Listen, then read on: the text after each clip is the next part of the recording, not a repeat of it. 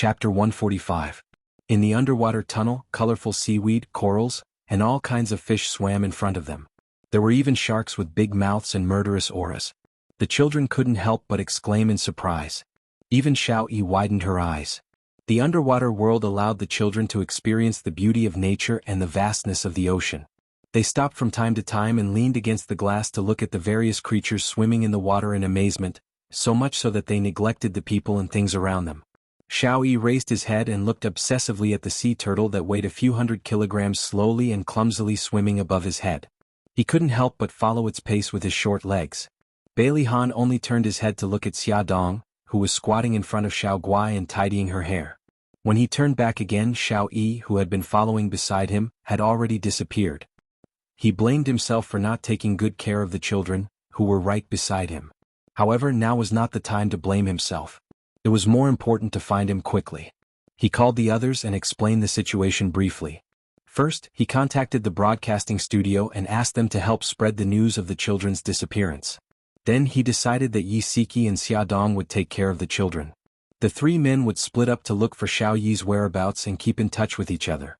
Xia Dong and Yi Siki brought the children to the underwater food pavilion. Their hearts were in a mess and they couldn't calm down at all. Yezi, take care of the children. I'm going to look for Xiao-Yi too. Yi Siki grabbed her arm. You're not feeling well right now. Can you do it? It's okay. I can do it. She patted Yi Siki's hand to comfort her. Then she stroked Xiao Guai and Xiao Bao's hair. Babies, mommy is going to look for Xiao-Yi too. You guys stay here with Auntie Siki. Don't wander around, okay? The children nodded in unison. Xia Dong called Mika Kito and the others to ask about the search. The three of them had not found Xiao-Yi yet, so Xia Dong asked them where they were. Xia Dong specially went to some places that they had not searched yet. He searched from the jellyfish hall to the sea creature hall, and finally came to the sea creature hall. There was a dolphin performance going on in the performance hall. When Xia Dong walked into the performance area, the viewing platform was already full of people. She searched row by row and kept apologizing to the people. When she found the first row from the last row, the performance had just ended. She hurriedly stood to the side and searched for that small figure in the surging crowd. Suddenly, she saw a short figure walking towards the exit. He was wearing the same clothes as Xiao-Yi. She didn't have time to think. She shouted Xiao-Yi's name and rushed into the crowd to chase after him. Xiao-Yi, Xiao-Yi. She struggled to squeeze through the crowd, but unfortunately her voice was drowned out by the noise. Her body was squeezed by the crowd. When she looked up again, the child was long gone. Maybe he was blocked by the adults next to him, or maybe he had already left the performance hall. Xia Dong helplessly stopped. When the crowd had dispersed, she held on to her last glimmer of hope and looked around the seats in the performance hall. She imagined that maybe Xiao-Yi was sitting somewhere that she couldn't see. Suddenly, her eyes lit up and she ran to the corner of the first row. There was a small figure sitting on the seat. He was focused on the huge pool in front of him. There were two dolphins, one big and one small, swimming lazily in the pool. Several staff members were finishing up the performance. Xiao-Yi. When Xia Dong ran in front of him, she was panting heavily. Her heart was thumping wildly. She suddenly hugged him in her arms and said in a trembling voice, Xiao-Yi, why are you here? We were worried to death. Bailey Yi's eyes flashed. He leaned against her chest and could hear her heart beating wildly. There was a faint fragrance on her body. Hugging him, it was warm and comfortable. He despised and hated all the women who tried to get close to his daddy. His little hand pushed her shoulder forcefully and a low growl of displeasure came from his throat. Sorry, I was just too happy. Xia Dong quickly let go of him and smiled gently. Wait a moment. I'll inform everyone. She was the first to inform Bailey Han. When she was talking to Mika Kito, Xiao-Yi suddenly jumped down from the chair and walked out silently. Brother Shin, please inform Lin Shihao and Siki. I'll take Xiao-Yi to Seabed Food Pavilion immediately. She quickly hung up the phone and followed Xiao-Yi. Xiao-Yi, don't walk so fast. Watch your step. Xia Dong followed closely behind him. Seeing that the steps were very high, she naturally reached out to help him up. Unexpectedly, he suddenly reached out and pushed her away. Although he didn't use much strength, she was still caught off guard and her body swayed along with his force. She grabbed the back of the chair to steady herself. He looked at her coldly. She could clearly see the deep hostility in his clear eyes. Her heart trembled. She wanted to smile, but the corners of her lips couldn't curl up. Perhaps she was too greedy. When she was growing up with Xiao Bao and Xiao Guai, She couldn't help but want to pay attention to Xiao Yi's life. She really should have done what Bailey Han said and died in the car accident so that she wouldn't disturb his life anymore. She couldn't suppress the sadness in her heart. A drop of hot tear fell and landed right in front of Xiao Yi's toes. He lowered his head and stared blankly at the small piece of floor wet with tears. She quickly turned her head and wiped the corners of her eyes. She smiled at him. "Xiao Yi, let's go. I'll take you to see your daddy." At this time the performance hall was already empty. She let him walk in front of her alone and suppressed all her emotions. When they walked out of the performance hall, two men in flowery shirts suddenly rushed towards them. They came in a menacing manner. It was obvious that they weren't kind people. Xia Dong instinctively protected Xiao Yi. She bent down to pick him up from the ground, but a pair of arms suddenly reached out from beside her and snatched Xiao Yi from her arms. The person holding Xiao Yi was a young man in his 20s. He was quite good-looking, but there was a sinister glint in his eyes. He held Bailey Yi's neck with one hand and said coldly, "Miss Xia, please come with us. Let the child go. I'll go with you." Xia Dong put her right hand behind her back and secretly dialed a number. However, a man in his 30s with a knife scar on his face standing beside her discovered her. He snatched the phone and threw it to the ground. With a crack he crushed the screen. Someone looked over curiously. The man with the knife scar roared fiercely, "What the F***ck are you looking at? Haven't you seen a couple quarrel before?" She felt something pressing against her waist. The knife-scarred man seemed to be holding her waist intimately. He lowered his voice and threatened her, "Behave yourself. If you play any more tricks, I'll take this brat's life first." The man with the knife scar dragged her roughly while the young man followed closely behind with Xiao Yi in his arms. They chose a very secluded path and walked out of the aquarium in a few minutes. Bailey Han received a call from Xia Dong and rushed to the performance hall without stopping. When he rushed in, there was no one inside. He frowned and walked out quickly while calling her phone. However, no one picked up. When he reached the entrance of the performance hall, he suddenly heard a crisp ringtone. He looked around and finally fixed his gaze on the floor not far in front of him. A phone with a broken screen was lying on the floor and ringing. It was Xia Dong's phone. Bailey Han's heart suddenly tightened. After thinking for a few seconds, he quickly made a judgment and chased in a certain direction. When Bailey Han reached the parking lot, he saw a Mercedes-Benz passing by the gate. Xia Dong was sitting in the back seat. He immediately jumped into the car, stepped on the accelerator and chased after the car. When he reached an intersection, he ran into a red light. The sidewalk was crowded with people, so he had to stop. When he stepped on the accelerator again, the Mercedes-Benz had disappeared. Fortunately, he had sent the license plate number to the Dragon Gang and ordered them to quickly track down the identity of the owner of the Mercedes-Benz. Xia Dong and Xiao Yi were taken to an abandoned factory in the suburbs. She was tied up and thrown on the ground. Xiao Yi's hands and feet were also tied. Xia Dong was holding a small earring in her right hand. She had secretly taken it in the car when they were not paying attention. She used the earring to rub the rope and moved her body with difficulty. She stood in front of Xiao Yi and said in a low voice, "Xiao Yi, don't be afraid. I'm here." Her phone was abandoned in front of the performance hall. When Mika Keto found out that she was missing, he would guess that they had met with an accident when he saw the phone. She believed that Brother Shin would definitely come to save her. There was no trace of fear in Xiao Yi's clear eyes. He stared fixedly at Xia Dong, who was standing in front of him, and something in his heart quietly changed. The scar-faced man walked over and pinched her chin. His eyes were shining with anger. "Beatrice, I finally caught you. It's not easy to catch you when you're alone." Xia Dong tried to shrink back, but her chin was pinched even harder. It was burning with pain. "Who are you? Why do you want to catch me?" "Beatrice, you're still playing dumb.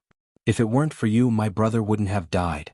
The scar-faced man suddenly let go of her chin and slapped her face hard. Her head hit the concrete floor heavily. Her head was buzzing. Her face was numb and she could not feel anything.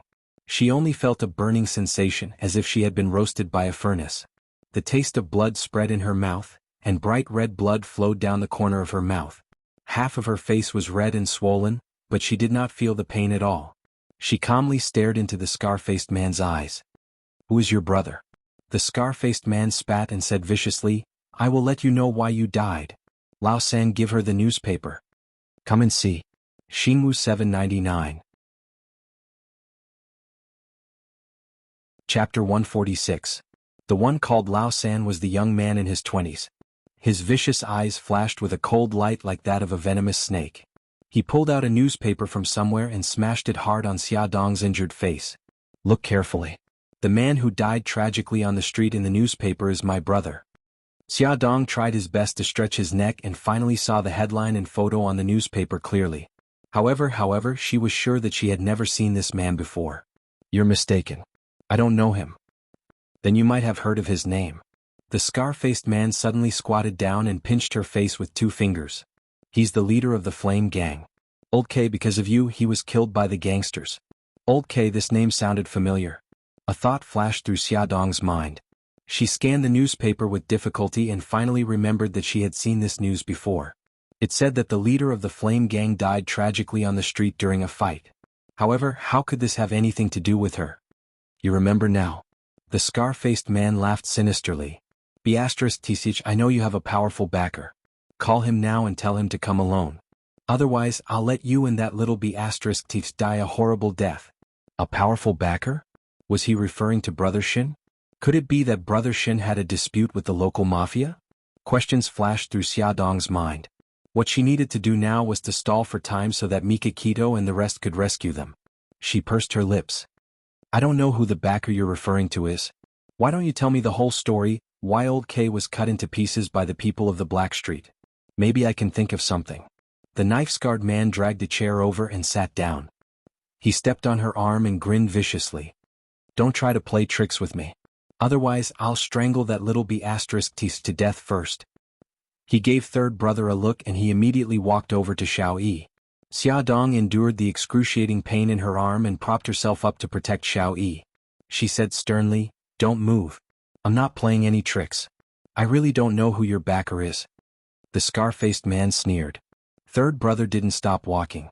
He bent down and stretched out his arm to push Xia Dong over. Then he grabbed Xiao Yi's collar and lifted him off the ground. As Xiao Yi's tiny body was lifted into the air, Xia Dong's heart almost stopped beating. She screamed in panic, Don't hurt him. Please don't hurt him. She struggled to get up from the ground. Her legs were tied up so she could only jump towards Lao San. She said anxiously, I beg you let him go. He can't breathe. Xiao Yi's throat was choked by the collar, and his little face gradually changed color due to the difficulty of breathing.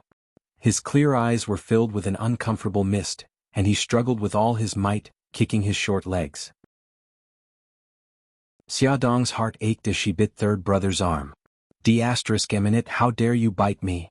Third brother grabbed Xiao Yi with one hand and raised his other hand to slap Xia Dong's face. Xia Dong's face swelled even more, and blood flowed down from the corner of her mouth. She gritted her teeth and said coldly, Let him go. I'll make a call right away. If they had been so obedient, they wouldn't have had to suffer so much. The scar-faced man glanced at third brother. Third brother placed Xiao Yi on the ground. Suddenly, a cold voice pierced through the air. There's no need to make a call. I'm here. The sound of heavy footsteps clearly beat on Xia Dong's eardrums. She suddenly raised her head and widened her eyes in disbelief. A tall and imposing figure slowly walked in from the door. His face was backlit so she couldn't see his expression clearly. But he was emitting a domineering and ruthless aura like a king, which made her heart tremble. It was Bailey Han. He had actually found them and had come to meet them alone. Bailey Han's sharp eyes swept across the battered and exhausted Xiao Yi and Xia Dong, whose cheeks were red and swollen. The murderous look in his eyes suddenly exploded and shot out, but it was quickly hidden behind a calm and indifferent expression. More than 10 hooligans surrounded Bailey Han with knives and other weapons in their hands. They glared at him. Bailey Han didn't take their threats seriously and walked forward fearlessly. He only stopped when the scar-faced man put his hand on Xia Dong's throat and looked at them coldly. You're Old Mo, Old K's younger brother. Old Mo sneered. That's right. Young Master Bailey, I didn't expect you to track us here so quickly. It seems like you're this bitch's backer? His fingers gently rubbed Xia Dong's fair neck. Suddenly he exerted force and she raised her neck in pain. Old Mo smiled evilly. I didn't expect that Mika Kito's woman would have an affair with Bailey Han. Bitch, don't tell me that the little bastard next to you is also your and Bailey Han's child? Xia Dong glared at him in anger and pain. She bit her lips but didn't say a word. She and Xiao Yi were in their hands. If they were angered, who knew what they would do? Bailey Han's hand silently moved to his back. Old Mo noticed his movement and grabbed Xiao Yi to block in front of him.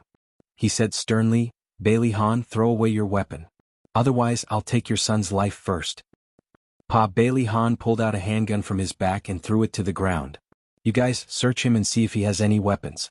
Old Mo dragged Xiaodong and took a few steps back. With a bang, he kicked the pistol away and ordered his men to search Xiaodong's body. Bailey Han expressionlessly allowed them to search him. The hooligan took a dagger from his calf and threw it to the ground. They didn't find anything else. He looked at Old Mo indifferently. Old Mo, you're venting your anger on a woman and a child. You and your brother are indeed from the same womb. Old K had once drugged Xiaodong and sent several subordinates to gang rape her. Of course Old Mo knew about this matter. When he heard Bailey Han's sarcastic words, he immediately flew into a rage out of humiliation. He couldn't help but curse, Bailey Han, don't King pretend to be a hero for me here. Picking up Beitang Shin's broken shoes and wearing a green hat. You're just a dirty person. Bailey Han's eyes flashed with murderous intent. He said coldly, your brother asked for it. He's lucky that I only let the men of the Black Street stab him once. Old Mo sneered. Bailey Han, I'm not going to talk nonsense with you. I'm here today to avenge my brother. Old San, take it out. Old San took a paper thing and threw it to Bailey Han. Bailey Han flipped through the thing in his hand and said coldly, you want 20% of the shares of Shanghao Group. What a big appetite. Old Mo was not easy to deal with. When he decided to take revenge, he had already investigated Xiaodong's interpersonal relationships. He knew that she had the best relationship with three men, Mika Kito, Bailey Han, and Bailey Yun. No matter which one of them was her backer, he had prepared a corresponding plan to deal with them. Old Mo grabbed the pen and threw it to Bailey Han. He said fiercely, don't talk nonsense. Hurry up and sign it, or I'll kill your son and your mistress.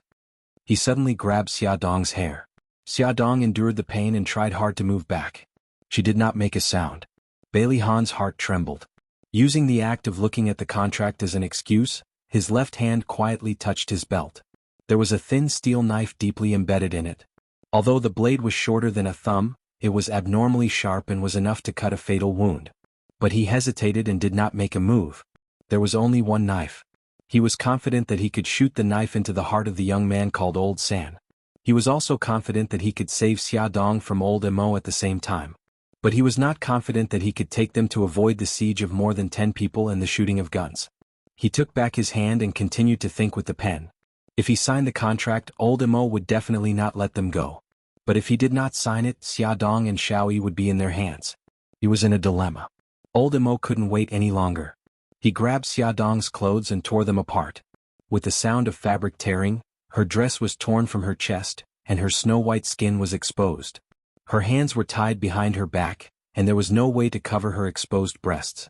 Her face was so hot that it was about to bleed. She bit her lips and stared at Old Mo. Look at her tender skin. It must taste good when I do it. Old Mo grinned and dragged Xiaodong to the sofa. Bailey Han's voice suddenly sounded, I've signed it. Come and get it. Old Mo paused and glanced at Xiaodong, whose face was red with blood. He laughed sinisterly. He did not expect that mysterious woman to have some skills. A few days ago, a mysterious woman contacted him and said that she knew that his brother was killed by the backer behind Xiaodong. She also said that Bailey Yi was Xiaodong's illegitimate son. She cared about Bailey Yi very much.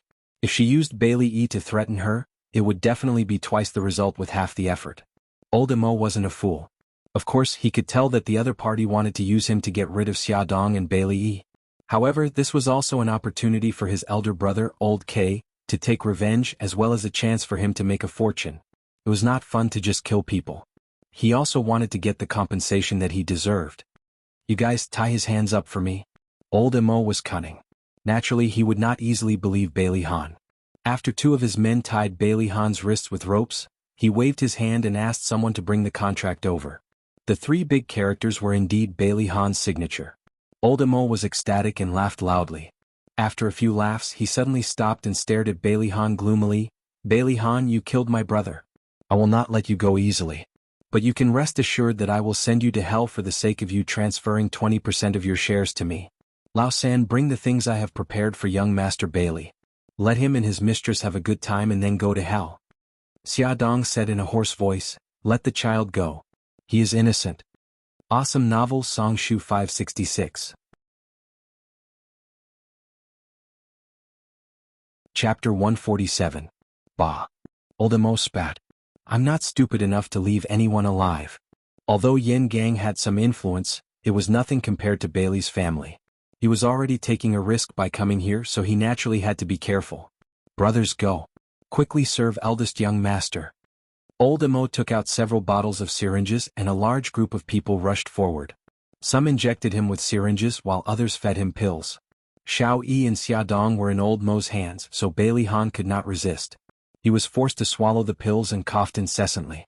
Old Emo let go of Xia Dong and Old Emo also let go of Xiao Yi. Old Emo walked to Bailey Han's side and kicked him. Bailey's eldest young master, you think you're so great? Now you're lying in front of me like a dead dog. Bah. Brothers, let's quickly retreat and set a fire outside the factory. Let this unfortunate pair of lovebirds come from the water and into the fire. While they were simply packing up, Xia Dong moved to Xiao Yi's side. She gently tugged at the corner of Xiao Yi's clothes with her hands behind her back. Xiao Yi's eyes were sharp. He immediately saw that the ropes on Xia Dong's tied wrists were in a mess because of the needles, leaving only a few thin joints. Her wrists were red and abraded, probably caused by pulling the rope too hard. His eyes flashed and he suddenly crouched down and bit the rope with his teeth. Xia Dong's body stiffened. She tugged at Xiao Yi's clothes to tell him not to worry, but she did not expect him to bite the rope for her. Her heart ached, but more than that she felt warm. Second brother, where's that kid? The group of people had already walked to the door when third brother suddenly turned around and shouted. Old Emo also became alert and turned around. Because Xia Dong was blocking Xiao Yi's body, he did not see Xiao Yi. He was shocked. That kid couldn't have escaped, right? Second brother, what should we do? Lao San, go in and have a look. Old Emo handed Bailey Han's gun to Lao San. Be careful. Thump thump. The heavy footsteps were getting closer and closer. Xia Dong's heart was beating like a drum. Suddenly she felt the pressure on her wrist loosen. She quietly moved her wrist without showing any signs of movement. Xiao Yi also straightened her body and slowly moved out from behind her. Third brother, who had been staring at them the whole time, was stunned when third brother suddenly appeared in his line of sight. He raised his voice and said, Second brother, this brat looks very strange. I don't feel at ease leaving him alive. Why don't I get rid of him first? Old Emo certainly wouldn't object to the fact that he would die sooner or later. Third brother walked closer, raised the gun with one hand, and pointed the muzzle at Xiao Yi's forehead. Xia Dong suddenly reached out and pulled Xiao Yi behind her. Third brother's eyes turned cold and he quickly pulled the trigger. Xia Dong hugged Xiao Yi and rolled on the ground to avoid the bullet. At the same time, Bailey Han suddenly stood up from the ground. He forcibly broke the rope on his wrist and kicked third brother's temple heavily. Clang! The gun in third brother's hand fell to the ground. His huge body also fell to the ground. The accident happened in an instant. Old Emo and the group of hooligans were stunned. Old Emo was the first to react and quickly pulled out his gun. Bailey Han's right hand had quickly shot out a throwing knife from his waist. The throwing knife hit Old Mo's forehead. Blood spurted out and he fell down without a sound. Bailey Han strode forward and bent down to pick up the gun on the ground. He aimed at the group of hooligans and fired. In an instant, 3 or 4 of them fell down. The rest of the hooligans were like headless dragons and had long scattered in fear. The fight only lasted for 2 or 3 minutes, but Xia Dong felt that it was as long as a lifetime. She protected Xiao Yi and hid behind the sofa. When the gunshots stopped, she hugged Xiao Yi and covered his eyes and ran out from behind the sofa. Bailey Han, how are you? She saw that Bailey Han was sweating profusely. His face was pale and he was tottering. She knew that the medicine that old Emo had fed him had taken effect. The pile of red and green pills and medicine was mixed with various hallucinogens and stimulants. There was even an aphrodisiac. Xiao Yi's body stiffened and he reached out to push Xia Dong's hand away. Xia Dong's voice trembled. Xiao Yi, don't look. She was afraid of scaring him with the corpses and rivers of blood in front of him. But he insisted. He wanted to see how Daddy was doing. Xia Dong understood his thoughts. She could only put him down with his back facing the door and let go of his eyes. Bailey Han could not hold on any longer. He forced himself to take off his coat and threw it to Xia Dong, who was barely dressed. He fell to the floor with a plop. His body began to twitch and he said in a hoarse voice, Water, quickly find water. Xiao Yi, stay here. Don't run around. Xia Dong said anxiously as she put on his coat. She glanced around and found an empty mineral water bottle in the corner. She quickly ran over to pick it up and ran out to get tap water. After Bailey Han filled his stomach with water, He vomited violently in the corner.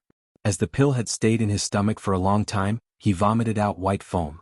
Although he had his stomach pumped, the injection of medicine could not eliminate the effects of the drug. The strong effects of the medicine affected his brain. His body was burning hot, his head was spinning, and his mind was in a mess. Xia Dong anxiously rummaged through his coat pocket, trying to find his phone. Xiaoyi squatted beside him and bit her lip.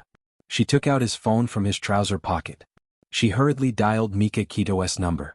Brother Shin, we're in an abandoned factory in the suburbs. I don't know the exact location. Bailey Han has been poisoned and needs a doctor. Brother Shin, this is Bailey Han's phone. You can track his signal. After saying this, she did not hang up. Instead, she put the phone aside and paid attention to Bailey Han's condition. His whole body was convulsing and he was delirious. His face was so red that it looked like it was roasted. But other than waiting, there was nothing she could do. She could only watch him suffer. Her heart throbbed with pain. At this moment he suddenly opened his eyes. His blood-red eyes stared at her like a ferocious beast. At this moment her dress was in tatters. Although she was wearing his suit jacket because his jacket was too big, the cleavage in front of her chest was faintly discernible. He suddenly roared like a lion that had gone berserk. He pounced up from the ground and pressed down on her. Xia Dong was caught off guard. The first thing she did was to protect her abdomen with both hands. She did not have any extra hands to block his attack. His burning hot body pressed against hers forcefully. His body was tense and stiff like a rock, pressing down on her tightly. Xia Dong felt a hard stick-like object hit her leg hard. Her heart immediately panicked. She knew what it was. He was like a mad beast. He used all his strength to separate her legs. That burning weapon collided heavily between her legs. She struggled with all her might and tried her best to avoid it. She fiercely bit his arm and shouted anxiously, "Bailey Han, wake up!" Fresh blood flowed down his arm. The sharp pain cleared his mind for a second. He wanted to push her away, but his body's instincts made it impossible for him to resist. He said in a hoarse voice, hit, knock me out." In the next second, the demon in his body gained the upper hand. The thing between his legs started to move again. His heavy breathing and painful cries were transmitted to Mika Kito's ears through the phone. He flew into a rage. He sped up and shouted anxiously, "Bailey Han, stop it right now." Xia Dong was being pressed down. She was in unbearable pain. Other than the sharp pain between her legs, her abdomen was also starting to hurt. She did not have time to think. She had to find something to knock Bailey Han out. As far as her arm could reach, there was nothing she could use. She kept moving her body to block his attacks. However, he was too strong. She could not hold on for much longer. Just as she was about to give up, Xiao Yi, who had been silent all this time, suddenly ran away. Soon he ran back with a wooden stick and handed it to Xia Dong. Xia Dong closed her eyes. She gritted her teeth and swung the wooden stick at the back of his head. His movements suddenly paused. His pupils constricted. His blood-red eyes stared straight at her. That ferocious look made him look like a malicious spirit that had crawled out of hell. Xia Dong shuddered. She was so scared that her heart almost stopped beating. She thought that she was about to die. However, he suddenly roared and got up from her body. Like a wild bull in the wind, he charged at the stone pillar. With a loud bang, his tall body fell to the ground and he no longer moved. Xia Dong's heart suddenly tightened. She widened her eyes in shock. She had never expected that he would hit his head and bleed. She was shocked, scared, and touched. She wanted to go forward to check on his condition, but the pain between her legs was burning. The pain in her abdomen also intensified. She trembled and wanted to get up, but she didn't succeed. Xiaoyi glanced at her. She bit her lip and turned to run to Bailey Han's side. Bailey Han's face was covered in blood. He lay motionless on the ground. Xiaoyi panicked. She used her little hand to push his arm. Her tears fell and she cried, "Daddy, Daddy, wake up. It's all my fault. I shouldn't have run around. Daddy, wake up." Xiaoyi was willing to talk. Xia Dong was in pain and surprise. Coupled with fear and sadness, all kinds of complicated emotions mixed together. She couldn't help but feel a lump in her throat. She forced herself to get up from the ground and walked to Bailey Han's side. His face was covered in blood. She trembled as she checked his breathing. Fortunately, although his breathing was weak, at least he was still alive. She immediately saw the part below his abdomen that was almost poking through his pants. She awkwardly averted her gaze. There were so many stimulants and aphrodisiacs. He wouldn't explode, right? Actually, she could help him with it, but her son was beside him, She touched Xiao Yi, who was crying bitterly. She comforted him and herself. Xiao Yi, don't worry. Your daddy will be fine. He will be fine. Attention Song Shu 566.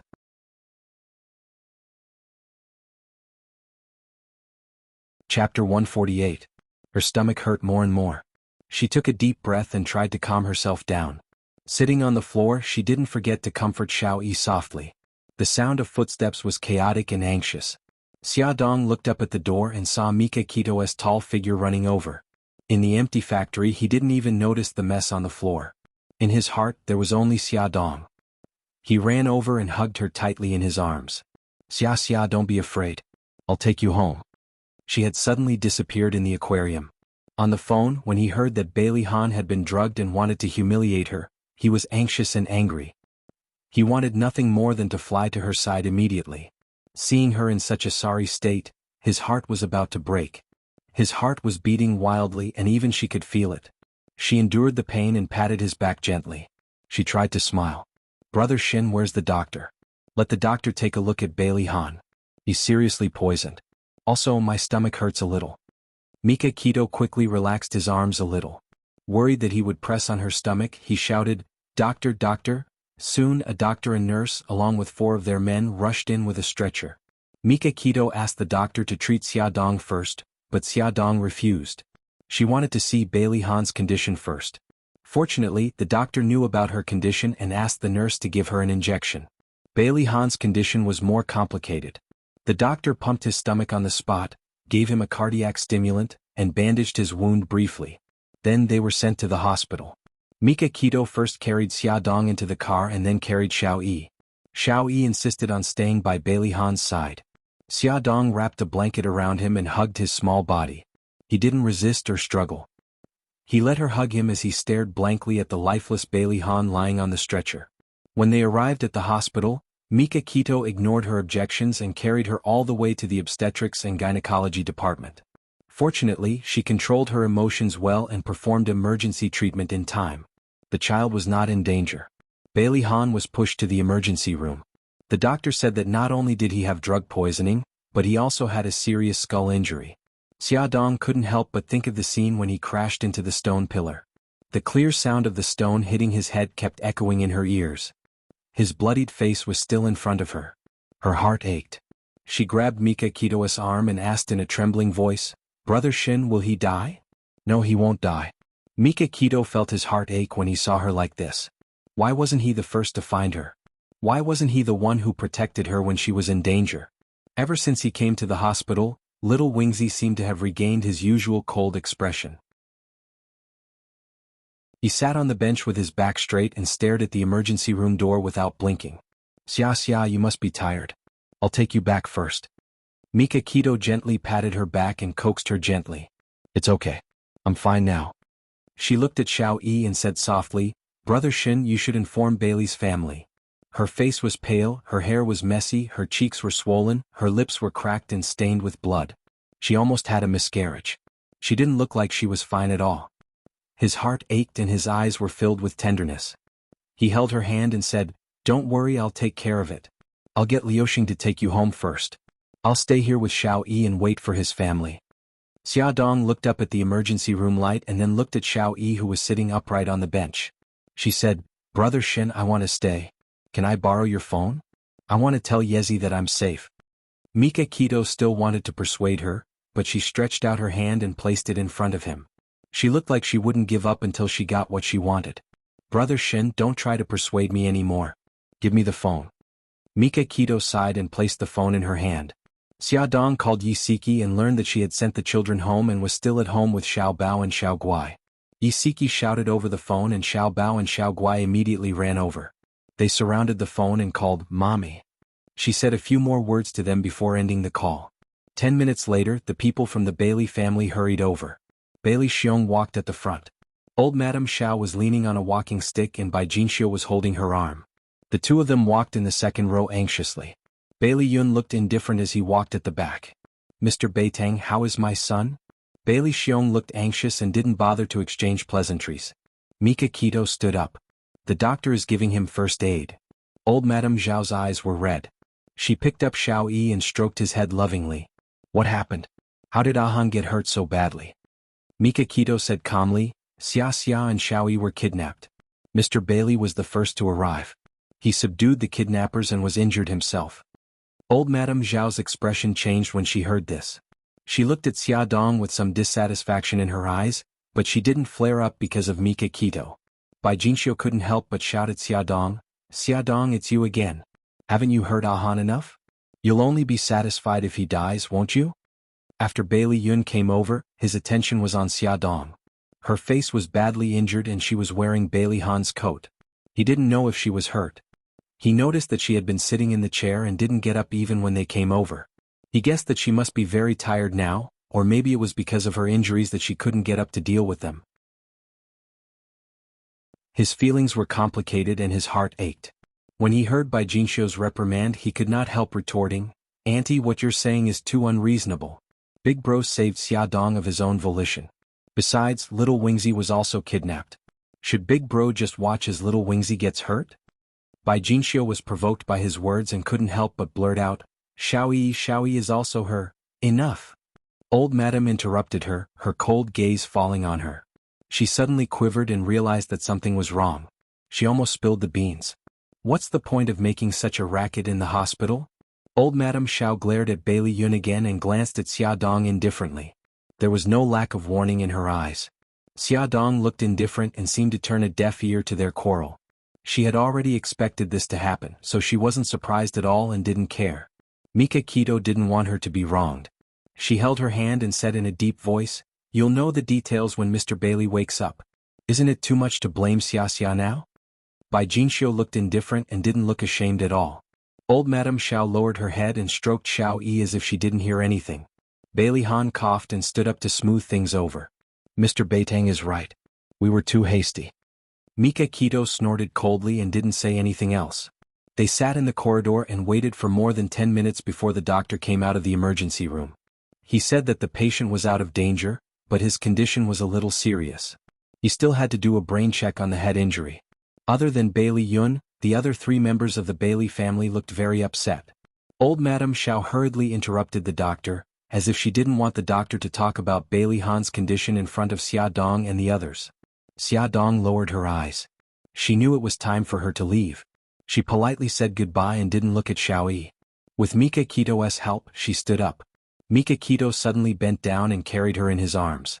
Ignoring Bailey Yun's murderous gaze and the others' surprised gazes, he swaggered her into the car.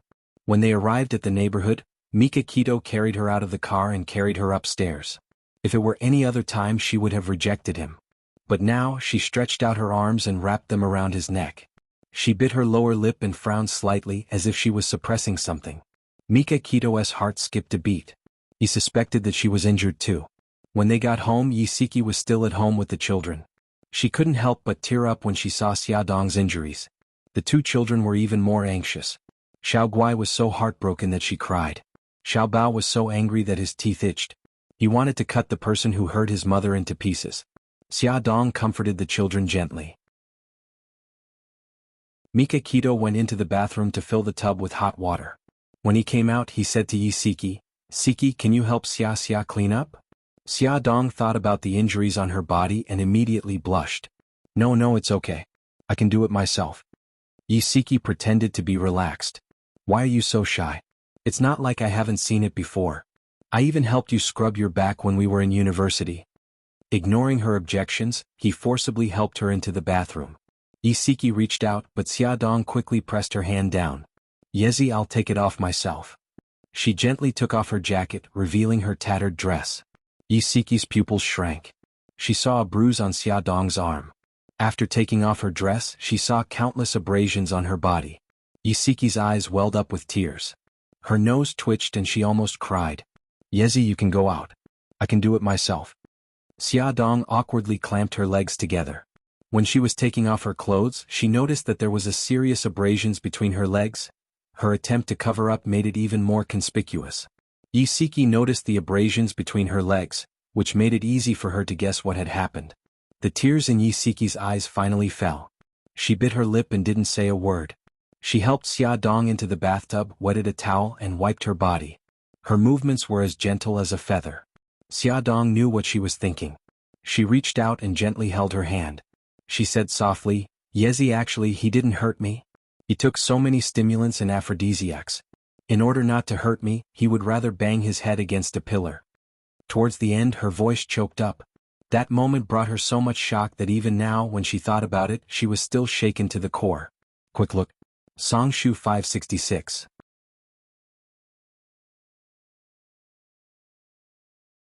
Chapter 149. Yisiki froze for a moment. She thought that Bailey Han had hurt Xia, but she didn't expect it to be like this.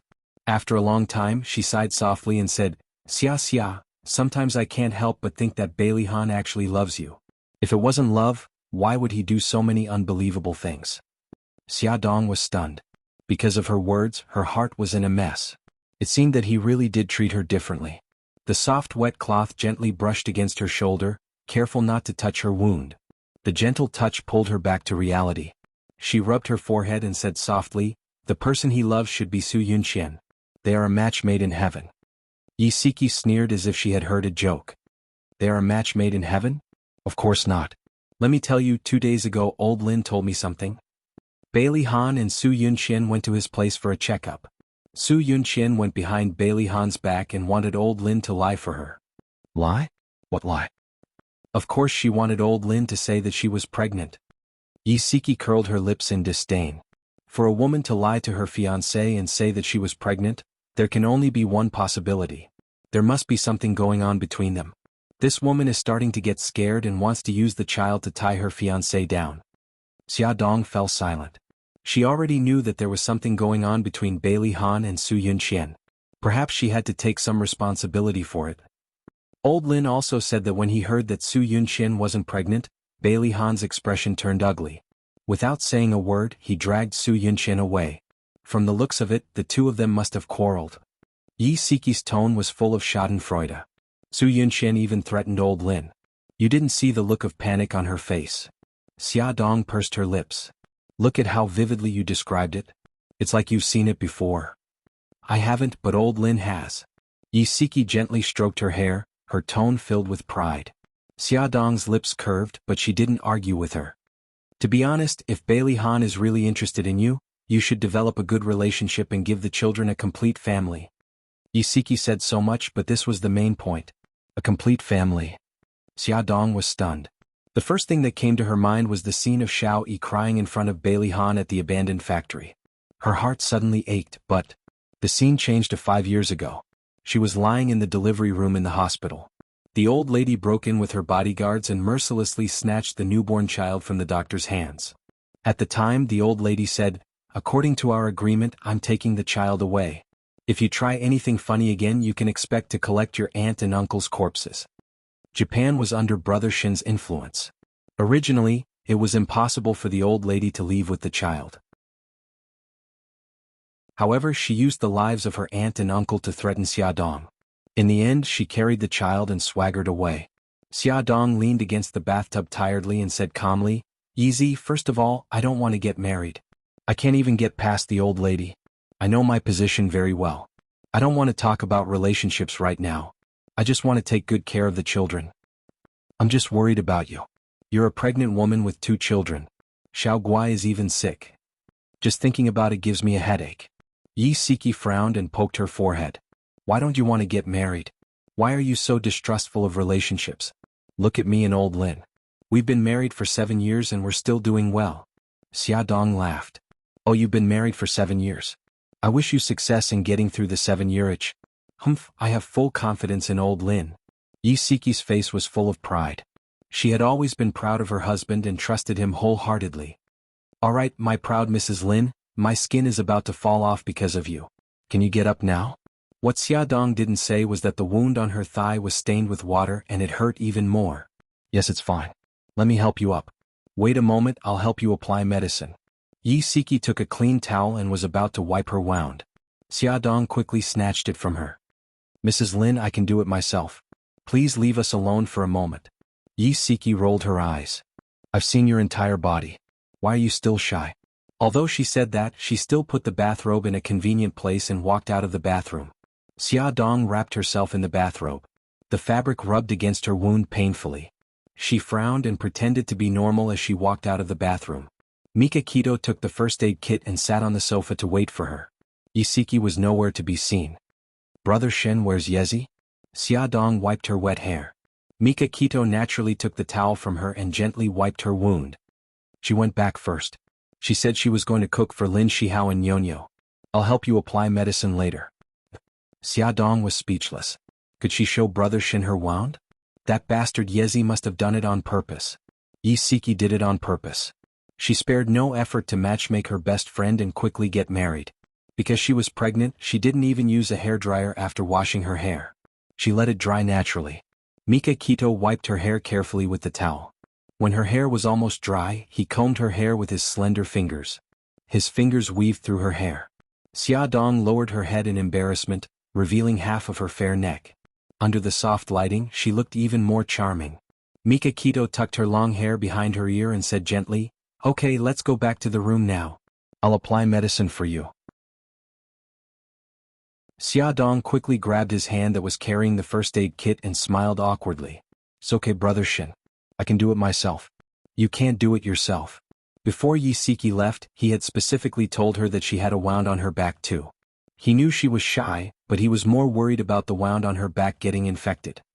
"Then I won't do it. It's just a small wound. It's okay." Xia Dong's face was burning. "I'm your older brother. You don't have to worry about so many things." Mikakito frowned. "Do you want me to carry you or do you want to walk on your own?" Xia Dong pulled a long face. "Brother Shen." Mikakito was determined. Ignoring her resistance, he bent down and picked her up. Xia Dong sat on her bed while Mikakito stood beside her bed. His gaze was strong but not lustful. He was as calm and rational as a doctor looking at his patient. "I'll just treat him as a doctor." Xia Dong comforted herself for a long time. In the end, she gritted her teeth and turned her back to him. She slowly pulled open her bathrobe and covered her chest with the blanket. Her snow-white back was covered with bruises and abrasions. Her skin was broken and red and sticky liquid was flowing out. If it wasn't treated soon, it would get infected. Mikakito's face was very pale. He took the iodine and tried to disinfect her wound as gently as possible. Although his movements were very gentle, every time the cotton swab touched the wound, it stung. Her body would tremble slightly and so would his heart. After cleaning the wound on her back, Mikakito was sweating profusely. His voice was a little low. "Are you hurt anywhere else?" "A little, but I can apply the ointment myself." She wanted to pull up her bathrobe but he grabbed her wrist. He said softly, "Don't be in a hurry to put it on. The mucus from the wound on your back will stick to the bathrobe. It will be very painful when you take it off. When you sleep tonight, lie on your side. Be careful not to let the blanket touch your wound." "Okay." Xia Dong blushed. She didn't know what to say. He poured out 2 pills and put them on the bedside. Xia, I put some anti-inflammatory medicine on the bedside. Remember to take it later." Okay. Remember to treat the other wounds. I'll make you something to eat." Mikakito touched her head. His voice was full of tenderness. "What do you want to eat tonight?" "Seafood porridge. Brother Shin's seafood porridge is very delicious." Mikakito's lips curved into a smile. Xia Dong breathed a sigh of relief when she heard the door close. She got out of bed and locked the door. She took off her bathrobe completely. Her legs were bruised and covered with bruises, especially at the base of her legs where the skin was scraped. When she disinfected her wound with the iodine, it was so painful that she saw stars. After disinfecting her wound, she applied the special ointment Mikakito left for her and took the anti-inflammatory medicine. Then she covered herself with the blanket and lay on her side to rest. Beitang Shin left the room and comforted the children with a few words. Then he took his phone out and went to the corridor outside. With a cold face he dialed Jiang Dao's number. "Have you found those who escaped?" "There are 2 more. I'll give you 1 day. I want to see their bodies." "Yes, sir." Mikakito was busy in the kitchen when he heard the doorbell ring. Through the peephole he saw Bailey Yun standing at the door, sweating profusely. It was obvious that he was in a hurry. He opened the door and looked at Bailey Yun expressionlessly. "What's the matter, Master Tingrui?" Bailey Yun's pupils shrank. He saw Xia Dong injured at the hospital and was worried about her. He found an excuse to call her but she did not answer. He was so worried that he could not help but rush over. He did not expect to run into Mikakito. Bailey Yun smiled. "I'm here to see Xia." He moved sideways and wanted to enter the door. Mikakito moved sideways and blocked his way. He said coldly, Master Tingrui, you don't have to worry about Xia. In the future, please stay away from Xia. Bailey Yun's handsome face was cold. He gritted his teeth and said, Mikakito, Xia can be with whoever she wants. You have no right to interfere with her business. Mikakito glanced indifferently. I'm her fiancé. If I don't have the right, who does? Bailey Yun sneered. Fiancé? That's fake. I already know that your engagement is fake. In the end, you're just Xia's friend. What right do you have to stop me from seeing her? Awesome novel, Songshu 566.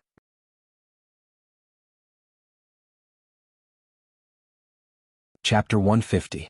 Mikakito's gaze was sinister and sharp. Because I have the ability to do so. Bailey Yun's face turned pale. This sentence directly hit his weak spot.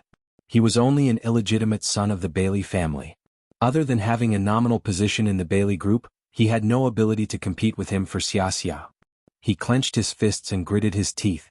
His slender foxy eyes were filled with anger, humiliation, and hatred. In the end, all the complicated emotions turned into powerlessness. His voice was low and hoarse. Is she badly injured?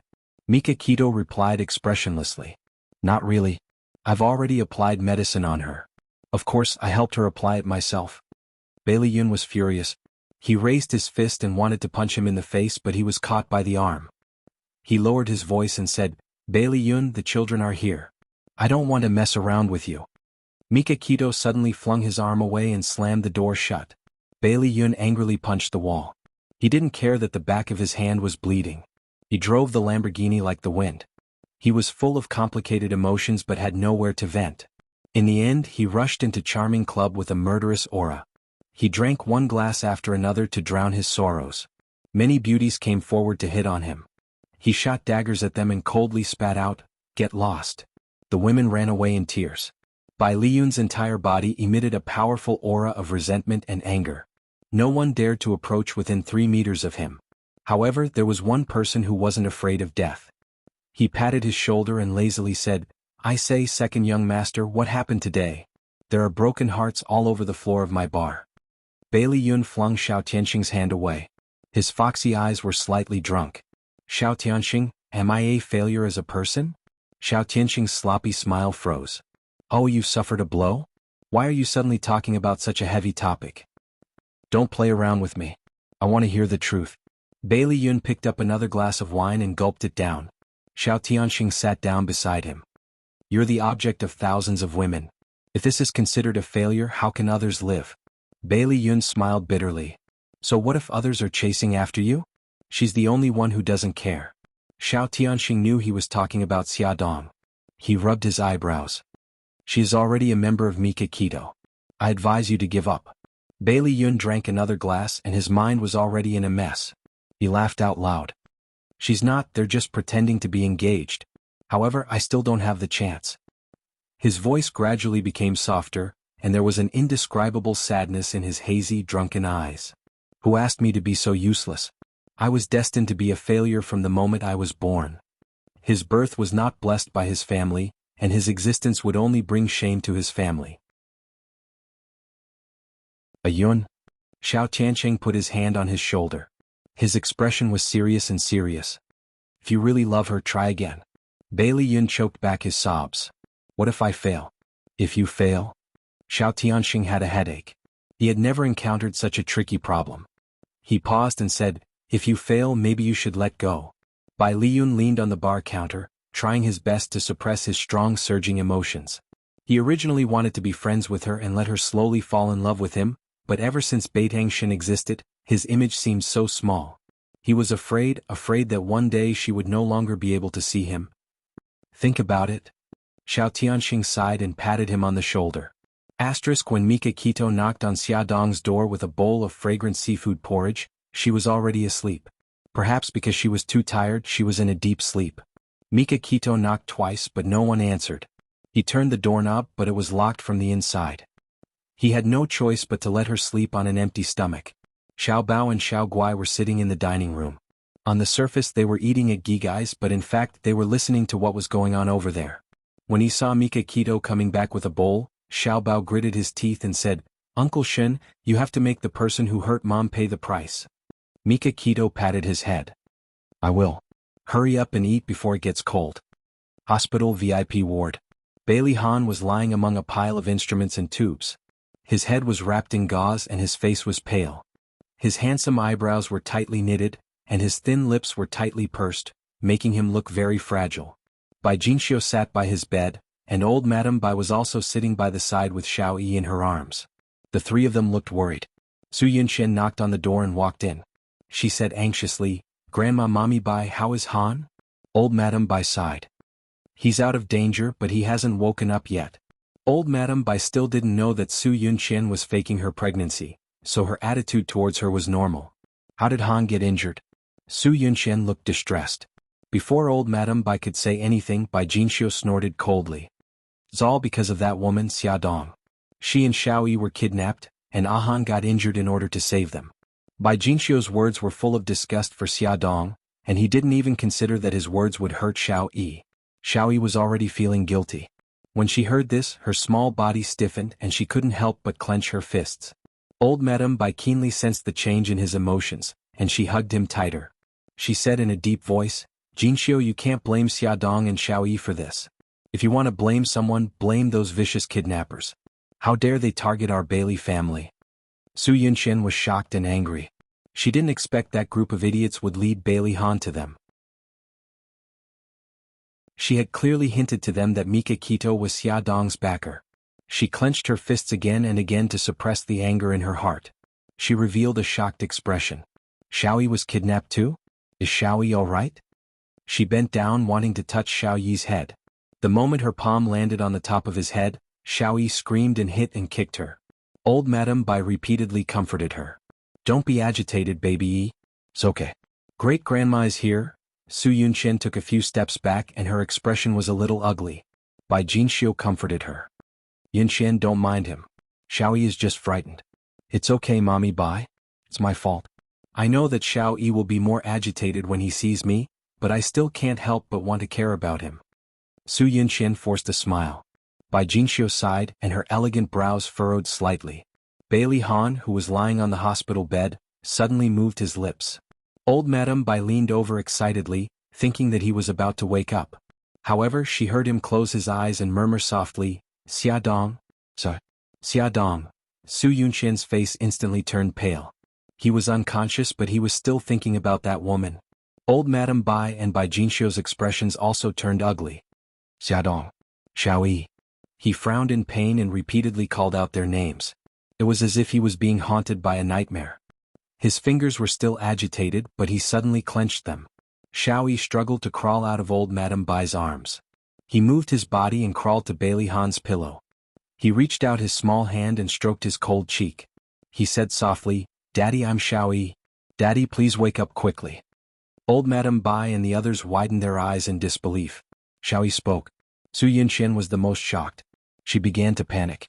If Xiao Yi revealed that she had pushed him down the stairs, not only would Han hate her, but the entire Bailey family would never accept her again. Xiao Yi's whispers were really effective. Bailey Han's murmurs gradually disappeared.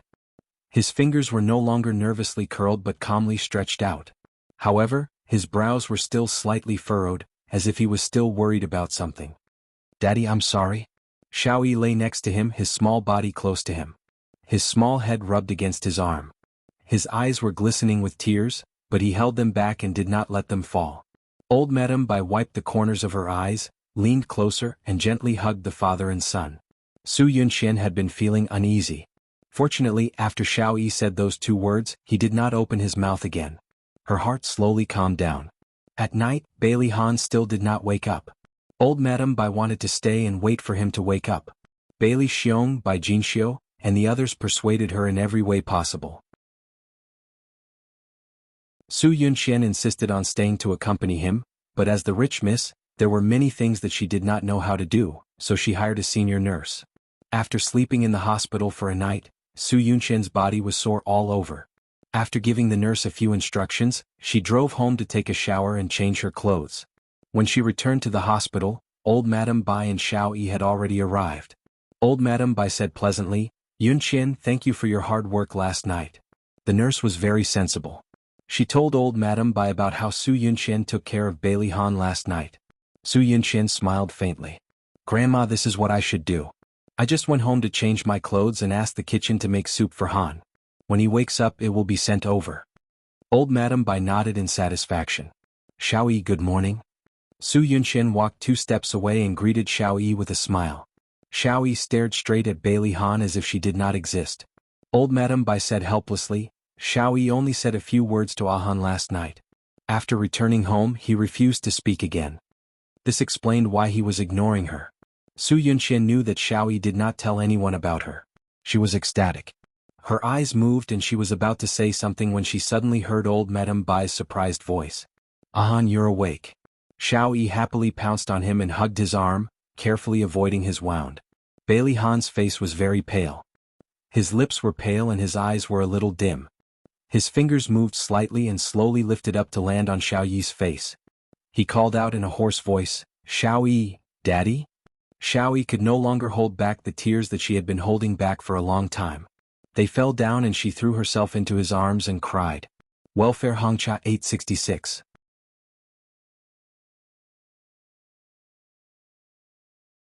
Chapter 151. The corners of Bailey Han's lips curled up.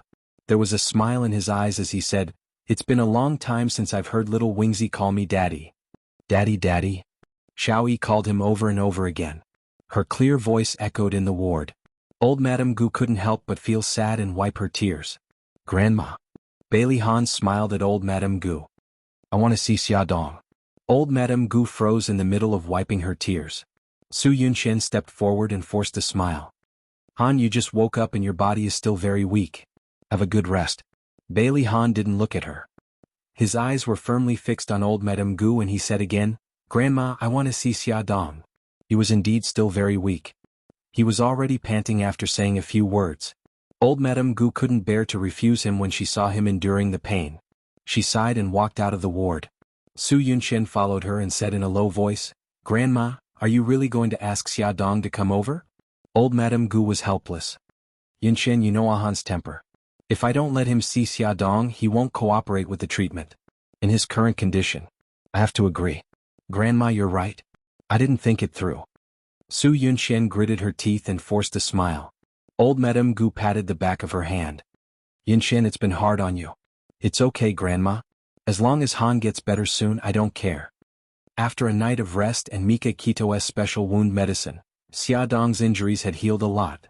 Some parts of her body had scabbed over and the bruises had faded. Walking out of the bedroom, Mika Kito was wearing an apron and was busy in the kitchen. He was tall and straight, wearing an apron with cartoon dolls printed on it. He looked out of place. She leaned against the wall and chuckled. You're awake. Does your wound still hurt? Mika Kito held a spatula and poked his head out of the kitchen to ask her. His eyes were full of love. It's a lot better. Brother Shin, why are you cooking again? Just order some takeout. She felt guilty eating the food cooked by the CEO every day. It's not safe to buy it outside. Mika Kito turned back into the kitchen and turned the fried eggs in the pan. Let's go outside. The smell of oil and smoke. Oh, okay. Xia Dong sniffled. It smelled so good.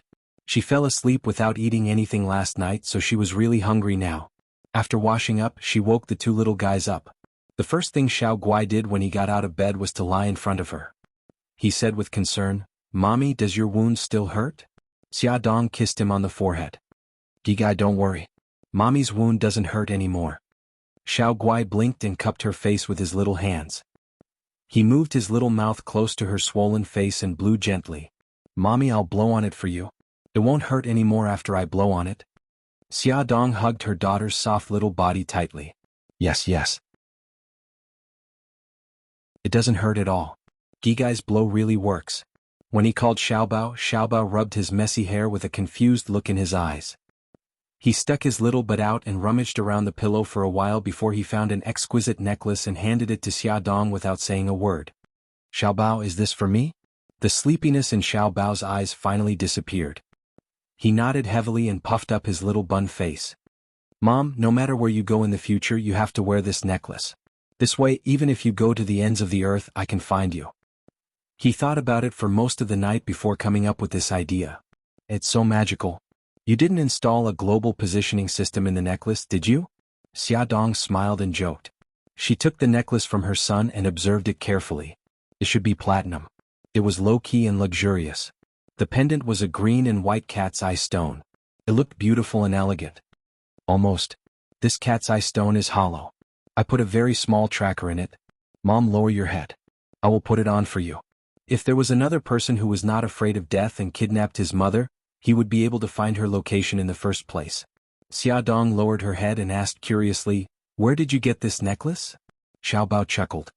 "I got it from Uncle Shen. Anyway, this was prepared by Uncle Shen and he planned to give it to you, so I modified it a little." His chubby little fingers moved nimbly behind her neck and fastened the necklace. He suddenly leaned over to her injured cheek and kissed it quickly. He turned his face away and looked uncomfortable. "Does it still hurt?" Xiaodong rubbed his hair and smiled. "It was still very painful, but it didn't hurt anymore after you kissed it. So, my precious son, why don't you kiss it again?" "No way." Xiaobao awkwardly escaped from her arms. His little ears were dyed a light pink. The mother and son came out of the bedroom. Mika Kito was carrying breakfast from the kitchen. He saw the necklace on Xiaodong's neck and smiled. "Breakfast is ready. Xiaobao and Xiaoguai, hurry up and wash up." "Okay," the two tender voices answered together. They smiled. It felt good to have Mommy and Uncle Shen. After breakfast, Mika Kito went to the office while Xiaodong stayed at home. She was about to call Bailey Yun to ask about Bailey Han's situation when she suddenly received a call from old Madam. She was very happy to hear that Bailey Han had woken up. When she heard that Bailey Han wanted to see her, she was stunned. She hesitated for a moment and said, "Old Madam, is it inconvenient?" Old Madam's tone wasn't very good. "If Ahan wasn't in a bad condition right now, I wouldn't let you see him. Since I've decided to let you see him, come over." Xiaodong frowned. Anger rose in her heart. She tried hard to suppress it and said calmly, "I understand. I'll be at the hospital in about an hour." Xiaodong changed into a long-sleeved knee-length skirt to cover the scars on her arms and legs. The scars on her body were easy to cover, but the scars on her face were too obvious. She used a curling iron to curl her hair and used all her strength to push her hair forward, covering her slightly red and swollen cheeks. She sent the two children to Yi Siki's place to take care of them and then rushed to the hospital. Su Yunqian was also there. She looked at Xiaodong with an extremely cold gaze. Old Madam's face darkened. "Since you're here, go in. You should know what to say and what not to say." Xiaodong didn't want to say anything more. She nodded and pushed open the door of the ward. The sunlight shone in through the window and cast a shadow in the middle of the room. Xiaodong stood quietly in front of Bailey Han's bed. Her heart ached as she looked at his pale face. Bailey Han was also looking at her. Although she tried hard to cover it up, he still saw her injured cheeks. She must also be covered in scars where he couldn't see them. Some of them were even caused by him. She said in a hoarse voice, "I'm sorry. If I hadn't implicated you, you wouldn't have become like this." He closed his eyes and smiled tiredly. "It's not your fault. Come to think of it, he was the one who had implicated her. If he had done a better job back then, the incident with old Mo wouldn't have happened." He waved his hand and she walked closer. He said softly, "Do the injuries on your body still hurt?"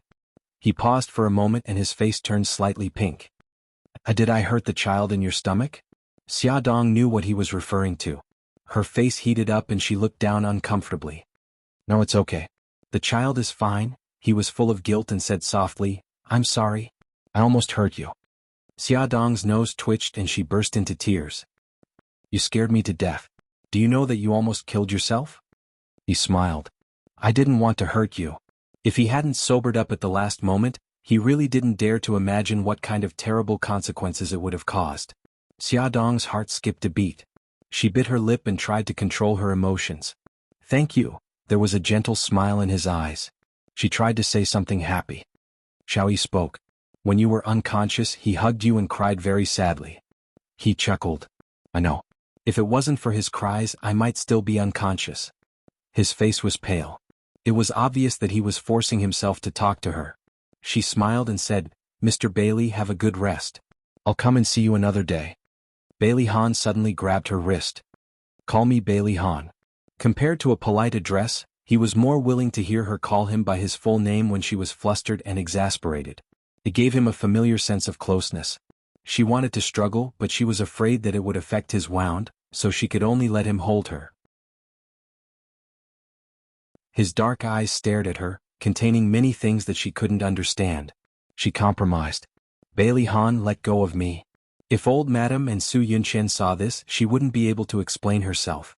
He slowly let go of her. I'll leave first. Have a good rest. She walked to the door.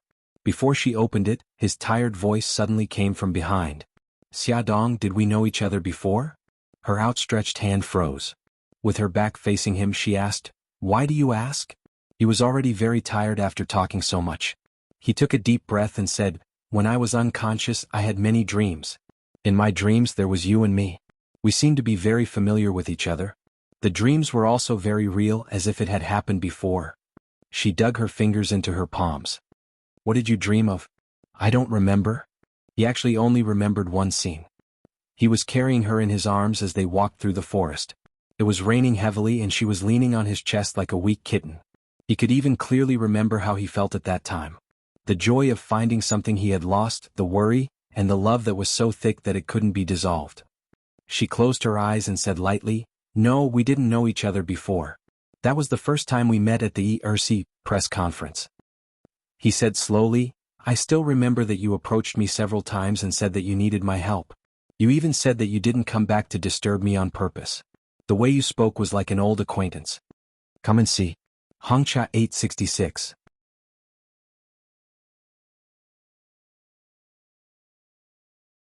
Chapter 152. She interrupted him. That was just a way for me to get close to you. I pretended to be an old acquaintance. Didn't you see through it? After a moment of silence, he said, What do you need my help with? He seemed to have always treated her as a liar and had never asked her these questions. Nothing. I just wanted to get an advertisement for Glamour magazine. Didn't I successfully sign an advertisement contract with your company? He shook his head. He didn't believe it. What had happened in the past few months replayed in his mind like a movie. He didn't believe that she got close to him for such a simple purpose. He was even more suspicious of her saying that they didn't know each other in the past. However, he didn't have the energy to confront her now. I'll leave first. Xiaodong didn't want to say anything more. She opened the door and walked out. Old Madame Dowager and Su Yunqian were sitting in the corridor. When they saw her come out, their eyes fell on her at the same time. Xiaodong nodded at them. He's tired. I'll leave first. She didn't wait for them to answer and left directly. She was also very tired and didn't want to pretend to be polite to them. Old Madame Dowager and Su Yunqian had different expressions. After a moment of silence, Old Madame Dowager said, Yunqian, you've been tired all night. Go back and rest first. No, Grandma. I'm fine. I want to stay and take care of Han. Even if you can bear it, the child in your belly can't. Listen to me and go back to rest. Old Madame Dowager's unintentional words made Su Yunqian's body stiffen and her face turn pale. What's wrong? Did something happen? Old Madame Dowager looked concerned. Su Yunqian covered her mouth and sobbed softly. Grandma, I'm sorry. The child was accidentally lost. Han finally decided to keep the child, but I didn't protect him. I didn't dare to tell you because I was afraid that you'd be angry with me.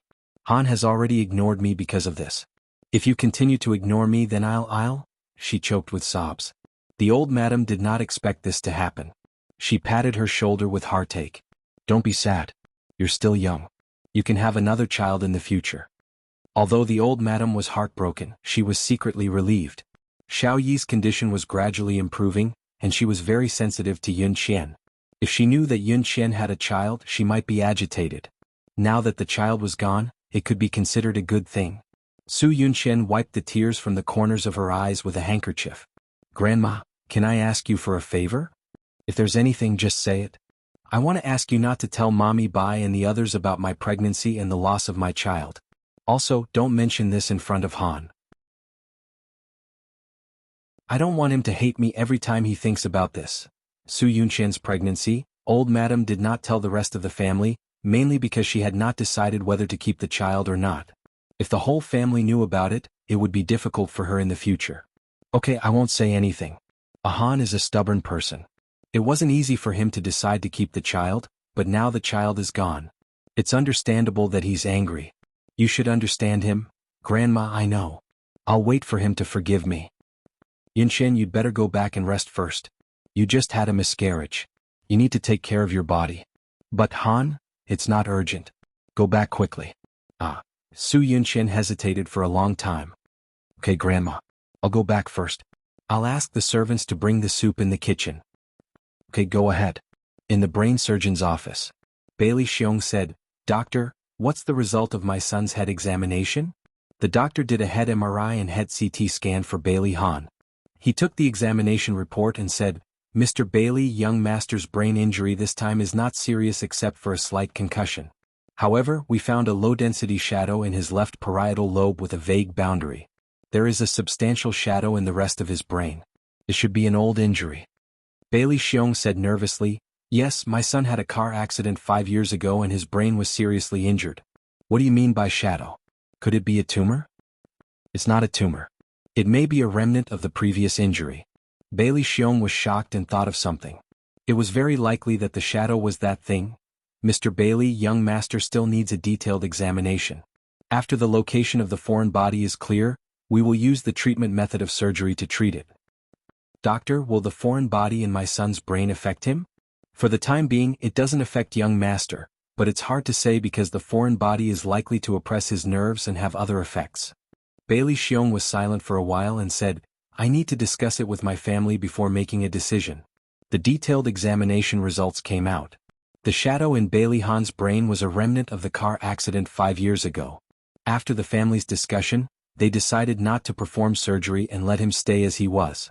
However, in the eyes of the doctor, it was like a time bomb that could explode at any time and kill him. Since the family did not agree to the surgery, there was nothing they could do. During Bailey Han's hospitalization, Su Yunqian went to the hospital 3 times a day. Unfortunately, he did not take her seriously at all and did not even want to look at her. He was in good health and was discharged from the hospital after 2 days.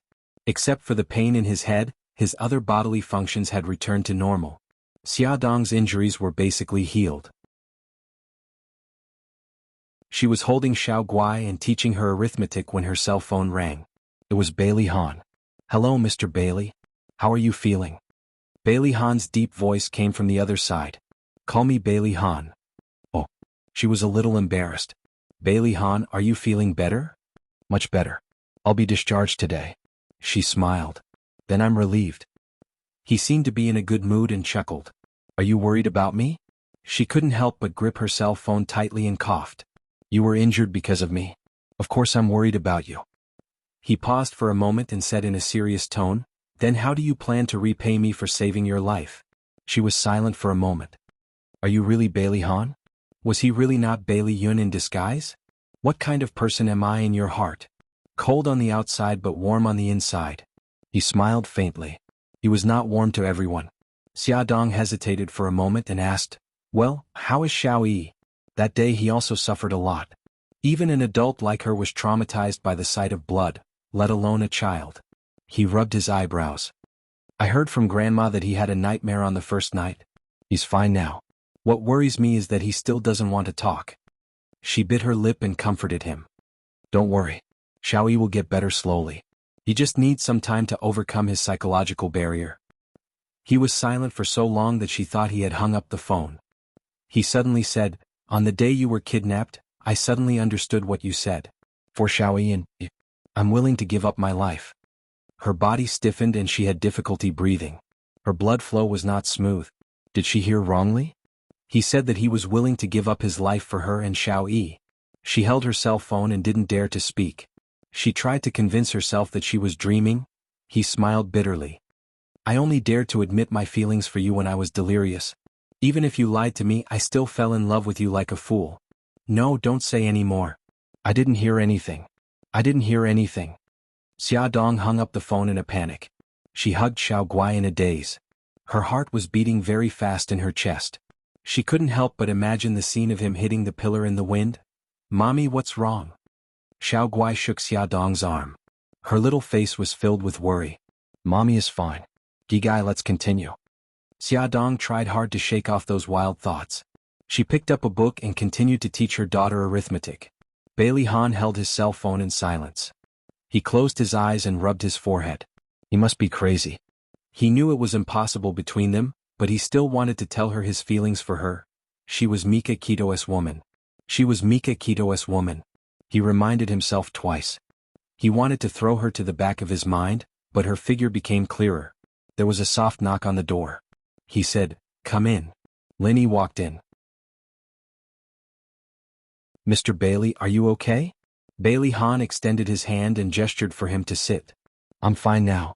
Dr. Lin, I invited you here to ask you something. Xiao Yi clearly spoke when I was injured, but now he's not saying anything. What's going on?"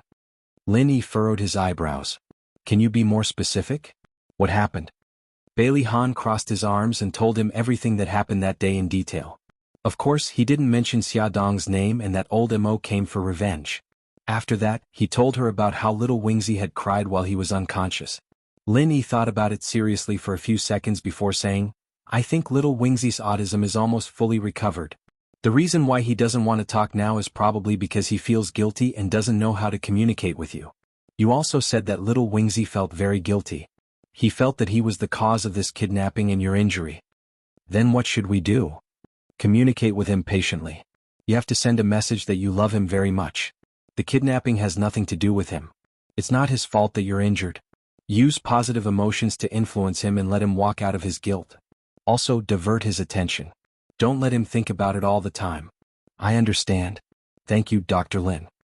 "You're welcome. Let me know if you need me." Attention Songshu 566.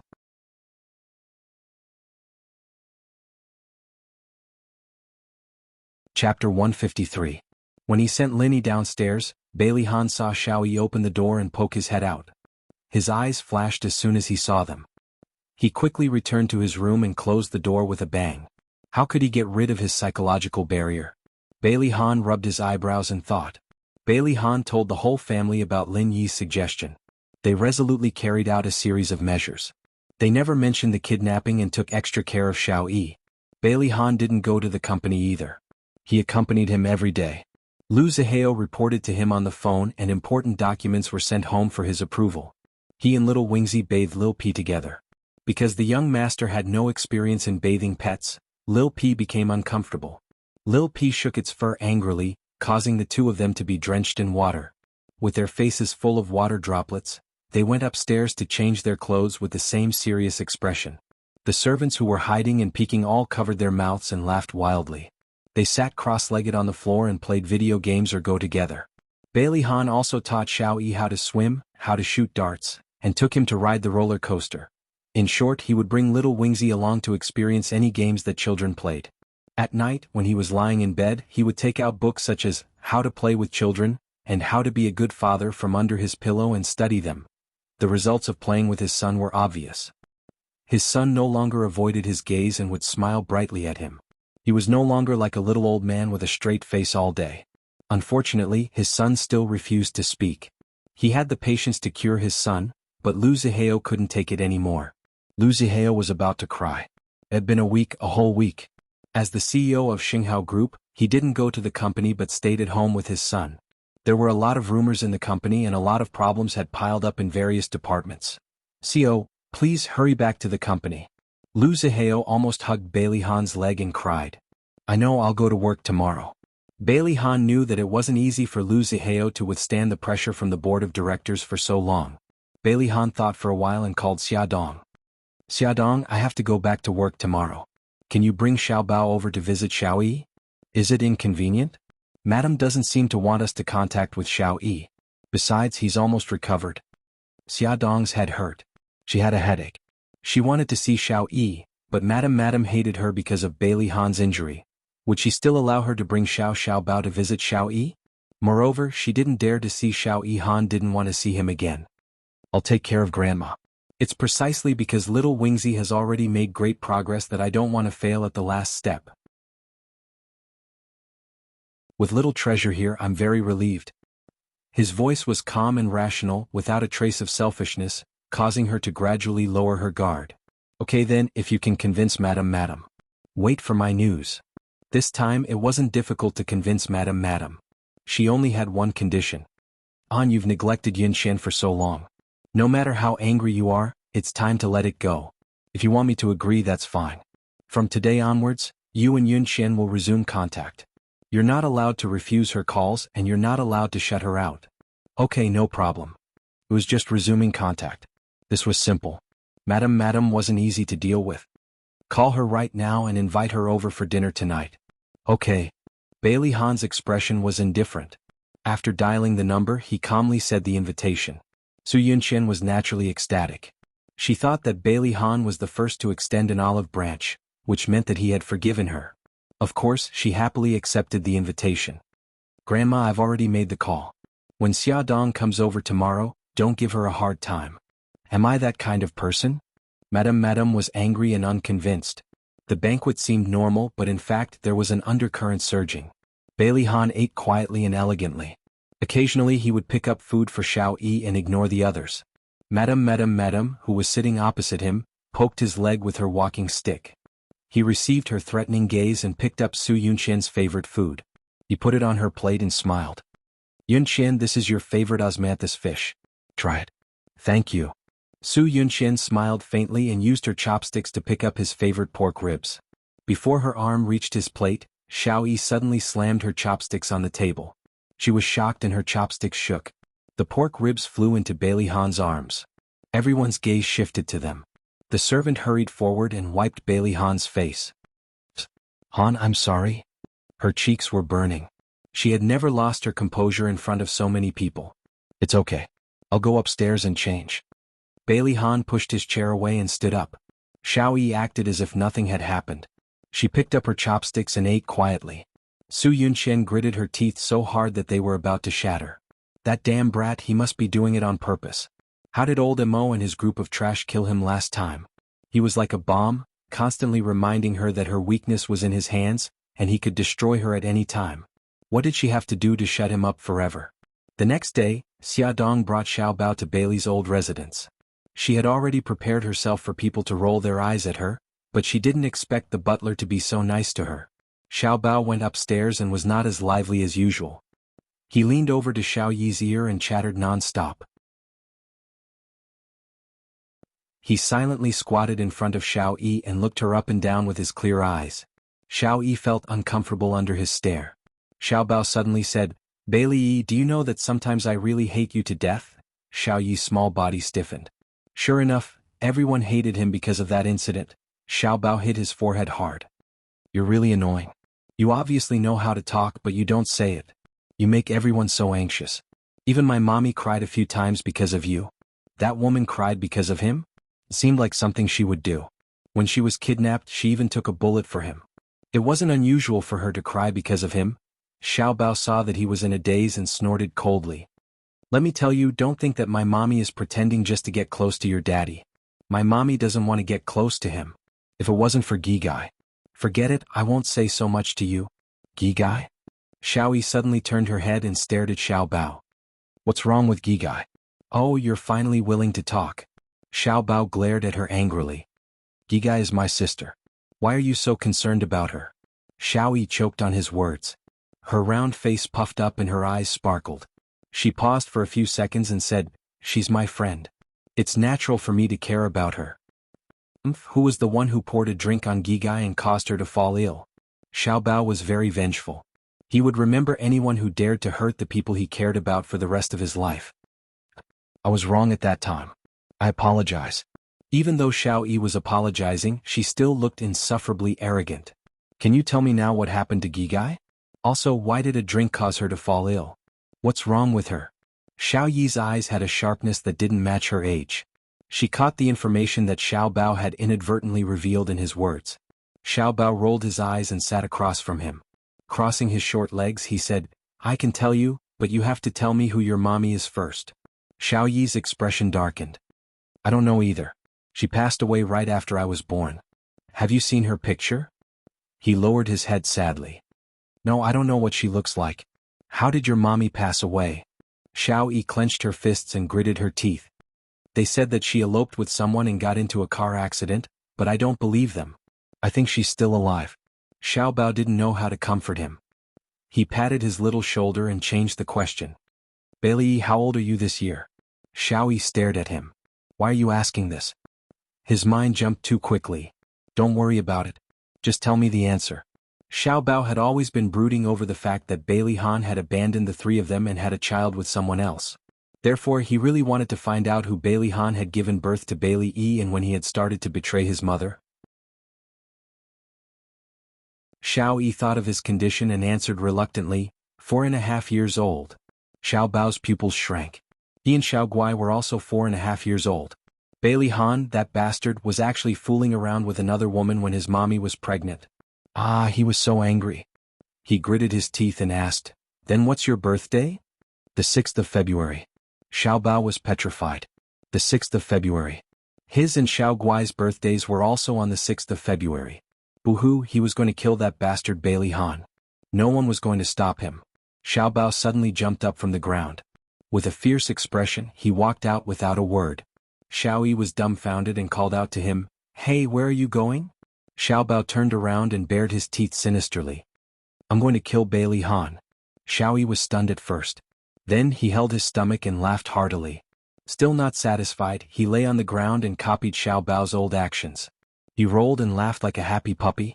Xiao Bao's face darkened. He was actually being laughed at by this annoying guy. The corners of his mouth twitched. "Stop laughing. Ha ha ha ha." Xiao Yi seemed to want to make up for all the laughter he hadn't used in the past 4 years. He rolled around on the ground happily. Xiao Bao was completely enraged. His eyes were round and round. "Fine, keep laughing. Don't think that I'll tell you about Xiao Guai." Xiao Yi stopped laughing and turned around to sit up. He raised his little chin and his eyes were full of disdain. Xiao Bao, you're not a man. You don't keep your word. I despise you." Beauty novel Song Shu 566.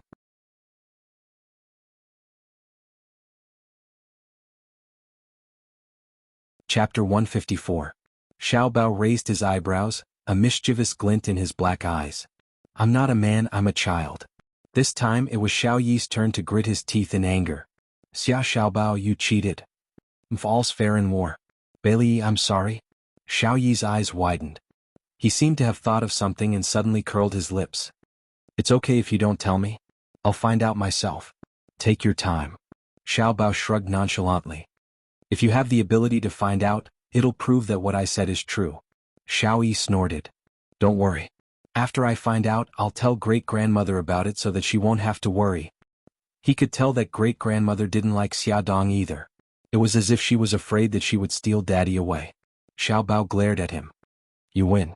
So, are you willing to tell me the truth now?" Xiao Yi crossed his arms arrogantly. Xiao Bao glared at him fiercely. "I can tell you, but you have to swear on your mommy's name that you won't tell anyone about this. If you break your oath, your mommy will never be reincarnated." Xiao Yi said angrily, "That's too cruel of an oath." Xiao Bao shrugged. "As long as you don't break your oath, everything will be fine." Xiao Yi was conflicted. In the end, his curiosity won out. He gritted his teeth and said, "I swear that I won't tell anyone about what you told me. Otherwise, my mommy will never be reincarnated." "Okay, you can tell me now." "Very good. You have to remember your oath." Xiao Bao patted his shoulder in satisfaction. This is what happened. Xiao Bao only talked about his sister's illness and how his mother had no choice but to give birth to a child with the same blood as Gigai to save Gigai. As smart as Bailey Yi was, he immediately reacted. His eyes widened in disbelief. "So, you and Xiao Guai are also Daddy's children?" "That's right." Xiao Bao pouted in disdain. "But I won't acknowledge him. He abandoned the three of us and even had you with another woman. He's so despicable." Xiao Yi didn't recover from the huge shock for a long time. He stared blankly at the floor. His daddy actually had 2 children with another woman. "Hey, are you stupid?" Xiao Bao poked his arm with his finger. "You've already sworn that you won't tell anyone. Do you hear me?" No, that's impossible." Xiao Yi grabbed his hair angrily. "Didn't you say that your daddy is Mikakito?" Xiao Bao rolled his eyes. "I was lying to you. If my daddy is Uncle Shen, I have no reason not to take his surname." "You're lying to me. You must be lying to me." Xiao Bao, I won't believe you." Xiao Bao sneered. "I'm lying to you? What's the benefit of lying to you? Let me tell you, I've never liked you because your mother seduced Bailey Han and made him abandon my mother. No, that's not it. My mother isn't that kind of person. Daddy must know my mother first. Xiao Bao, you're not allowed to speak ill of my mother." Humph, whether you believe it or not, that's what happened. Xiao Bao didn't back down and stared into his eyes. Xiao Yi rushed up angrily and grabbed Xiao Bao's collar. The 2 little guys wrestled with each other. "Bailey, I'm warning you. Don't hit my face." "Xiao Bao, don't grab my hair. Let go of me." The two of them fought for more than 10 minutes before they finally got tired. They grabbed each other's necks and lay on the floor, panting. Bailey, let go. You let go first. Let's let go together. I'll count to 3. Xiao Bao counted to 3, but the two sly guys didn't let go. They were still grabbing each other's necks. If you don't let go, I'll suffocate to death. I'll count to 3 again. Okay, Xiao Bao, don't play any more tricks. Xiao Bao's little face was red from suffocation. He counted to 3 again. This time the two of them let go at the same time. They were panting and staring at each other with eyes that said, I can't wait to bite you to death. The two little guys were injured. Xiao Bao took a punch to the cheek. Xiao Yi's hair was a mess, and there was a bunch of hair on the floor that had been thrown away. Their clothes were messy and they were in a sorry state. After a few minutes, the two of them calmed down. Xiao Yi was still immersed in the huge blow. She gritted her teeth and said, If you and Xiao Guai were daddy's children, wouldn't you want to acknowledge him? Xiao Bao sneered, I won't acknowledge someone who abandoned me. As for Xiao Guai, she doesn't even know who daddy is. She also doesn't know what illness she has. So don't let it slip in the future. Xiao Yi was stunned. After a while she asked, Is Xiao Guai's illness serious? Xiao Bao's expression became serious. It's serious. It's very serious. Otherwise, my mommy wouldn't have been so desperate to get close to your daddy. Xiao Yi fell silent. She turned her back to Xiao Bao and curled her little body up. She still couldn't accept this. Xiao Bao suddenly felt sorry for her when she saw how lonely she looked. She hesitated for a few seconds, reached out and patted her on the shoulder. She said softly, Don't worry. Xiao Guai and I won't fight over your daddy. Just pretend you never heard about this. But you have to treat my mommy better in the future. Even if it's because she's been so nice to you, you have to treat her a little better. Xiao Yi hugged his knees tightly and curled himself into a ball. His clear eyes gradually became misty. He bit his lip tightly and held back the tears that were about to come. Bailey, I'm leaving. Don't pretend to be autistic. Hurry up and get better. Don't let your family worry anymore. Xiao Bao got up from the ground and looked down at him like an adult. How did you know I was pretending? Xiao Yi's voice was a little choked up. Xiao Bao rolled her eyes. Did you forget that I worked with you and asked you to pretend to be sick? Who knew that you were such a genius that you pretended to be autistic? Although you pretended to be autistic, I knew you had an ulterior motive. So, I observed you and found a small loophole. What loophole? It's because you treated me differently. Speaking of this, Xiao Bao became angry. The last time I brought Gigai to see you, you gave Gigai the pastry she liked, but you gave me the peanut butter that I hate. You must have done it on purpose. Which autistic child would be so scheming? Xiao Yi was silent. He was right. I did do it on purpose. Xiao Bao walked to the door and suddenly heard Xiao Yi's muffled voice from behind. Why is your mommy so nice to me? Xiao Bao blinked his large eyes. My mommy is kind. My mommy said that you are a child without a mommy. Although you have a bad temper, you are actually very pitiful. You yearn for a mother's love and friends, so she treats you very well. He snorted. She treats you so well that even I, her biological son, am jealous. Xiao Bao spoke casually, but Xiao Yi listened attentively. His body stiffened and his heart started to beat wildly. A bold idea popped into his mind. He was so excited that his voice trembled. Xiao Bao, is it possible that she is actually my mommy too? Xiao Bao's delicate eyebrows shot up. He widened his eyes and said angrily, What do you mean? Are you trying to steal my mommy? Roared this damn annoying person. Did he eat a leopard's guts? No. Little Wingzy abruptly sat up, his eyes flashing with fanaticism. How old are you? When is your birthday? Xiao Bao's eyes narrowed. Same as you. 4.5 years old. My birthday is on the 6th of February. Xiao Yi suddenly rushed over and placed both hands on his shoulders. Isn't it obvious? We were both born on the same day. She cares about me and even took a bullet for me. If she isn't my mommy, why would she do that? What did you say? My mommy took a bullet for you? Xiao Bao was shocked. His eyes widened in disbelief. No, that's impossible, Xiao Yi nodded vigorously. When we were kidnapped, she stopped the kidnappers from hurting me many times. Also, I keep feeling that there's something wrong with the way she looks at me. It's like she's very sad. No, I don't believe it. Xiao Bao had always believed that Bailey Han abandoned his mommy and had Bailey Yi with another woman. Now that the plot had been reversed, it was destroying his belief. Xiao Bao violently pushed Xiao Yi away. It was as if he was being chased by a ferocious beast. He ran out of his room in a panic. Xiao Yi stared blankly at the empty doorway. After the shock and excitement, it was followed by endless pain. His little face was filled with grief. If she really was his mommy, why would she abandon him? What? Xiaobao, what's wrong? Xia Dong suddenly stood up from the sofa. She looked in shock at Xiaobao, who was running down the stairs. His handsome little face was covered in tears. Xiaobao threw himself at her. She quickly bent down and picked him up. Baby, what's wrong? Are you feeling unwell? Quick, tell mommy. Xiaobao looked at her anxious expression and burst into tears. She had never seen him cry so sadly. Her heart ached as well. She stroked his weak back to comfort him. Baby, it's okay. It's okay. Mommy is here. Mommy will take you home. She lovingly kissed her son's forehead. Ignoring the servant's curious gazes, she smiled apologetically at the butler. I'm sorry. Baby isn't feeling well. I'll take him home first. The butler thought that Xiaobao had an argument with his young master. He bowed politely. Miss Xia, young Master Qi, please take care. Xia Dong carried her son and left. She didn't know that Xiao Yi was standing at the top of the stairs, looking at their backs with an expressionless face. Xiaobao curled up in her arms. He was crying so hard that his tears soaked her clothes. She placed him in the front passenger seat. She pulled out a tissue and gently wiped the tears from his face. She said gently, Baby, tell mommy what happened. Xiaobao gradually stopped crying. He raised his little face. His large eyes were still filled with tears. Mommy, is Xiaoyi also your child? Ad Hongcha 866.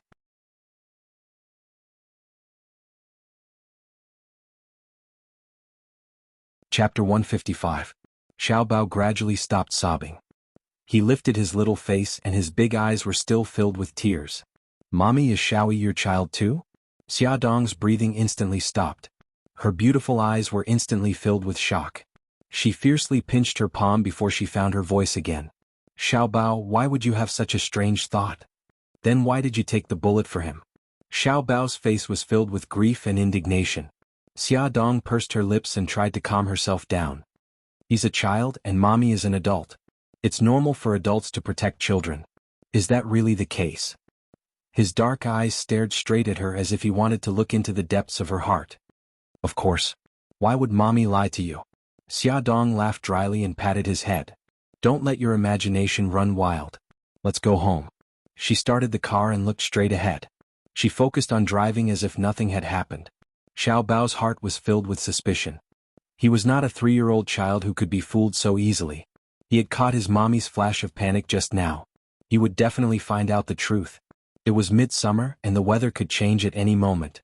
It was a poisonous day when they left the old Bailey mansion. They had just reached the foot of the mountain when it suddenly started raining heavily. The rain splashed against the car window. Xia Dong slowed down the car and glanced sideways at Xiaobao, who was staring out the window in a daze. Baby, did Xiaoyi speak today? Xiaobao had already begun to suspect that his mommy was also Bailey Yi's mommy. When he heard that she was concerned about him, the suspicion in his heart intensified. He was very upset and said angrily, She did. It's a good thing that she spoke. Xia Dong smiled, but then she thought about how Xiaobao ran down the stairs crying. Could it be that even Xiaoyi knew? Worry surfaced in her heart again. Her phone suddenly rang. It was a call from Mika Kito. Hello, Brother Shin. Mika Kito stood in front of the floor-to-ceiling window in the office and looked at the pouring rain outside. Her expression was a little heavy. Are you home now? It's raining heavily outside. Not yet. We just reached the foot of the mountain in the villa area. Brother Shin, is something the matter? Xia Dong noticed that his tone was a little heavy. Mika Kito rubbed her eyebrows. Something happened in Japan. I need to go back to deal with it. Xia Dong frowned. What's going on? Is it serious? Sumiyoshi Kai and Inagawa Kai have recently stolen a lot of Yamaguchi-gumi's business. I heard that Inagawa Kai has also smuggled a large number of drugs from Vietnam. They want to invade Yamaguchi-gumi's sphere of influence. The Sumiyoshi Kai and the Inagawa Kai were the two major Japanese gangs, second only to the Yamaguchi-gumi. The three gangs were harmonious on the surface, but in fact there were undercurrents and constant struggles. They must have known that the leader of Yamaguchi-gumi was not in the Japanese headquarters, so they took the opportunity to seize territory. Mika Kito felt that drugs were too harmful, so she hated them very much. In her sphere of influence, the sale of drugs was prohibited. Mika Kito was aiming at this fat piece of meat and wanted to introduce drugs to her. Xia Dong quickly understood the seriousness of the matter and said, "Brother Shin, have you booked the plane tickets? When do you plan to go back?" "I'll rush back tonight. I'll ask Lu Xing to stay and protect you." Mika Kito had already asked Jiang Dao to pack his luggage and leave it in the office. After he settled the company's matters, he would take a plane back to Japan. "Okay, Brother Shin. You have to take care of yourself. Don't let yourself get hurt, okay?" Mika Kito smiled, and her eyes were filled with tenderness. "I know. You have to take care of yourself too. Take good care of the children and wait for me to come back." "I know." Xia Dong listened to him say a few more words and handed the earpiece to Xiao Bao. "Baby, Uncle Shen has something to say to you." "Uncle Shen, are you going back to Japan?" Xiao Bao put on the earpiece, puffed up his cheeks and said, "When will you come back?" "Half a month at least, and a month at most. I'll be back as soon as possible." Mika Kito said softly, "Xiao Bao, you're already a man. You have to listen to mommy and take good care of Gigai, okay?" "Okay, I know. I'll also look after mom and not let her run around, lest she gets into trouble again." His voice was young, but his expression was serious. He looked like a little old man. The corners of Beitang Shin's lips curled up. He was half joking and half serious. "If other men approach her, remember to chase them away." Xiao Bao nodded seriously. "Yes, that's right." Before Mika Kito left, she had already arranged everything. She was worried that Xia Dong would tire herself out, so she specially hired a nanny. In addition to Lu Xing, who was ordered to protect her, there was also a female bodyguard named Suzaku who rushed over from Japan to protect them. Suzaku arrived in China the next morning. She was very beautiful, charming, and gorgeous, but it was a pity that she had a cold expression on her face, as if someone owed her a lot of money. Xia Dong joked in Japanese, "Suzaku, I just found out that Yamaguchi-gumi has such a beautiful bodyguard like you." Suzaku replied in Chinese, "Strictly speaking, I'm not a member of Yamaguchi-gumi. I just signed an agreement with Mika Kito and worked for him." "Oh, I see." Xia Dong nodded in understanding. Suddenly, her eyes narrowed. "You're from China?" "Yes." Suzaku was a woman of few words. "Miss Xia, if there's nothing else, I'll go out first." "Okay, thank you for your hard work. I'll prepare a room for you." Xia Dong lived in a 3-bedroom apartment. She planned to let Xiao Guai sleep with her and leave Xiao Guai's room for Suzaku. As for Lu Xing, she would let him do whatever he wanted after work.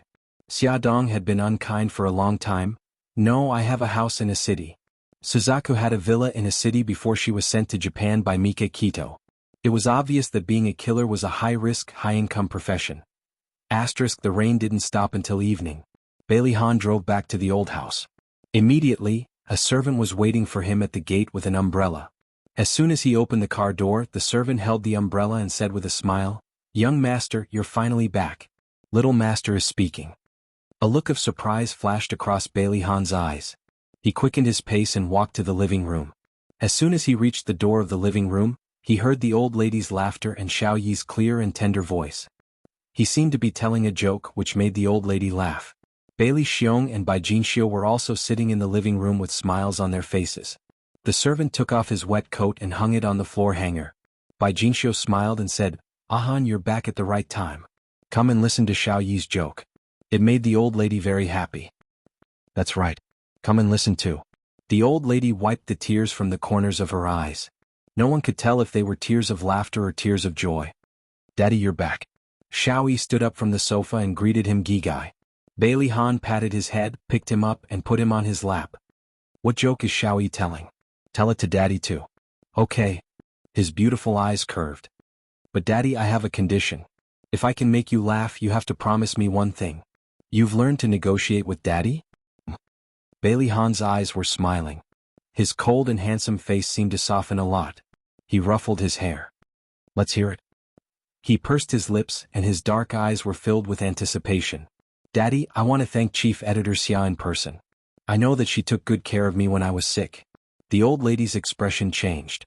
She wanted to say something, but in the end she held back. Bailey Xiong and his wife's expressions were also a little ugly. Bailey Han's lips curved. "You should thank her, but I can only make a decision after I hear your joke." Little Wingzy's eyebrows also curved as he began to tell a lively joke. The joke itself was not very funny, but when paired with his rich facial expressions, it seemed particularly funny. Bailey Han looked at his little face brimming with smiles. That pair of eyes that were as bright as the stars made him smile from the bottom of his heart. He realized that after his son fell ill, he had become a little different. His expression had become richer and he smiled more often. He enjoyed the change in his son. Before going to bed, Bailey Han went to Xiao Yi's room. He was already asleep. His small body lay on the bed and only took up a small space. He didn't seem to be sleeping very well and his brows were slightly furrowed. Bailey Han reached out and smoothed out the wrinkles between his brows. He gently stroked his cheek. Just as he retracted his hand and stood up, he suddenly heard Xiao Yi's sleep-talking voice.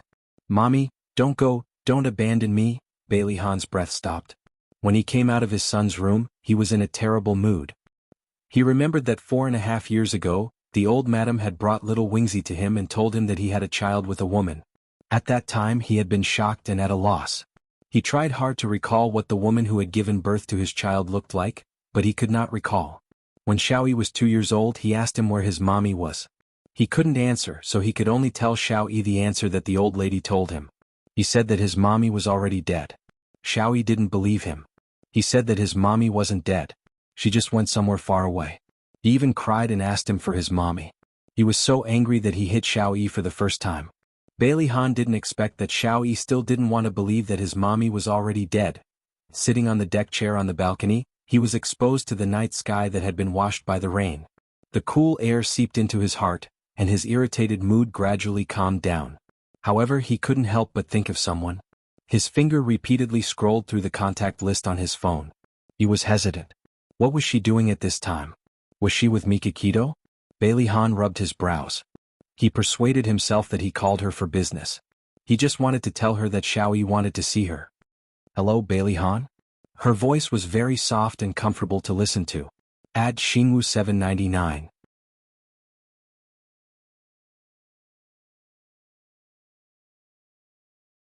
Chapter 156. He paused. "Xiaodong, Xiao Yi is willing to talk." She smiled happily. "Congratulations." He smiled. "I'm very grateful for everything you've done." Xiao Yi is also very grateful. He wants to thank you in person. "When are you free? I'd like to treat you to a meal." "Well." Xiaodong glanced at the little guys who were playing games on the sofa. "It's okay. We didn't do anything." His voice was low. "Don't misunderstand. I don't mean anything else. If Mr. Beitang is willing to come, I'd be honored." Xiaodong knew that he had misunderstood. She quickly said, "No, Brother Shin went to Japan. He won't have any objections. I just don't think there's a need." She slapped her forehead gloomily. Xiao Bao was already suspicious. Maybe Xiao Yi was also suspicious. She just wanted to fade out of Xiao Yi's sight temporarily. "I insist. Xiaodong, don't reject me." He was like a supreme king announcing his decision. "I'll pick you and the children up at 6 o'clock tomorrow night." "But beep beep." The call ended. Xiaodong held her forehead helplessly. He was too domineering. She hadn't even finished speaking. Bailey Han knew that old madam didn't like Xiaodong, so he specially arranged for the banquet to be held in his villa to avoid awkwardness for Xiaodong. Although he and Xiao Yi hadn't returned to the villa for a long time, the servants still cleaned the place every day. It was spotless. When they returned, they didn't feel uncomfortable at all. According to his instructions, the butler added a rocking chair, hanging basket, seesaw, and other children's play facilities in the garden. In just one afternoon, the butler led the servants to decorate the villa's outdoor balcony into a Caribbean-style banquet venue. Under the blue sky and white clouds, the golden sunset covered the entire open-air balcony with a layer of faint radiance. Tall palm trees, coconut trees, and date trees exuded the unique fragrance of trees and fruits. Under the parasols, there were a few white reclining chairs placed side by side. The ground was covered with a layer of fine and soft white sand, which was said to be specially transported from overseas beaches. Not far away there was a barbecue rack. A foreign chef in a chef's uniform had already started barbecuing the meat. The fresh meat sizzled on the barbecue rack, and the aroma of the meat permeated the air. A violinist stood by the railing, his back facing the setting sun as he played a melodious tune. Bailey Han was wearing a white tuxedo, and Xiao Yi was also wearing a white suit. When the father and son stood together, they looked exactly the same and were both extraordinarily handsome. Everything was so charming. The moment Xiaodong and the children stepped onto the balcony, they were immediately mesmerized. Xiao Guai's little face was red with excitement. He covered his face and screamed, "It's so beautiful! Mommy, it's exactly like the beach." Xiao Bao didn't say anything, but from his sparkling eyes, it was obvious that he liked it. Xia Dong smiled faintly. "It's very beautiful. We like it very much." She was wearing a bohemian-style long dress. It was sleeveless and cinched at the waist, and the hem of the dress flowed elegantly. It was extremely compatible with the sunny beach. A gentle breeze blew and lifted her long hair. She raised her chin slightly, feeling the comfort of the breeze. Her side profile looked tranquil and beautiful under the sunlight. She smiled. "Bailey Han, I also brought a guest over. I hope you don't mind." The guest Xia Dong was talking about was Suzaku, who was standing behind her. She didn't want to let Suzaku follow them, but she insisted. She said that it was Mika Kito's orders. She had to follow them when they went out, even when they went to buy groceries. Bailey Han raised his eyebrows in surprise. "Suzaku? I didn't expect you to work for Mika Kito now." Suzaku was expressionless. "I admit defeat." Bailey Han's thin lips curved. "Your master ordered you to follow Xia Dong at all times, including when she goes on dates?" Suzaku glanced at him indifferently. "Mika Kito is worried that someone has kidnapped Miss Xia." Xia Dong wiped her sweat and quickly smiled. "Suzaku, since you're here, don't just stand there. Do whatever you like. I think Mr. Bailey won't mind, okay?" She looked at Bailey Han for help. Bailey Han shrugged. "Of course he won't mind. Miss Suzaku, please make yourself at home." The last golden ray of the setting sun slid past the horizon. They were either lying or sitting on the beach, enjoying the delicious food and listening to the melodious music. It was as if they could hear the sound of the waves. The cool breeze blew gently and it was extremely comfortable. Bailey Han held orange juice in one hand and red wine in the other. He sat on the recliner beside her and handed her the orange juice. There was a gentle smile on his face. "Let me toast to you. Thank you for taking care of Xiaoyi these days. You can't drink alcohol, so orange juice can replace it." "I didn't do anything. You don't have to be so polite." Xia Dong clinked her glass with his and smiled as she took a sip of the orange juice in her glass. Bailey Han tilted his head and looked at the three little rascals playing in the rocking chairs in the distance. He chuckled and said, "They are getting along very well now. I'm very happy that they have become friends. There is a kind of friend that is called, no discord, no concord. Xiaoyi and Xiaobao are like that." Xia Dong looked at them laughing and her heart softened. Her eyes were as bright as the stars and there was a charming smile on her face. Bailey Han's gaze fell on her. She was very beautiful when she smiled. Her eyes were curved like beautiful crescent moons. Her eyes were clean and clear without any impurities. Her happiness seemed to be very simple. As long as the children were happy, she would be happy too. She was very rational when she was working, but sometimes she would be silly when facing him. He couldn't help but want to get closer to her. Xia Dong received his passionate gaze. She touched her hair uncomfortably and smiled. "I'm going to see the children." She put down her glass and got up to leave. He suddenly grabbed her wrist. Her body stiffened and she didn't dare to look back. His voice was low and hoarse. "Xia Dong, who is the father of the children? Is it Mika Kito?" Xia Dong lowered her head. "Is the answer very important?" "It's very important to me." If it was Mika Kito, then he had no chance at all. He waited for her verdict. His heart was thumping. She closed her eyes and said slowly, "No." His throat bobbed. "Then who is it?" "He's no longer around." He tightened his grip on her wrist and pulled her into a warm embrace. Suzaku, who was sitting at the side quietly eating barbecued meat, put down her plate and stood up vigilantly. Her sharp eyes stared at Bailey Han. If he did anything out of line, she would not hesitate to take action.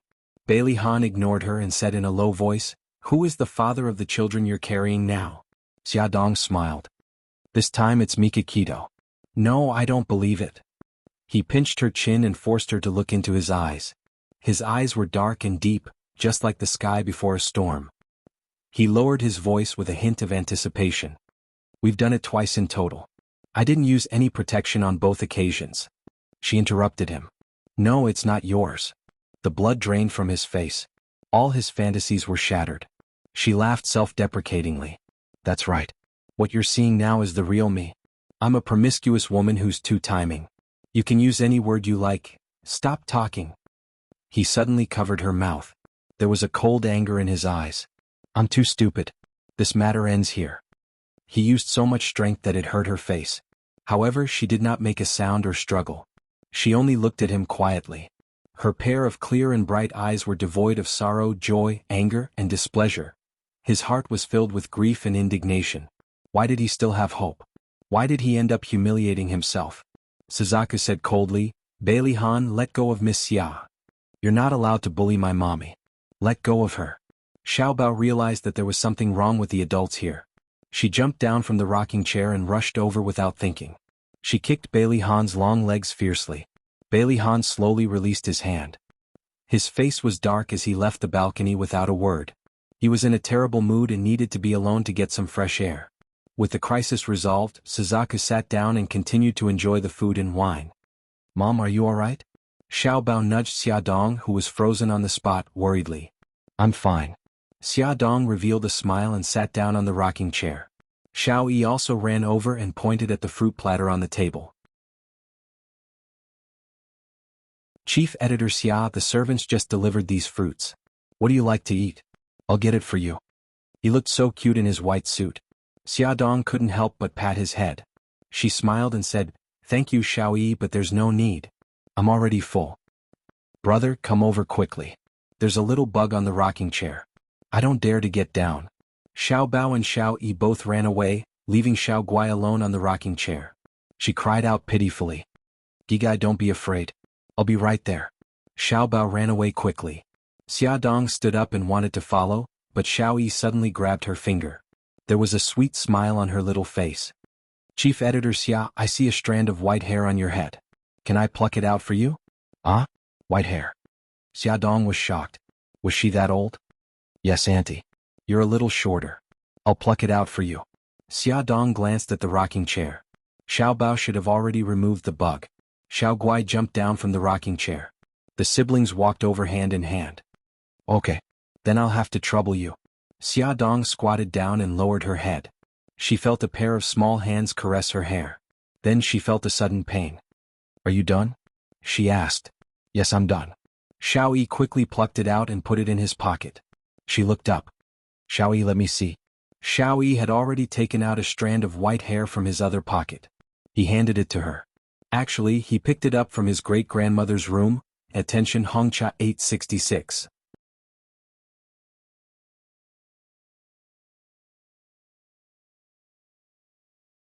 Chapter 157.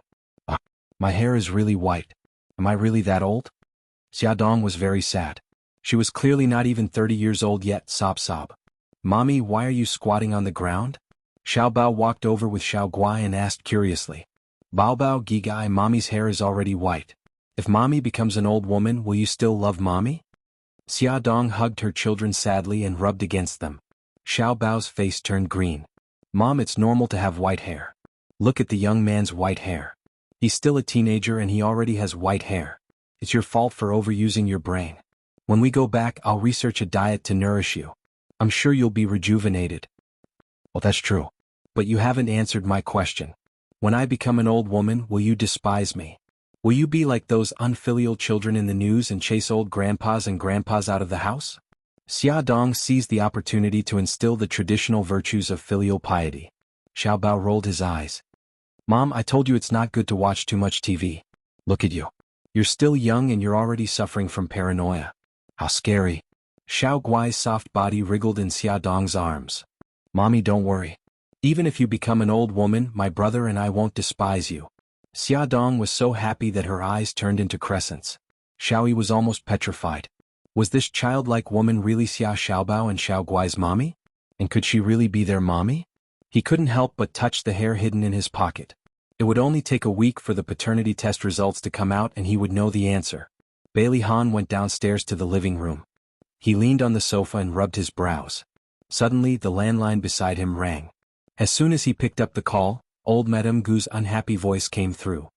"Ahan, you're in such a hurry to move back to the villa with Xiao Yi because you want to invite Xiaodong to a banquet, right? Grandma, Xiaodong has helped us a lot. You also agreed to let Xiao Yi thank her in person." Madame Dowager said angrily, "I agreed, but I meant to invite her to the old mansion and make it clear in front of the whole family. Now you've secretly invited her to your house. If Yunqian finds out, what will she think?" Bailey Han pressed his throbbing veins. Grandma, I've already broken up with Yun Qian. No matter what I do in the future, I don't have to care about what she thinks. Break up? When did this happen? The old madam was shocked and angry. It's been more than half a month. The sound of something breaking came from the other end of the phone. Old madam was so angry that she was trembling all over. Bailey Han, you've grown up and I can't control you anymore, right? Why are you only telling me such an important thing now? Bailey Han held his forehead. Grandma, don't be so agitated. I just think that this is between me and her. There's no need for you to worry about it. Is this between the two of you? This is between the Bailey family and the Su family. Bailey Han, go back to the old mansion immediately and make things clear. Bailey Han lowered his voice. Grandma, I still have guests now. I'll go back early tomorrow morning, okay? No, you have to come back now. The more she thought about it, the angrier she became. It's because of Xia Dong that you've become like this. I'm telling you, you're not allowed to have any contact with her in the future. Come back quickly. Grandma, Bailey Han still wanted to persuade her, but Madame Dowager clutched her chest and cried out in pain. Bailey Han, you unfilial grandson. Are you trying to anger me to death? Ouch, my chest hurts so much. Bailey Han had a headache. Okay, I got it. Grandma, don't hurt anymore. I'll go back as soon as possible. Madame Dowager was the absolute leader in the family. No one dared to disobey her, including Bailey Han, who was very filial to her. Bailey Han returned to the balcony. Xia Dong was playing games with the children. When she saw him, she got up and said goodbye. It's getting late. I should go back. He nodded. I'll send you down. Watching the BMW disappear into the night, Bailey Han squatted down and patted Xiao Yi's head. Xiao Yi, I'm going to the old mansion to visit great-grandma. Go to bed early. Daddy, I want to go with you. I miss great-grandma and grandma too. Xiao Yi saw that his expression was serious. She had a premonition that something was going to happen, so she wanted to go with him. Bailey Han knew that a storm was coming for him. He didn't want his son to be affected. Xiao Yi, Daddy has something to deal with when he goes back. Gigai, stay at home. I'll take you back tomorrow, okay? Xiao Yi and Gigai nodded. After Bailey Han left, Xiao Yi ran into the living room to check the caller ID on the landline. She asked the butler, Grandpa Butler, did my great-grandma call just now? Otherwise, Daddy wouldn't have suddenly suggested going back to the old mansion. They had just moved back from the old mansion this morning. Yes, little master. What did they talk about? Xiao Yi's big eyes were filled with eagerness and anticipation. Grandpa Butler, you were in the living room just now. You must have heard it, right? This. The butler wiped the sweat from his forehead. He couldn't speak carelessly. Grandpa Butler, just tell me, okay? Xiao Yi suddenly hugged the butler's leg. She raised her little face and looked at him with a pair of big eyes. She imitated Xiao Bao's cute expression perfectly. Little master. The butler was in tears. Who could tell him why the usually mature and calm little master suddenly became a cute little cutie? In the end, the old butler, who liked children, couldn't resist Xiao Yi's cute tactics. He wiped his sweat and said, Old Madam and Elder Master were talking about Miss Su. It seems that Elder Master and Miss Su broke up. The old butler didn't dare to say anything else. What welcomed Bailey Han was a storm. As soon as he stepped into the living room of the old mansion, he felt the suffocating pressure in the living room. The whole family stared at him with dark faces. Old Madam stabbed the floor with her walking stick. Han, tell me, why did you break up with Yun Qian? We're not compatible. After all, Su Yun Qian was the woman he had loved for many years. Even if she had made a mistake, he didn't want his family to hate her, so he didn't tell them the real reason. Not compatible? Bai Jinxiu couldn't help but raise her voice. You've been together for 6 years. You betrayed her back then and had Xiao Yi with another woman. Not only did she not break up with you, but she also magnanimously helped you get back on your feet. Don't you remember? Now you want to break up with her because of a simple, we're not compatible? How can you face her? Bailey Han's eyes darkened. A few years ago he had a car accident. Not only did he lose his memory, but his legs were also seriously injured. He almost couldn't stand up. It was Yun Qian who accompanied him for 6 months of rehabilitation before he could stand up again. In the bottom of his heart he was full of gratitude and trust for her. It was because of his deep love that he blamed her. When he found out that his perfect lover had become a woman full of lies and unscrupulous in order to achieve her goals, his heart hurt more than anyone else. He was silent. Bailey Xiong was furious. He slammed the table and scolded sternly, How can you face the Su family by doing this? What will outsiders think of the Bailey family? Bailey Han's heart sank. He stared sharply at his father. Others can blame me, but you don't have the right to do so. The one who humiliated the Bailey family is not me, Bailey Han, but you. Back then, who didn't know that the young master of the Bailey family had a mistress outside and even brought his illegitimate child home? Even now, Lu Xiaoxiao was still living in the villa he bought for her. You unfilial son. Bailey Xiong was so angry that his blood pressure rose. He pointed at him with a trembling finger. I'm telling you, as long as I'm alive, you must marry Yun Qian. Impossible. Bailey Han spat out these 3 words coldly. The elders were so angry that they were about to vomit blood. The old madam tried to suppress her anger. She raised her hand to stop Bailey Xiong from continuing. Her eyes were as sharp as knives. She stared at Bailey Han. Tell me honestly. Did you break up with Yun Qian because of Xiaodong? No, this has nothing to do with her. Bailey Han said calmly. Grandma, she's an outsider.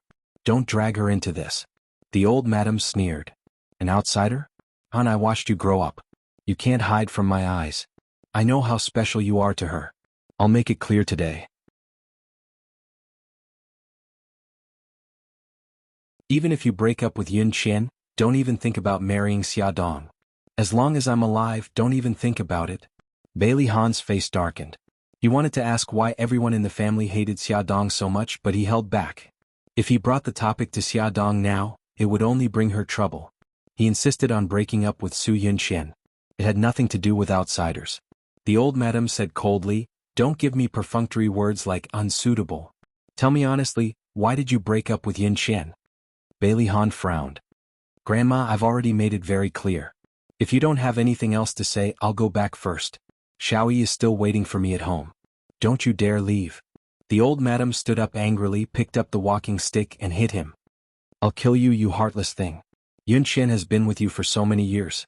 Even if she didn't make any contributions, she still worked hard. How can you be so heartless? Bailey Han nimbly avoided her attack. He was extremely irritated. He didn't expect to face such a big resistance when breaking up with Su Yunqian. The old madam missed every hit. Instead, she was so tired that she panted. She covered her chest and cried out in pain, ouch, my chest hurts. Mom, don't be agitated. Sit down. Bailey Xiong hurriedly supported her. Bai Jingxiu asked the servant to bring the medicine and helped the old madam take it. Bailey Han saw that she didn't seem to be pretending and became anxious. He quickly went forward and rubbed her back. Grandma, how are you? Do you feel better? Welfare Xingwu 799.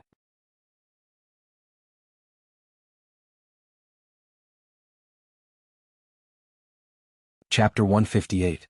The old madam took a deep breath and slapped him on the arm. Tears streamed down her face. You brat, why are you always so worrisome?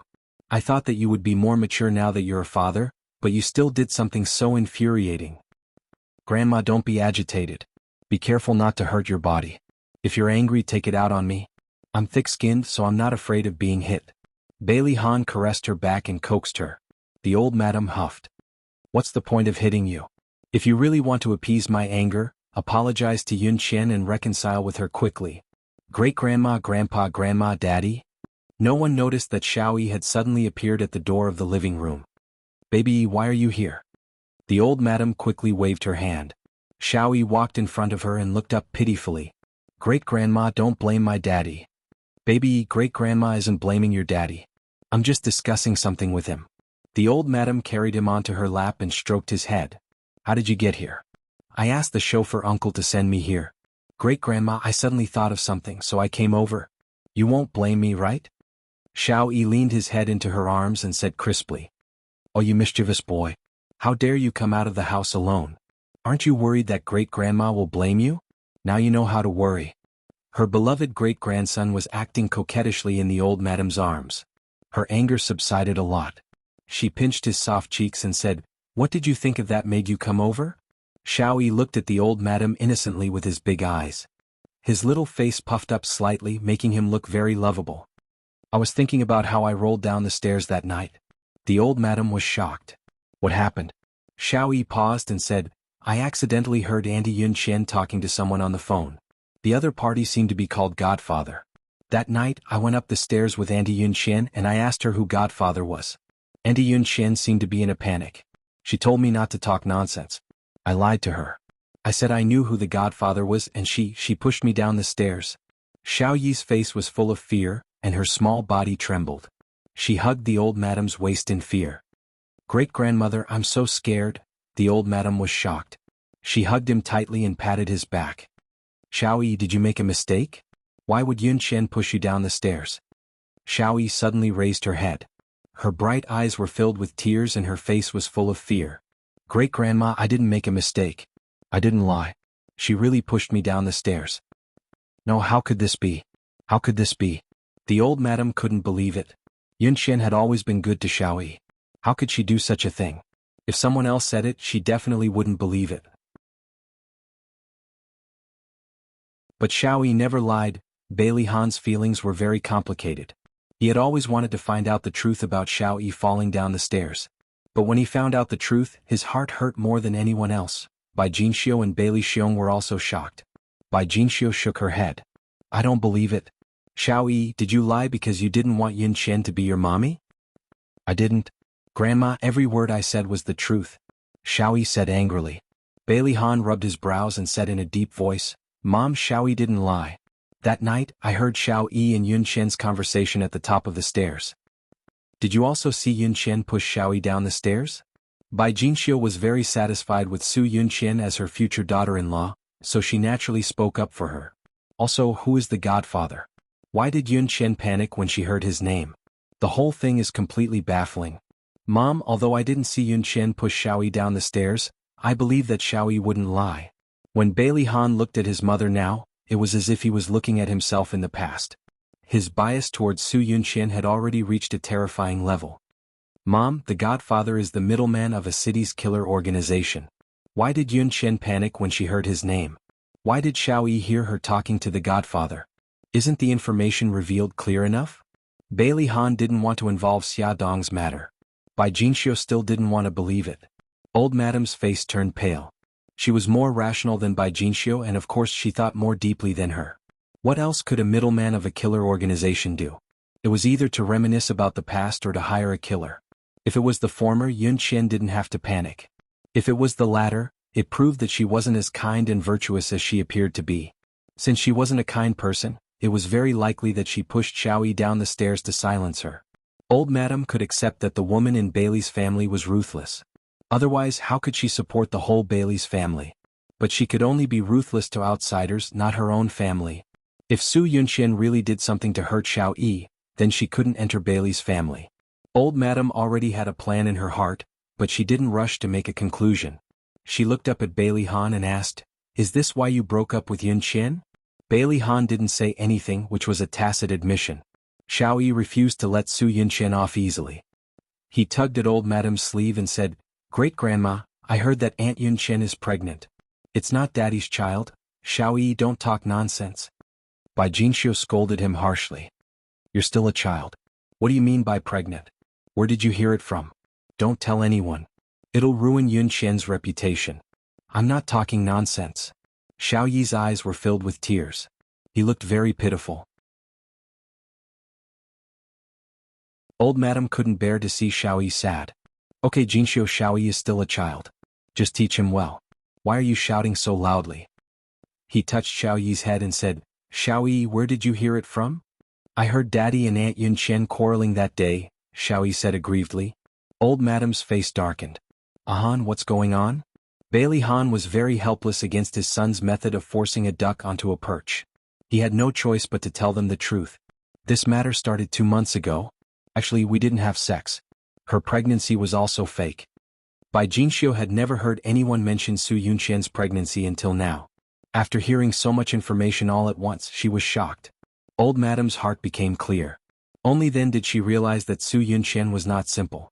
She had said that she had a miscarriage at the hospital back then, probably to cover up the fake pregnancy. "How dare you hide this kind of thing from me?" Old Madam was disappointed in Bailey Han and even more disappointed in Su Yunqian. Bailey Han did not refute and said lightly, "Grandma, I've already made up my mind to break up with Yun Qian. Don't force me anymore." Old Madam suddenly looked a lot older. She sighed. "Forget it. A forcibly picked melon won't be sweet. Let it be." Bailey Han frowned. Mom, how are we going to explain this to the Su family? Old Madam pinched the space between her eyebrows. Ahan and Yun Qian broke up half a month ago. The Su family hasn't said anything. I guess they don't know about Ahan's breakup either.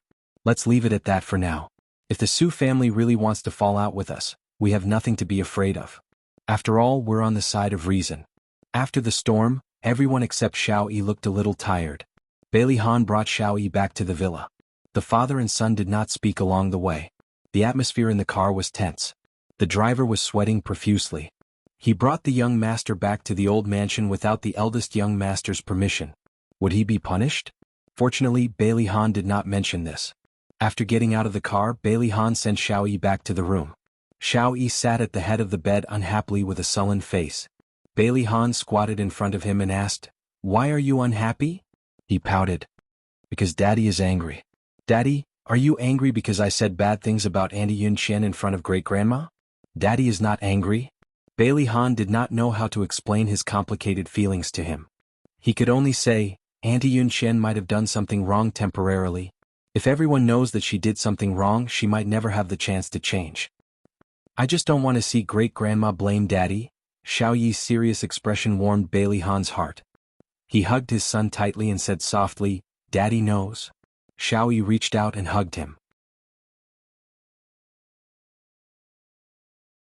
After a moment of silence, he said, "Daddy, do you still remember what Mommy looks like?" Bailey Han paused. "I don't remember. Why are you suddenly asking about this?" Xiao Yi's mood suddenly fell. "Because I saw Xiao Bao and the others playing happily with Chief Editor Xia today." Bailey Han's body stiffened. He lied to him. Xiao Yi's mommy is a very gentle person. She loves Xiao Yi very much, just like Daddy. "Really?" Xiao Yi's big eyes welled up with tears. However, he buried his head in Bailey Han's chest and did not let him see it. "It's true." Bailey Han gently stroked his back. "Daddy, can you tell me how you met Mommy?" There was a hint of nervousness in his soft voice. Bailey Han smiled bitterly. Actually, he did not remember either. He could only change what old Madam had told him before and tell Xiao Yi.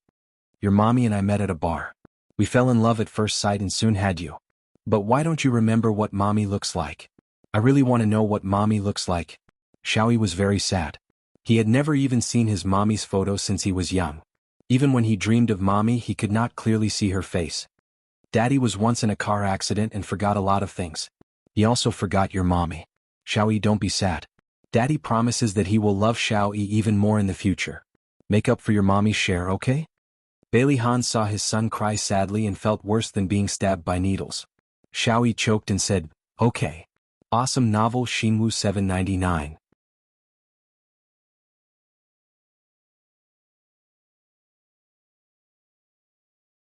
Chapter 159.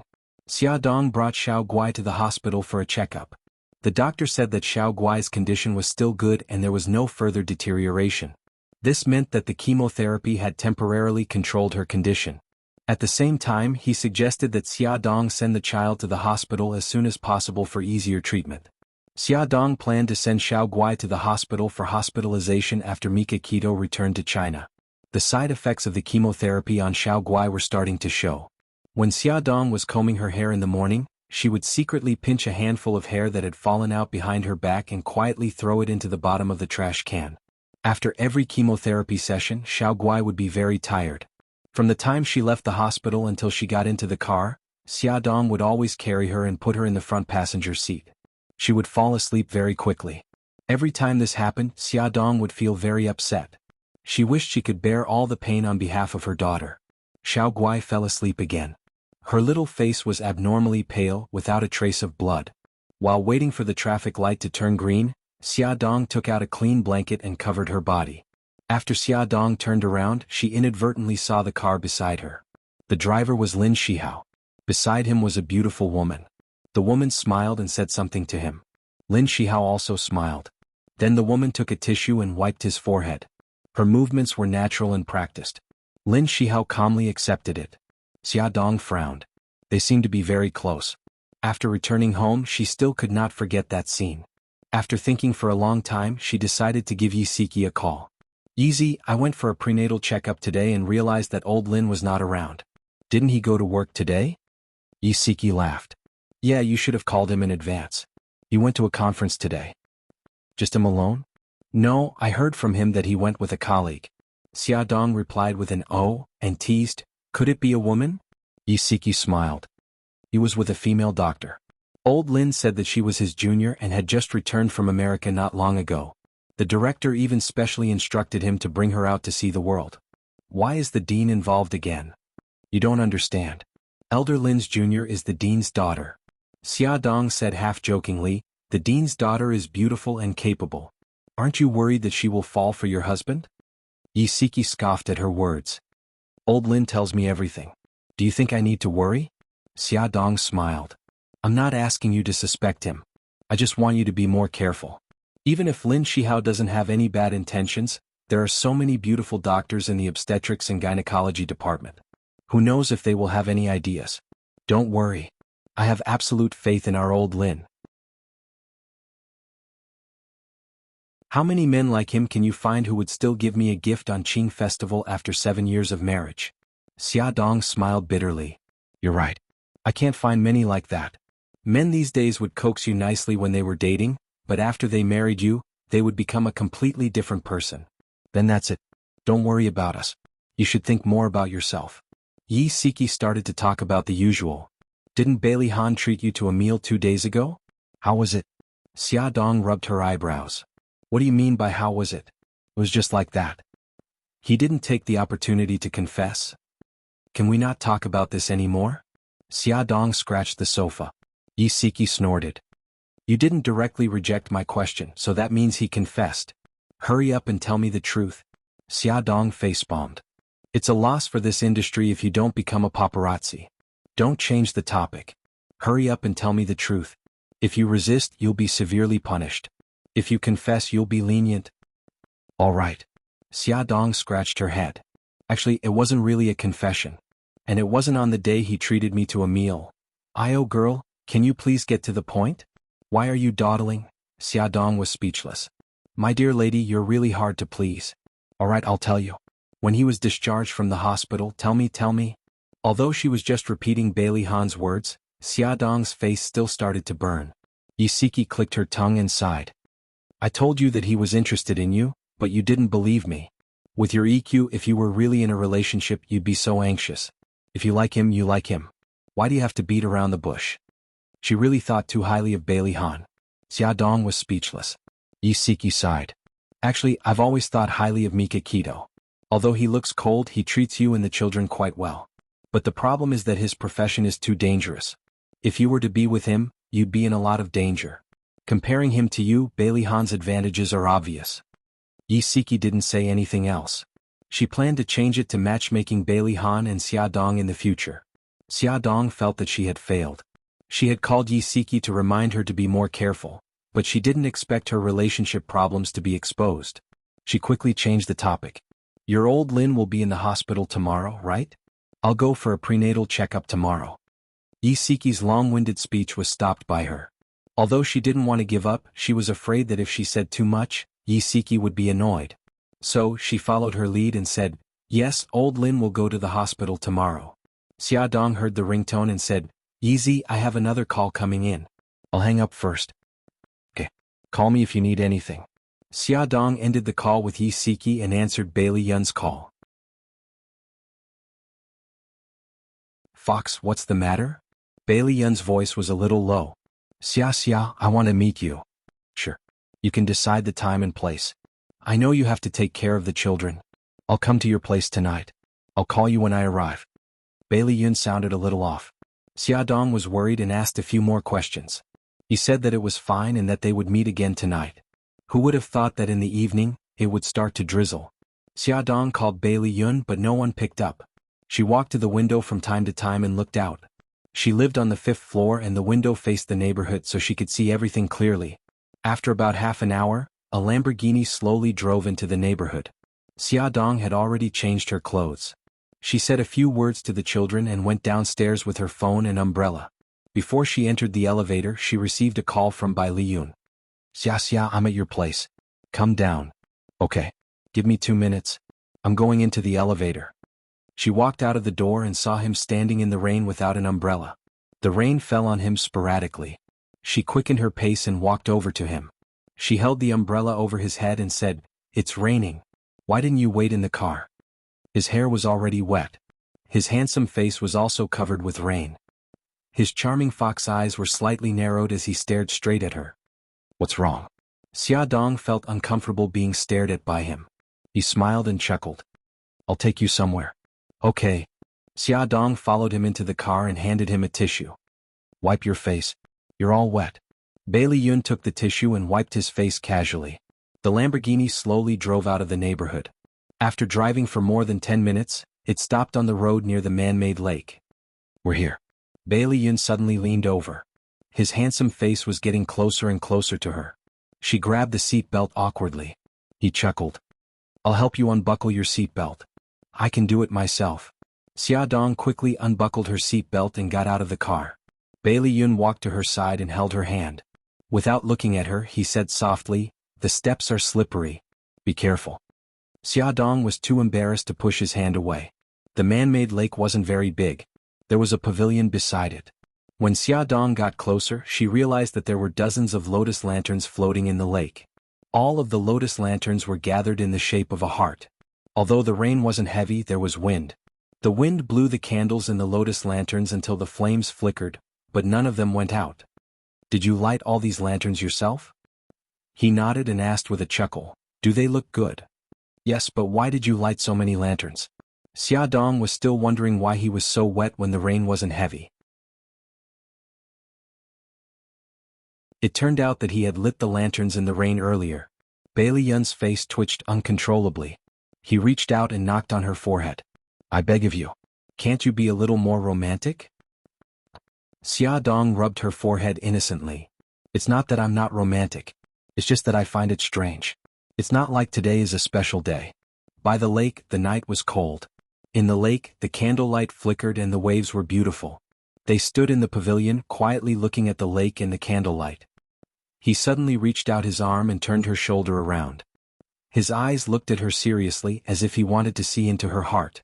She was a little flustered. Bailey Yun held her shoulders with a serious expression. "Xia Dong, I love you." He thought about what Xiao Tianxing said for a long time. In the end, he decided to stake everything on one throw to let her understand his feelings. "I love you." This was the first time someone had confessed to her in such a clear and straightforward manner, but she was still extremely flustered. "Fox, don't joke around." His fingers gripped her shoulders so tightly that they hurt. His voice was serious and urgent. "I'm not joking. Xia Dong, I've liked you for 5 years." Her heart trembled. She bit her lip and didn't dare to look into his eyes. He waited anxiously for her to speak. After a long time, Xia Dong finally said the 3 words that he didn't want to hear the most. "I'm sorry." His heart, which had been in his throat, suddenly fell to the bottom of the valley and shattered into pieces. After a long time he found his voice again. It was bitter and hoarse. "Why?" Xia Dong smiled bitterly. "Look, I already have 2 children and I'm pregnant with a 3rd. You, on the other hand, are handsome, rich and charming. We're not compatible at all." The light in his eyes disappeared. He stared at her flat stomach in disbelief. "Why, you're pregnant?" Awesome novel Hongcha 866.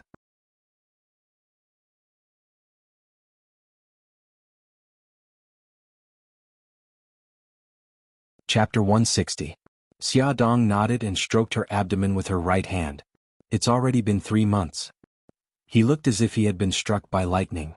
His face was pale and he let go of her stiffly. "The child is Mika Kito's? Do you love him?" Xia Dong did not know how to answer him.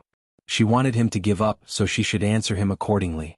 However, she did not want to use Mika Kito as a shield anymore. "Why aren't you answering me?" he shouted agitatedly. "Do you know how much courage I had to muster to confess to you? Are you not even willing to give me a reason?" She looked up at him. The dim light cast a shadow on her face. "My heart has been given to the 3 children. I don't have the energy to talk about feelings anymore. Fox, let's just be friends." She picked up the umbrella and wanted to leave. He suddenly grabbed her hand. "You really can't do that?" "I'm sorry." Other than these 3 words, she did not know what else to say. Inch by inch, he let go of her hand and watched as she walked further and further away under the streetlights with the umbrella. The pitter-patter of rain had unknowingly become heavier, and it fell into the lake. The lotus lanterns were extinguished one by one, and in the end, there was only a single lantern left floating in the lake. Bailey Yun looked at her figure disappearing into the night. His mood was terrible. He had failed. Was he really going to give up on her? After walking a distance, the tears in Xia Dong's eyes finally fell. She was so silly. The fox liked her for 5 years, but she didn't realize it. Or rather, she knew it, but she pretended not to know. It was all because she was greedy for his elegance and the warmth he gave her. A figure approached her. She was startled and raised her head abruptly. What she saw was Bailey Han's familiar face. He was holding a black umbrella and seemed to have blended in with the night. "Why are you here?" Bailey Han looked at her. His handsome face was unusually handsome under the dim light and his whole body was cold. "I'm just taking a walk." One had to know that it would take an hour to drive from his house. He really knew how to walk around casually. The two of them were silent. Unknowingly, they had already reached the ground floor of her house. She mumbled, "I'll go up first." His voice was cold. "Aren't you going to invite me up?" Out of politeness, she should indeed invite him up to have a seat. However, their current situation seemed to be very awkward. "I'll send you up." Before she could say anything, he had already made the decision for her. He entered the elevator first and pressed the button to wait for her. The floor numbers jumped, and when the number reached 4, the elevator suddenly shook and stopped moving. The lights went out and the small space was plunged into darkness. The elevator was out of order. Xia Dong quickly took out her phone and used the weak light to illuminate the elevator. Bailey Han also took out his phone and called for help while reaching out to press the elevator alarm. "Don't be afraid, the maintenance staff will be here soon." Bailey Han comforted her after ending the call. Xia Dong smiled bitterly. "We're really unlucky. We've never encountered an elevator malfunction before. What a coincidence that the two of us encountered it together." Bailey Han suddenly hugged her and said in a low voice, "You know, I'm very glad that I walked into the elevator with you just now." Her heart trembled. "Why?" He stroked her long hair and his actions were unbelievably gentle. "How could I be at ease leaving you alone in here?"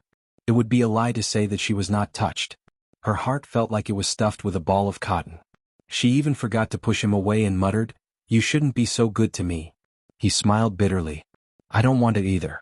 I know that you're someone else's woman, but I just can't control myself." Because he couldn't control his longing for her, he drove to her neighborhood and happened to see a scene that he shouldn't have seen. Xia Dong felt helpless. She realized that she had gotten herself into a lot of emotional debt. "Did I Yun confess to you?" There were so many lotus flower lights.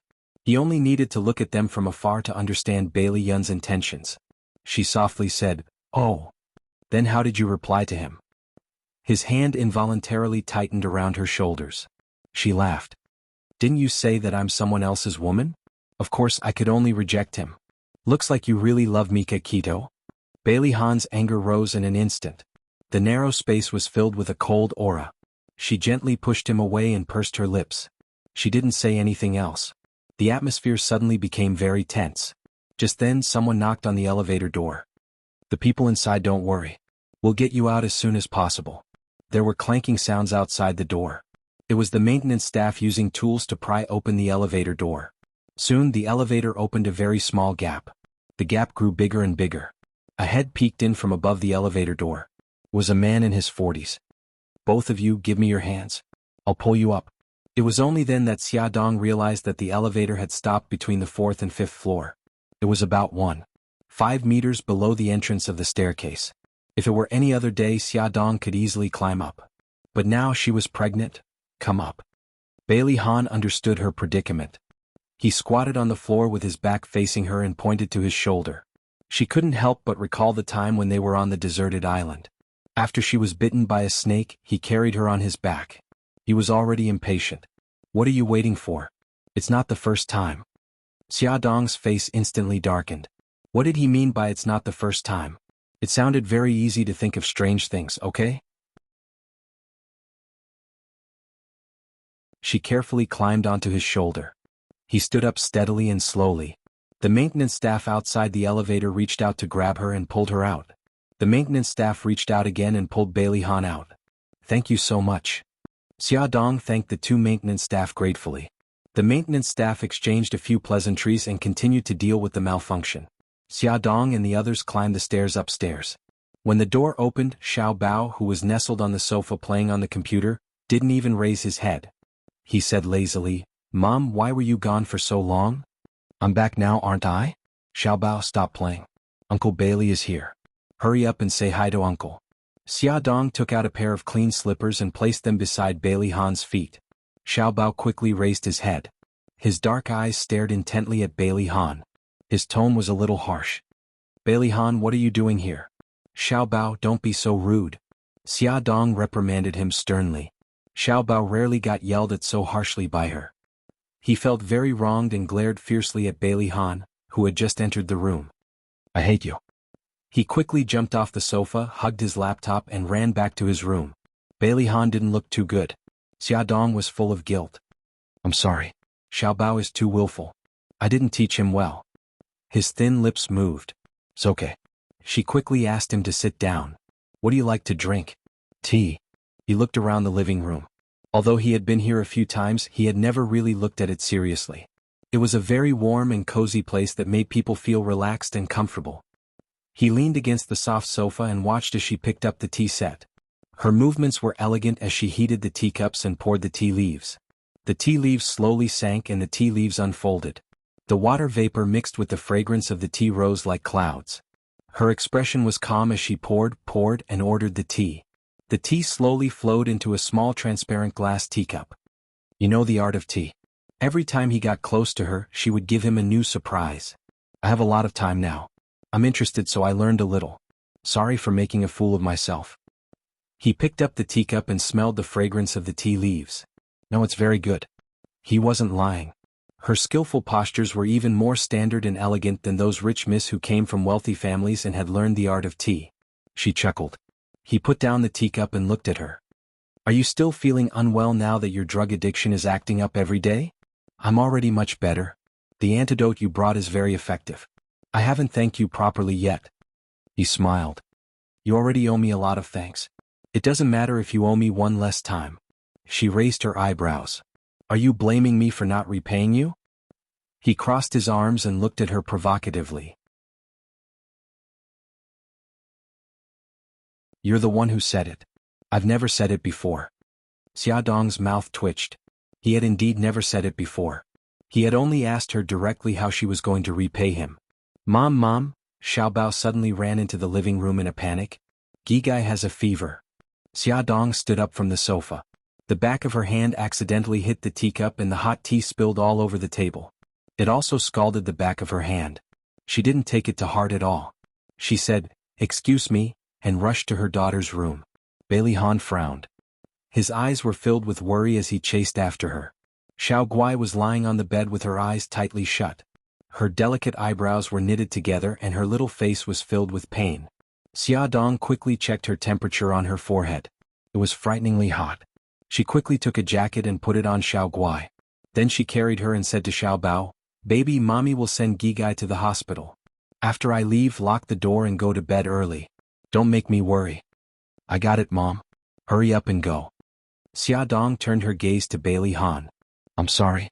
My daughter is sick. I have to take her to the hospital." "I'll go with you." Bailey Han stretched out his arm without hesitation. "It's inconvenient for you. I'll carry the child." Xiaodong didn't refuse. She placed the child in his arms, took her handbag and umbrella and hurried out. The elevator was working normally. Xiaodong was still a little worried. Bailey Han had already carried his daughter into the elevator. She had no choice but to follow. Fortunately, the elevator didn't have any more problems. It was still raining. Bailey Han took off his jacket and wrapped it around Xiao Guai. Xiaodong held the umbrella over their heads. Bailey Han found his car and put Xiao Guai in the back seat. "Sit behind the child. It'll be easier to take care of her." Xiaodong was worried that the rain on her body would get on Xiao Guai, so she took off her jacket. Bailey Han turned up the temperature. Beauty novel Songshu 566.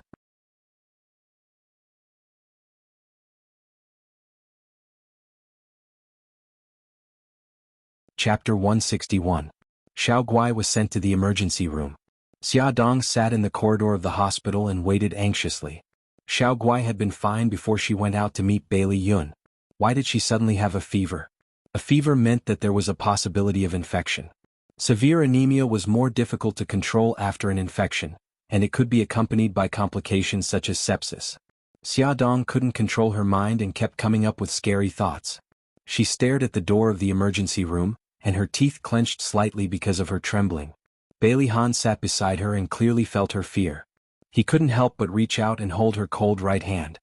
He whispered, "Don't worry, Xiao Guai will be fine." He didn't understand why she was so scared when it was just a common fever and a cold.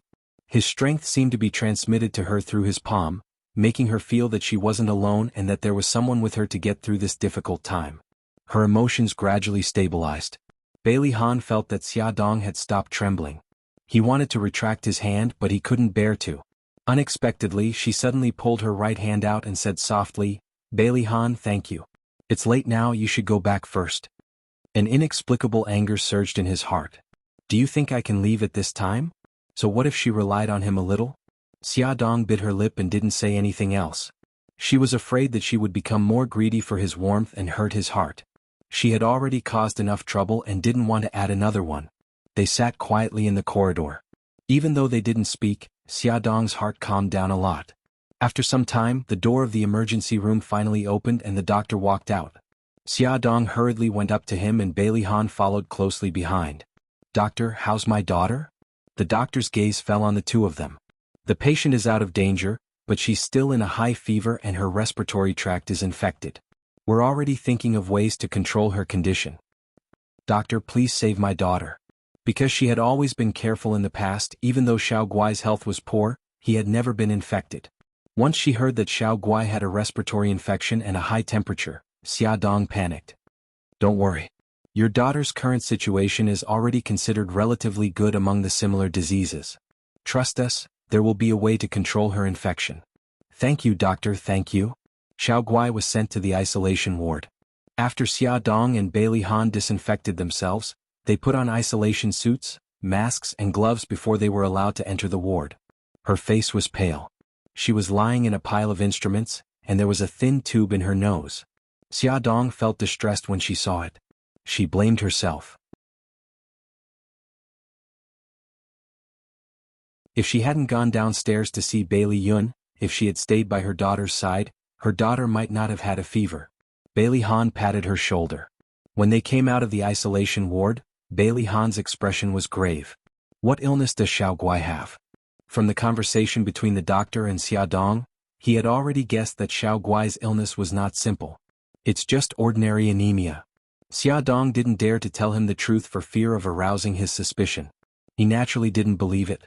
Although he wasn't a doctor, he knew that ordinary anemia couldn't have such serious symptoms. Her refusal to tell him the truth made him very angry. But she didn't have time to care. Looking at her watch, it was already past 10 o'clock. She said, "I'm going to make a call." She took out her phone and walked to the end of the corridor to call Lu Xing. She told him about Xiao Guai's illness and that she would be at the hospital to accompany Xiao Guai. She also asked him and Suzaku not to worry and asked him to come to her house to take care of Xiao Bao. When she came back after the call, Bailey Han was nowhere to be seen. She thought that he had already gone back, but she didn't expect him to come back a few minutes later. He said lightly, "I've already asked the nurse miss to arrange for someone to take care of you. You can go home and rest tonight." "Thank you, but I'm worried. I'll stay too." He grabbed her wrist and his handsome face was cold. "Have you forgotten that you're pregnant? If something happens to you, who will take care of Xiao Guai?" She was stunned and couldn't refute him. "You have nothing to say? Very well, I'll take you home now." He grabbed her wrist and dragged her forward. She quickly grabbed onto the bench. "Wait a minute, I want to see Xiao Guai again." He let go of her hand. She stood in front of the window of the isolation ward and looked at her daughter who was still unconscious through the glass.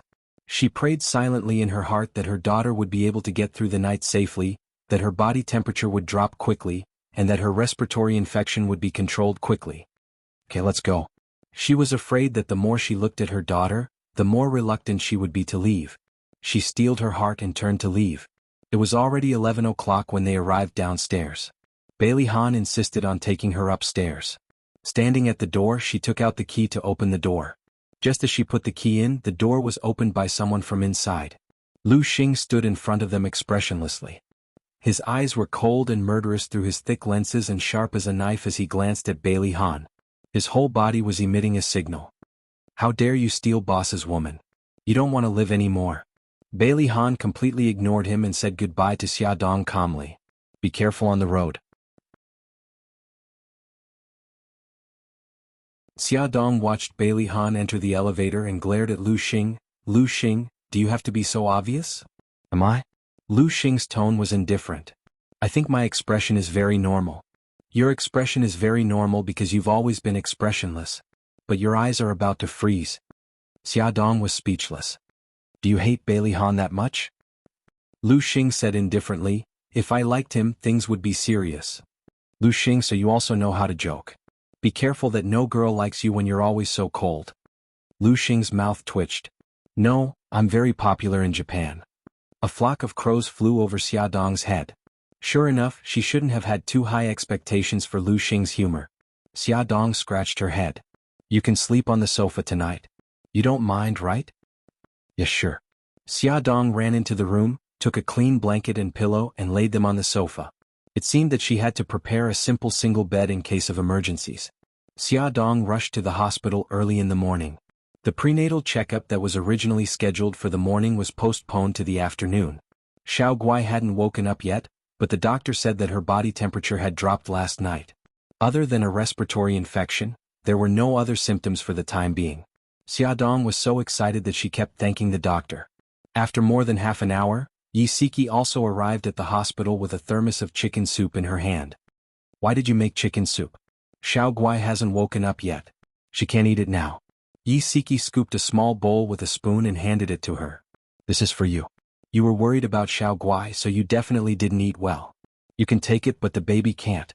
Quick, drink it while it's hot. Holding the warm chicken soup in her hand, the room was filled with the fragrance of chicken soup. Xia Dong was very touched. After drinking the soup, Xia Dong said, yesterday it was Bailey Han who sent Xiao Guai and I to the hospital. I'm a little worried that he will find out about Xiao Guai's illness. Why don't you just tell him the truth? Seeing them so conflicted, Yi Siki felt tired for them. How can I do that? If the old madam finds out, she'll eat me up. Xia Dong was scared when she thought about the scene back then. When will you stop being like this? Can you hide it from him forever? I'll hide it for a while. When the baby is born and Xiao Guai's illness is cured, I'll leave City A. By then the truth won't matter anymore. Xia Dong leaned back in her chair and chuckled softly. I realize that I'm like a frightened bird now. As long as there's even the slightest movement, I'm worried that the truth will be revealed. Yi Siki hit the nail on the head. But Bailey Han's feelings for you seem to be getting deeper and deeper. What do you plan to do about it? She laughed. What do you think I'm best at? Yi Siki rolled his eyes. Running away. Whenever she encountered relationship problems, Xia Dong would run away. Yi Siki was really speechless with her. Just as they said this, Xia Dong's cell phone rang. It was Bailey Han. How is Xiao Guai now? She's much better. Thank you for your concern. I'll visit her after work tonight. Okay, sorry to trouble you. Every sentence was very polite, as if she was chatting with a stranger. Bailey Han frowned. You take care of yourself too. Okay, I know. After the call ended, Yi Siki looked helpless. He was right. Bailey Han was getting more and more attentive to Xia Xia. It was a pity that Xia Xia wasn't willing to give him any response. Yi Siki sat for a while longer. Xia Dong urged her to go home, saying that her daughter was also home alone. Xia Dong walked Yi Siki to the elevator. When the elevator doors opened, she bumped into someone she didn't want to see, Xia Jinxing. Xia Jinxing also saw her. The moment the elevator doors closed, he pressed the button and walked out. Xia Dong looked at him coldly. After not seeing him for a few months, he looked even older. He must have been exhausted because of Su Xingchen's matter. Xia, why are you here? Are you sick? Or are the children sick? Xia Jinxing asked with concern. Xia Dong said indifferently, why are you concerned about me instead of your precious daughter? Xia Jinxing's expression froze and he squeezed out an ugly smile. Xia, you're also my daughter. Xingchen is now staying in this hospital. I only found out later that Xingchen had done a lot of things to hurt you. Xia, I apologize on her behalf. Xia Dong wanted to laugh. There were so many hospitals in a city, but they just had to stay in one. How much is a caddy for your apology? Too cheap. I don't care. If there's nothing else, I'll take my leave. She turned to leave. Xia, he wanted to hold her back, but when his fingers touched her wrist, he was mercilessly flung away. Add Songshu 566.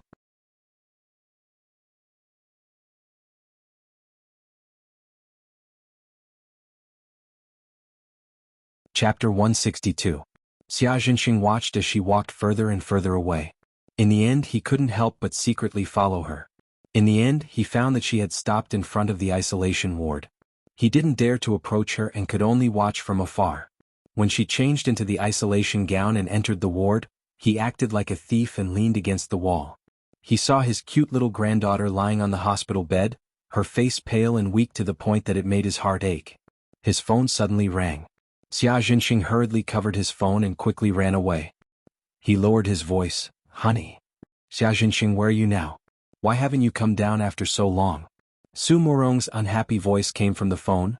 I just asked you to come down and get something. You're not happy, are you? Honey, you misunderstood. There were too many people in the elevator, so I waited for a few more minutes. Xia Jinxing quickly ran to the elevator. When he reached this floor he quickly pressed the button. Hurry up and come down. Su Morong didn't wait for his reply and impatiently hung up the phone. Xia Jinxing ran all the way out of the hospital.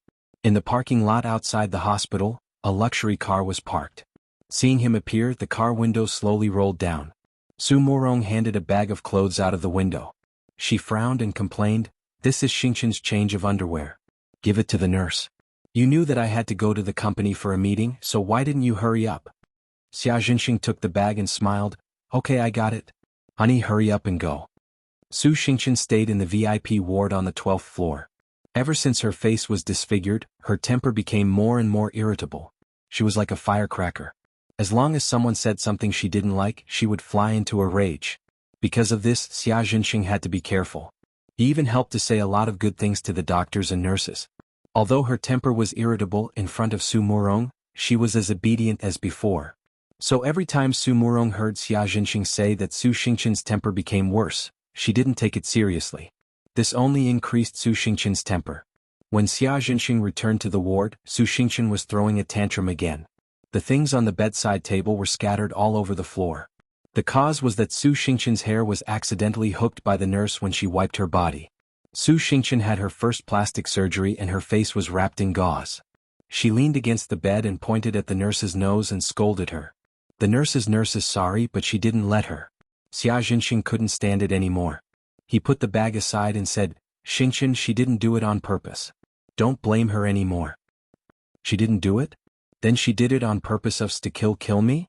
Xia Jinxing's suit look. Teet, so what if I? Xingqin of her testes, Subi's not be laughed. Xia Jinxing immediately shut his mouth. He knew that if he continued to argue, Su Xingqin's mood would only get worse. He waved his hand and called the nurse outside the door. Lowering his voice he said, "Little Wang, Xingqin's current condition is not good. She often says some unpleasant things. Don't take it to heart." Little Wang had taken care of many patients before and had seen many with bad tempers. However, it was her first time seeing someone like Su Xingqin. She felt wronged. "Mr. Xia, I can't do this job. You should hire someone else." "Little Wang, please be understanding." Xia Jinxing said some nice words, but Little Wang didn't want to take it anymore. "How about this, Little Wang? I'll give you double your salary. You can hold on a little longer, okay?" Little Wang hesitated. The Su family was already giving her a high nursing fee. If she were to double it, the amount would be considerable. However, with Su Xingqin's temper, after hesitating for a while, she finally nodded her head. Xia Jinxing breathed a sigh of relief. In this month, Su Xingqin had already angered 2 nurses. If Little Wang also quit, he really didn't know where to find such an experienced and good-tempered nurse. After comforting the nurse, Xia Jinxing returned to the ward. "Xingqin, you rest for a while. I'm going out to do something." "Didn't you just come downstairs?" Su Xingqin had been lying on the bed for a long time. Whenever she saw someone else walking around freely, her heart would burn with anger. "I just came downstairs to get your clothes. I'm going out to buy some fruits for you." "Okay then. Come back quickly." Xia Jinxing didn't take the elevator directly to the ground floor. Instead, he stopped on the 7th floor. This was where he met Xia Dong. He wanted to take a few more glances at Xiao Guai. On Xia Dong's side, the situation was a bit complicated. She didn't expect her aunt and uncle to suddenly visit the children at her home. Lu Xing didn't know the situation and directly told them that Xiao Guai was hospitalized. The 2 elders rushed to the hospital. When they saw Xiao Guai in the isolation ward, they immediately thought that Xiao Guai was seriously ill. They didn't believe Xia Dong's words and directly ran to the doctor's office to ask about Xiao Guai's condition. Xia Yun kept wiping her tears. How did this happen? How did Xiao Guai get this kind of illness? Xia Dong comforted, Aunt, don't be sad. Xiao Guai's illness can still be treated. She will definitely get better. Xia Yun's expression suddenly became fierce. Bah. She slapped her on the arm. Xia Dong, you're so capable now, aren't you? Bah. How dare you hide such a big thing from me? If I didn't find out now, how long were you going to hide it from me? Aunt. Xia Dong hugged her arm. Just like when she was young, she softly begged for mercy. Aunt, don't be angry. I just didn't want you and Uncle to worry. It's all my fault. Scold me all you want, but please don't be angry. If you hurt your body, Uncle and I will be heartbroken. You're so glib. Xia Yun angrily poked her forehead with her finger and sighed. I heard from the doctor that Xiao Guai has to undergo an umbilical cord blood transplant. What should we do? Xia Dong leaned over and whispered something in her ear. Xia Yun's expression became even worse. She stared at her in disbelief. You're pregnant? The child is Bailey Han's? Yes. Xia Dong nodded. So Aunt, don't worry too much. After the baby is born, the doctor can operate on Xiao Guai. How could Xia Yun not be worried? Xiao Guai's matter had been resolved, but Xia Dong had suddenly been promoted from a mother of 2 to a mother of 3. Moreover, she didn't have a husband. What would others think of her? She held Xia Dong's hand tightly. Xia, let's hurry up and find a man to marry. How about Mika Kito? I think he treats you very well. He's been taking care of you all these years in Japan. He knows you very well. Aunt, I've always treated him as an older brother, Xia Dong said helplessly. If her aunt knew that Mika Kito was in the underworld, she definitely wouldn't have said those words. Then I'll use my connections and find someone to introduce you to a blind date. Let's try to get married after the baby is born. Xia Yun was very decisive. She looked up and asked her husband, Gao Mingyuan, Honey, are there any male teachers in your school who are around 30 years old who are not married yet? If there are any suitable ones, you can introduce them to Xia. Aunt, Xia Dong didn't know whether to laugh or cry. You're dreaming. I'm a mother of 3 now. Who would want me? Child, how can you say that? Xia Yun was very protective. She was unhappy when she heard this. She poked her forehead with her finger. So what if you're a mother of 3? You're so young, beautiful, and capable. Who would dare to dislike you? I'll fight him. Xia Dong quickly hugged her arm. And let's not rush. Let's not talk about this first.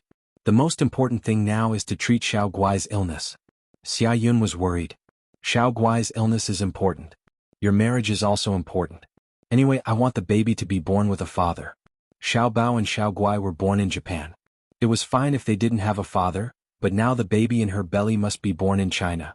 She must find a father for the baby. No matter how Xia Dong tried to persuade her, Xia Yun took this matter to heart. While they were chatting, they found that Xiao Guai in the isolation ward had woken up. They quickly changed into isolation clothes and went to see her. Diga, you're awake. Do you feel uncomfortable anywhere? The 3 adults surrounded her. Mommy, great-aunt, great-grandpa. Xiao Guai's eyes slid across them. Her big eyes had lost their usual luster. Her pink lips were dry and cracked, and her soft voice was hoarse. Mommy, I feel so uncomfortable. Where do you feel uncomfortable? Tell Mommy.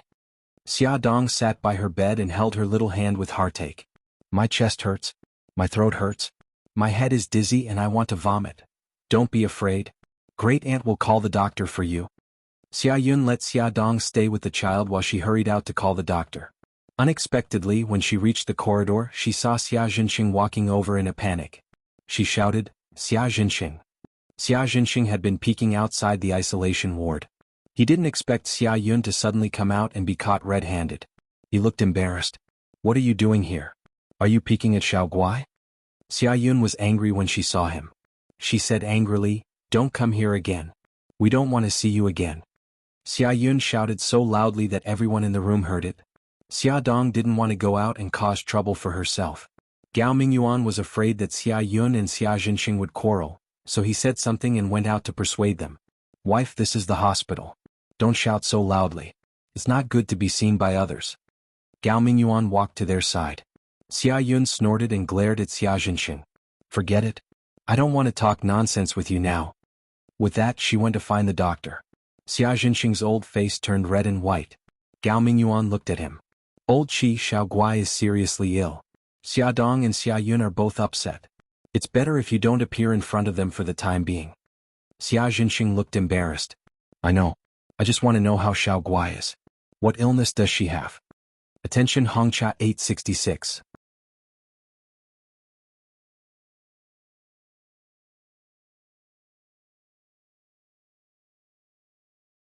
Chapter 163. Aplastic Anemia. Gao Mingyuan patted him on the shoulder. I know you're not doing well either. I advise you to stay away from us. If the Su family finds out, they won't let you off easily. I understand. Xia Jinxing was embarrassed by his words. Xingchen is also staying in this hospital. I'll go up first. Gao Mingyuan couldn't help but sigh as he watched Xia Jinxing's fleeing figure. He still remembered how Xia Ling and Xia Dong had suffered when Xia Jinxing abandoned them. He also knew that Xia Jinxing had secretly helped Xia Ling's small restaurant, but Su Murong soon came looking for them. The next day, a group of hooligans came and smashed Xia Ling's restaurant. He didn't need to guess to know that it was Su Murong's doing. Doctor, please take a look. How is the child now? After a detailed examination, the doctor said, the patient's temperature is normal, and the respiratory infection is under control. There are no other symptoms of infection. Her condition is relatively good. But the child is uncomfortable. Chest pain, throat pain, dizziness, nausea. Her upper respiratory infection is acute pharyngitis and laryngitis. Chest pain and throat pain are normal reactions. Dizziness and nausea are also symptoms of aplastic anemia. The doctor explained in detail and said, I'll prescribe some medicine for her to relieve her current symptoms. Thank you, doctor. After the doctor left, Xiaoguai lay weakly and pitifully, looking at Xia Dong with teary eyes. Mommy, it's all my fault. Gigai, what's wrong? Xia Dong stroked her hair. I really want to eat ice cream, but mommy and brother won't let me eat it. Mommy wasn't home last night, so I ate ice cream without telling brother. It was because Xiaoguai ate ice cream that she got a fever. Xia Dong hugged her, her heart full of guilt. If she had been at home with the child, this wouldn't have happened. Big drops of tears rolled down from Xiaoguai's eyes. She sobbed, Mommy, it's all my fault. It's okay. Gigai, don't cry, Xia Dong coaxed her gently. Gigai will get better soon, but you can't eat ice cream anymore. Okay, I won't eat it anymore. Xiaoguai nodded sensibly. After lunch, Xia Dong went to the People's Hospital for a checkup. Xia Yun went home to make soup for Xiaoguai while Gao Mingyuan stayed at the hospital to take care of her. After the prenatal checkup, Lin Shihao said that both the fetus and the mother were healthy. Xia Dong hesitated for a moment and asked, Shihao, I want to know if the medicine has any effect on the child. When will it be tested? From the 16th to the 20th week of pregnancy, you can perform an examination for abnormalities. Through the Tang screening, you can screen the development of the fetus's neural tube. At around the 24th week, you can perform a three-dimensional ultrasound to observe whether the general structure of the limbs and organs is deformed. Xia Dong took note of the time seriously. Lin Shihao said, How is Xiaoguai now? Xia Dong repeated what the doctor said. Lin Shihao comforted her. She'll be fine after the infection is controlled. Don't worry too much. Okay, I'm fine. Go on with your work. I won't disturb you anymore. Xia Dong smiled. Someone knocked on the office door. Lin Shihao said, Come in. Bai Meiwei walked in with a cup of coffee. She placed the coffee on Lin Shihao's desk and said with a smile, I bought coffee just now and I bought a cup for you too. I know you like black coffee without sugar. Lin Shihao smiled. Thank you. Xia Dong recognized Bai Meiwei. She was the woman who sat in Lin Shihao's car that day. Okay, senior, I won't disturb you anymore. Bai Meiwei's gaze fell on Xia Dong. She nodded politely and walked out of the office. I should get going too. Shihao, sorry to trouble you. You don't have to be so polite. Lin Shihao walked her to the door of the office. Bailey Han got off work early and drove to the hospital to visit Xiaoguai. Yisiki was also there. Xia Dong was feeding Xiaoguai food. Through the glass, he saw her patiently feeding Xiaoguai a spoonful of soup. Then she used a tissue to wipe away the soup stains on her lips. Yisiki walked up to him. Bailey Han, I want to talk to you. They were sitting in the corridor. The door to the isolation ward was closed, so their voices couldn't be heard. Yisiki looked up at the glass window. Xia Dong was focused on feeding Xiaoguai and didn't notice them. She lowered her voice and said, Do you really like Xia Dong? She thought he wouldn't answer, but to her surprise, he answered with a serious yes. Isiki smiled. Will you despise her because she's an unwed mother?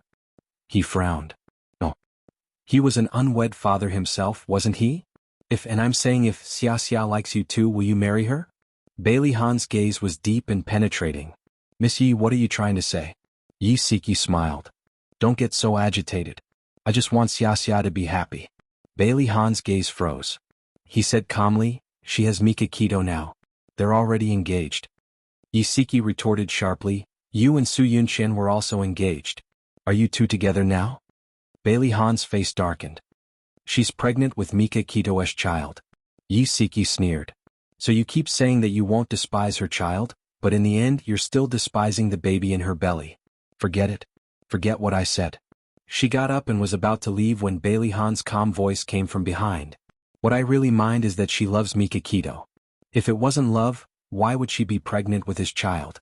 Isiki's back was facing him, and her lips curved into a satisfied smile. She turned around and looked at him quietly. What if I say that she doesn't love Mikakito? Would you be willing to marry her? He didn't answer, but she could see his answer from his resolute gaze. She smiled and sat back down beside him. She said softly, Bailey Han, I'm only going to tell you this once. Listen carefully.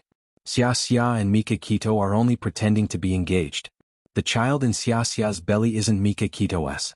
She's not a fickle woman. As for whose child it is, don't tell me you still don't know? Bailey Han felt a gush of hot air rush to his head. He was completely stunned. The thoughts that popped into his head were driving him crazy. His heart was pounding like a war drum. He almost wanted to rush in and interrogate that little woman who was full of lies. His deep eyes were filled with coldness as he stared fixedly at the glass window. His gaze was like an icicle piercing into Xia Dong's body. She actually had a fake engagement with Mikakito. The child in her belly was really his, but she lied and said that it was Mikakito's. Damn it, how could he fall for such a liar? But he deserved to die for liking her. Bailey Han clenched his fists. He wanted to beat himself up. Isiki smirked. You should keep these things to yourself. If you interrogate Xia, she will never admit it. Also, don't rat me out. Otherwise, I won't help you anymore. His voice was filled with suppressed anger. What else do you know? Whose children are Xiao Guai and Xiao Bao? Isiki shrugged. I won't say another word about them. If you're interested, you can check it out yourself. She muttered in her heart, Xia, don't blame me. I'm just thinking about your lifelong happiness. Isiki continued, don't blame me for not reminding you. Mikakito will be back in a month at most. When that time comes, it will be much harder for you to pursue Xia. So you'd better take action now. He frowned. Okay, I'm going back now. You can keep her company. Isiki bid farewell to Xia Dong and Xiao Guai and left the hospital. Bailey Han changed into his isolation suit. Xiao Guai had already finished eating and was lying quietly in bed, listening to Xia Dong tell her a story. Seeing him, Xiao Guai was very happy. Her beautiful eyes curved into cute crescents as she said softly, Uncle Bailey, I'm so happy to see you. Bailey Han's eyes were full of smiles as he said gently, why? Xiao Guai giggled. Because you're as handsome as Uncle Shen. Gigai, you're such a love-struck fool. Xia Dong pinched her little nose in annoyance. It was just a childish remark, but Bailey Han took it seriously. He sat on the chair beside her bed and expressed his opinion seriously. I'm more handsome than your Uncle Shen, right, Xia Dong? There was a mischievous look in his eyes as he waited for her answer. Xia Dong was speechless. You're both very handsome. Are you happy now? She had never seen such a narcissistic person.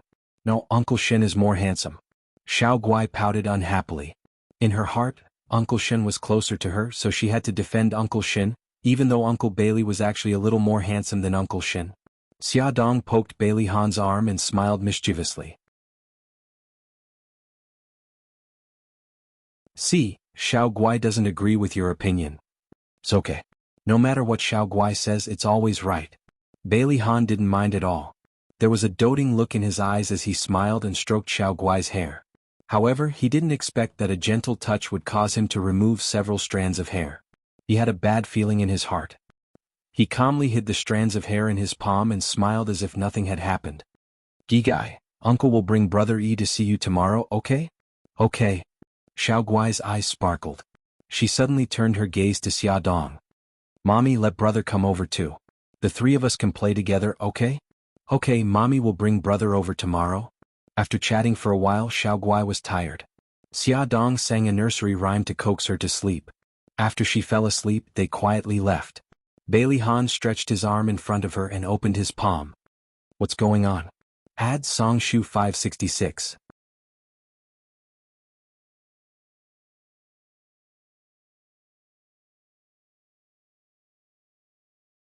Chapter 164. Xia Dong looked at the hair in his hand and her heart tightened. She said bitterly, she's anemic and doesn't have enough blood, so her hair loss is more serious. Even if she's anemic, her hair loss shouldn't be this serious. He held the hair in his hand and looked at her deeply. Xia Dong, don't lie to me anymore. What illness does Xiaoguai have? Xia Dong gritted her teeth. Anemic. Bailey Han's face darkened. It's okay if you don't want to tell me. I can ask the doctor. You're not the patient's family. You have no right to get the patient's condition from the doctor. I have many ways to get the doctor to tell me. She sat on the bench and covered her face with both hands. Her voice was tired. Bailey Han, don't force me. I'm not forcing you. I just want to know the truth. He just wanted to enter her life and understand her better. But I don't want to say it. I beg you, leave me some dignity, okay? She suddenly looked up at him. Her beautiful face and beautiful eyes were covered with a layer of mist. His heart softened. She wanted freedom, so he gave her freedom. She wanted dignity, so he gave it to her. However, she was the woman he liked. Even if he had to go to the ends of the earth, he would not let go. He did not continue the previous topic. You're tired? I'll take you home. Xia Dong heaved a sigh of relief. She took one last look at Xiaoguai and Gigai followed him home. Bailey Han drove seriously and stared ahead. He said lightly, Ayun has decided to go to America. Xia Dong was shocked. America? What? He said he's going to America to start a business.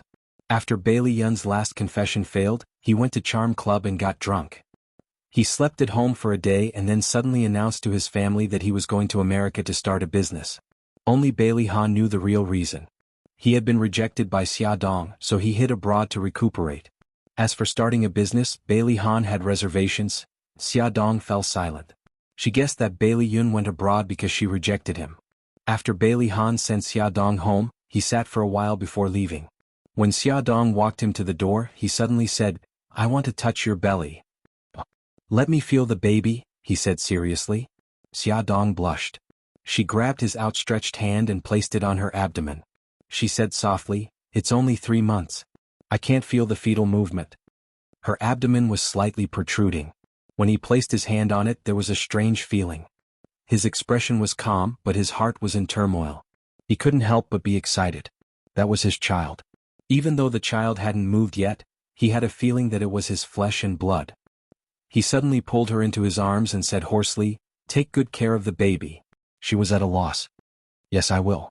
Okay, I'm leaving. He stroked her hair gently and looked at her abdomen with a tender gaze. His warm gaze made Xia Dong feel uneasy. Could it be that he had found out something? No, that's impossible. If he knew that the baby was his, he wouldn't be so calm. Yes, that's right. It was already past 10 o'clock. Xia Dong was still hesitating whether she should call Bailey Yun to ask about the situation. However, she had just rejected him. If she contacted him now, it would be like rubbing salt on his wound. Bailey Han's words before he left suddenly appeared in her mind. His flight is tomorrow at 4 o'clock in the afternoon. He might not be back for a few years. After this parting, they would not see each other for a few years, and she had always treated Bailey Yun as a very important friend. Xia Dong hesitated for a while, but in the end she still dialed his number. The call went through, but the person on the other end was silent. She said embarrassedly, Fox, it's me. I heard that you're going to America. Bailey Yun tightened his grip on the phone, the veins on the back of his hand popping out. However, his voice sounded casual. Yes, my flight is tomorrow at 4 o'clock in the afternoon. She bit her lip, not knowing what to say. It was as if she was worried that she would hurt him. In the end he spoke first. Xia, if I were as capable and powerful as Mikakito, would you be with me? Xia Dong was silent for a long time. Fox, I treat you as a good brother. I understand. He chuckled softly. She couldn't see the broken light in his eyes. Will you come to send me off tomorrow? I'm sorry Xiao Guai is sick. I have to take care of her at the hospital. Fox, I wish you a safe journey. Xia Dong used all her strength to say this. Her heart felt as if it was being grabbed by a large hand, painful and suffocating. Since she didn't love him, she shouldn't give him any more hope. City A's International Airport. The afternoon sun was scorching. It shone through the glass windows onto the ground of the departure hall, casting a white shadow. Bailey's family members were all sending Bailey Yun off in the airport hall. Bailey Yun smiled and said goodbye to them one by one. He seemed to have matured overnight. The smile on his face was no longer as unrestrained as before. Instead, it had a sense of stability. He squatted down and stroked Xiao Yi's head. Xiao Yi, second uncle, is leaving now. If you have any problems chasing girls in the future, you can look for me anytime. Xiao Yi's eyes were red. She puffed up her cheeks sternly. Second uncle, the next time you come back from America, you have to bring me a little ant. Otherwise I'll despise you. Oh, you still dare to despise me. We'll talk about it when you're older.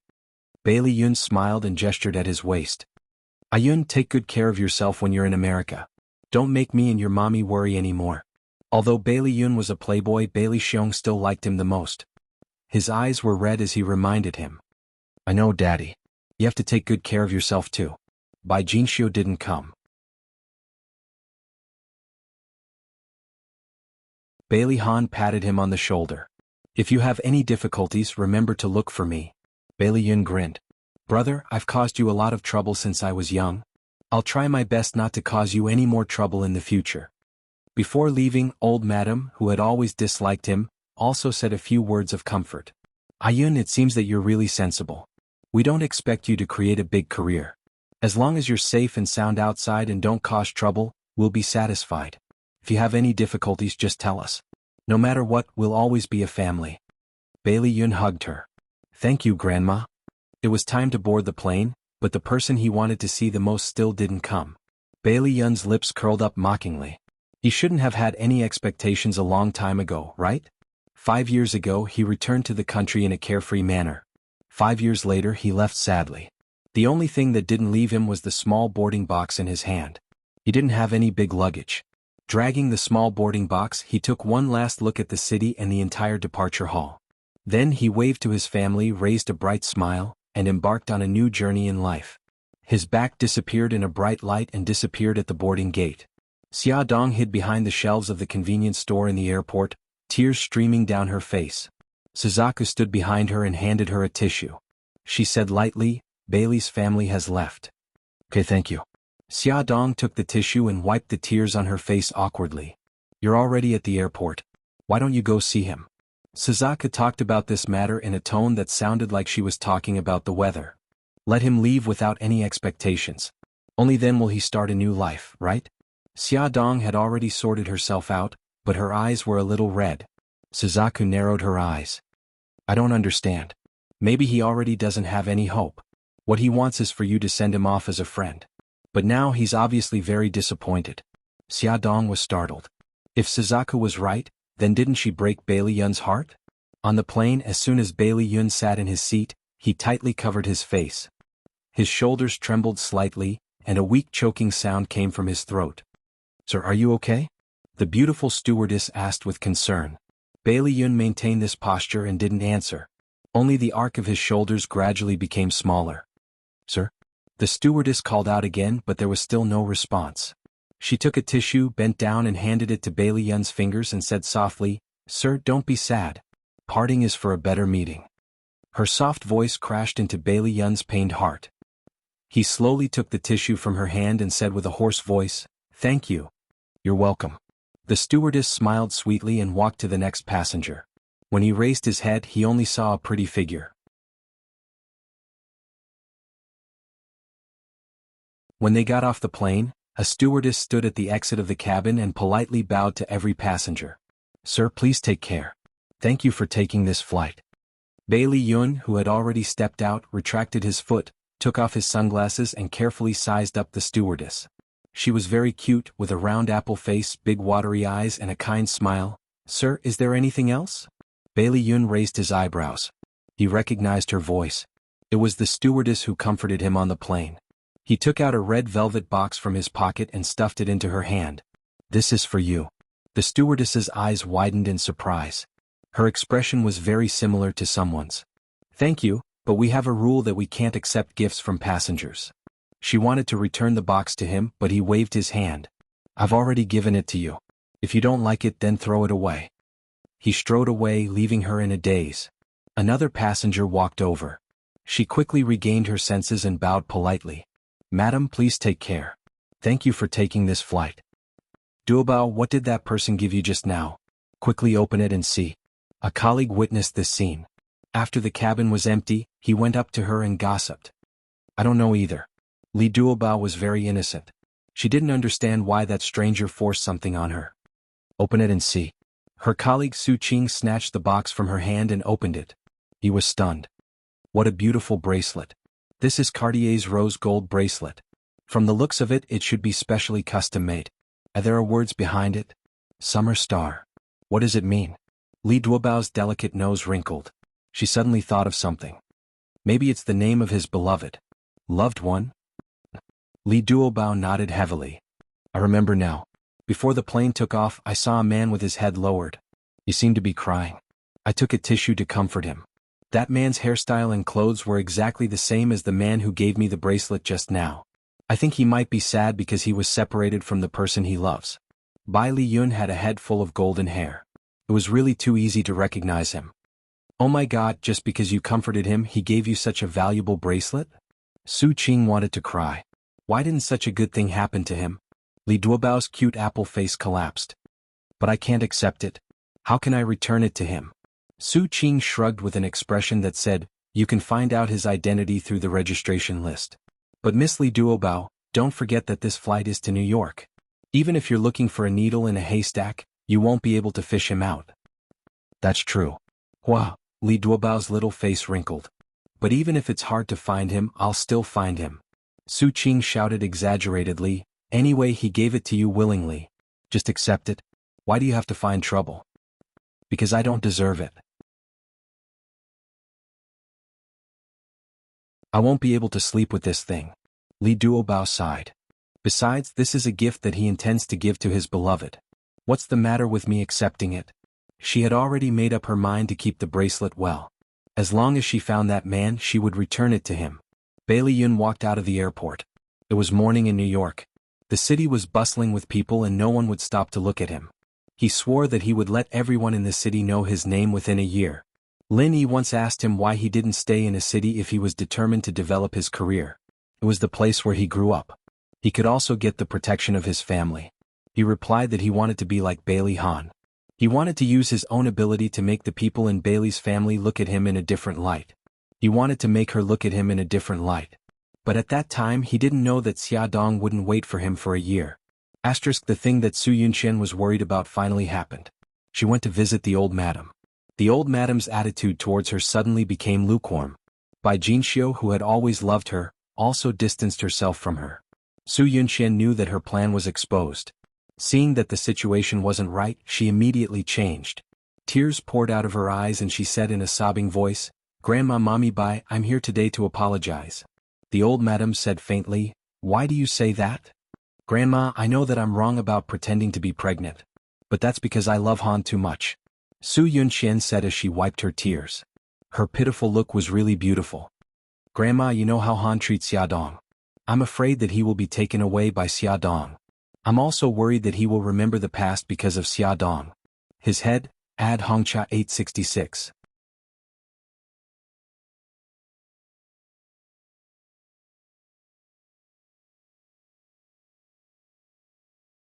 Chapter 165.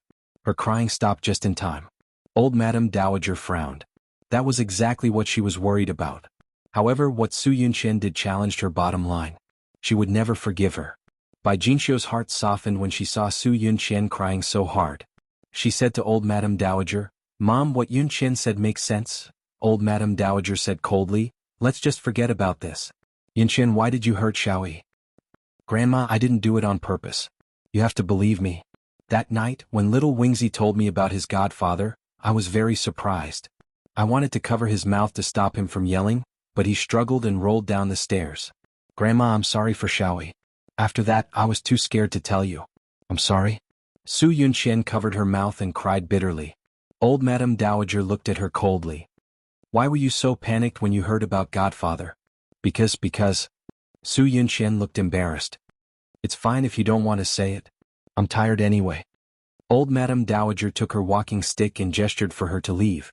Su Yunqian hurriedly said, Grandma, listen to me.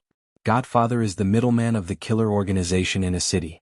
Xingqian once contacted him to contact killers to kidnap Xiaodong. That's why I know about Godfather. Old Madame Dowager frowned. Kidnap Xiaodong? What's going on? Su Yunqian had already planned it out.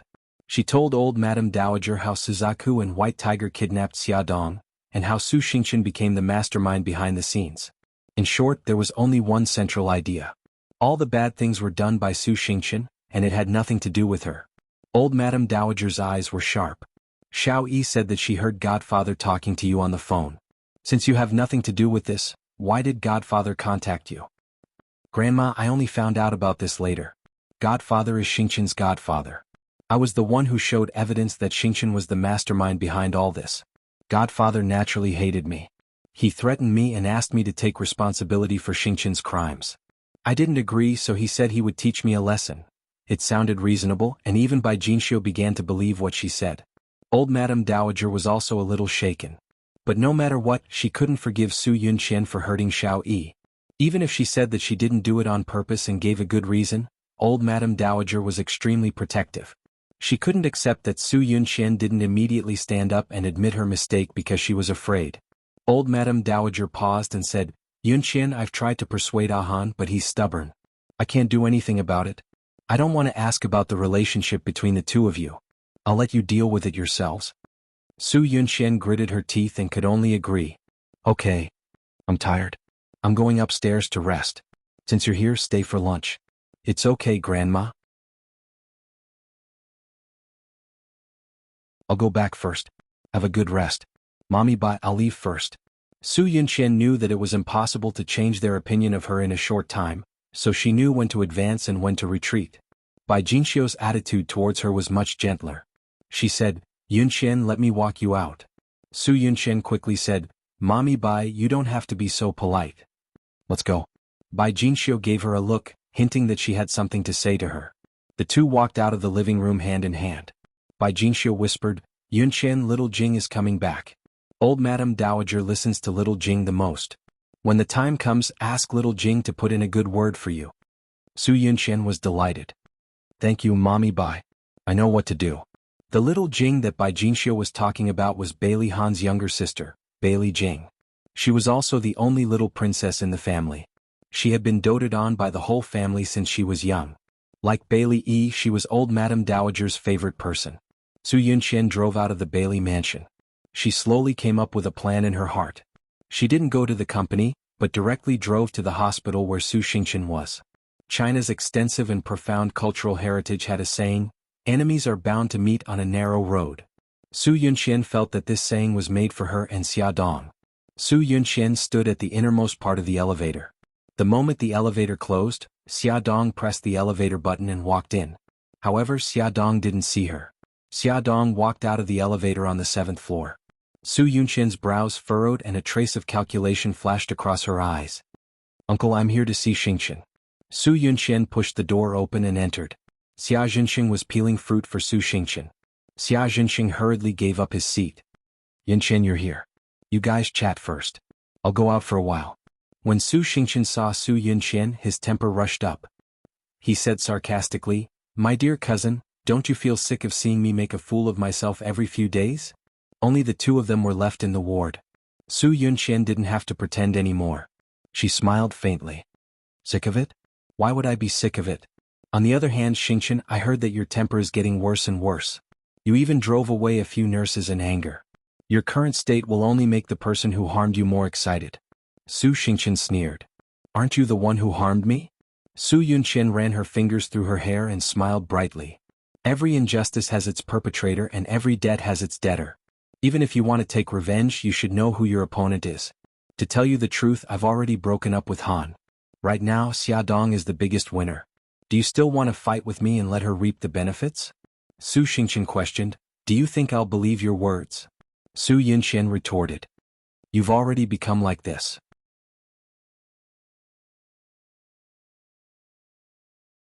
What's the point of lying to you? Su Xingchen was so angry that he almost broke his teeth.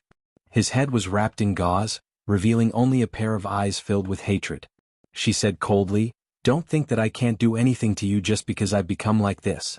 Su Yunqian shrugged. "Of course not. I know you have a very powerful godfather." She smiled lightly.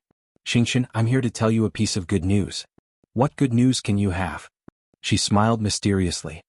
"Bailey Jing is coming back. Don't you think that's good news?" Su Xingchen's eyes lit up. Bailey Jing grew up with him. Their relationship was very good.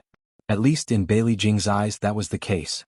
Bailey Jing had a lot of authority in the Bailey family. If she was willing to help him, Su Xingchen couldn't help but clench his fists. Su Yunqian saw his reaction and laughed softly. "I just saw Xia Dong on the 7th floor of the inpatient department. Enemies are bound to meet on a narrow road. Why is she here?" "I don't know. I'll leave first. Have a good rest." Su Yunqian achieved her goal and didn't stay any longer. Su Yunqian's words were like stones, causing 1,000 ripples in Su Xingchen's heart. Her hatred for Xia Dong increased day by day after her disfigurement. She wanted to know everything related to her. Su Xingchen found an excuse to send Xia Jinxing away. Then, with a head full of gauze, he took the elevator to the 7th floor. She searched ward by ward and finally saw Xia Dong outside the isolation ward. She was playing with Xiao Guai. The mother and daughter were laughing happily. Su Xingchen couldn't wait to rush in and strangle them. In the evening, Su Murong came to visit Su Xingchen after work. Su Xingchen secretly told Su Murong about Xia Dong's daughter being hospitalized. Su Murong advised her not to act rashly, but Su Xingchen didn't give up. She had already found out that Xia Dong would leave the hospital every night after coaxing Xiao Guai to sleep. The best way to make Xia Dong suffer was to hurt the person she cared about the most. Su Xingchen's heart was twisted. As long as she thought about taking revenge on Xia Dong, she was filled with energy. At 8 o'clock in the evening, Bailey Han came to visit Xiao Guai. The two of them stayed in the ward to accompany Xiao Guai. Su Xingchen, who was secretly observing from outside the ward, had accumulated the hatred in her heart to its peak. It surged and howled looking for an outlet to vent. When Xiao Guai fell asleep, Bailey Han sent Xia Dong home. The corridor was full of patients with bandages wrapped around their heads, but they didn't care. On the 12th floor in the VIP ward, Su Xingchen's caregiver, Xiao Wang, found that Su Xingchen was missing. He searched the entire floor but couldn't find her. He anxiously called Su Murong to report. At this time, Su Murong and Xia Jinxing had just returned home from the hospital. When they heard that Su Xingchen was missing, they hurriedly drove to the hospital. On the other side, Su Xingchen didn't go through any sterilization or protective measures. She quietly entered Xiao Guai's ward. After entering, she pulled down the curtain of the isolation ward. Under the dim light, Xiao Guai was lying quietly, fast asleep. Su Xingchen sneered. She took out a pair of white gloves from the pocket of her hospital gown and put them on. She slowly stretched out her hand, took a pillow and covered Xiao Guai's face with it. Her hands fiercely pressed down on the pillow. Xiao Guai's entire face was covered by the pillow. Her breathing was difficult. In her sleep, her two legs kicked wildly, her hands flailed wildly and she fiercely struggled. Her small and weak body writhed in pain under the blanket, letting out a painful woo-woo sound. It was as if Su Xingchen had been injected with chicken blood.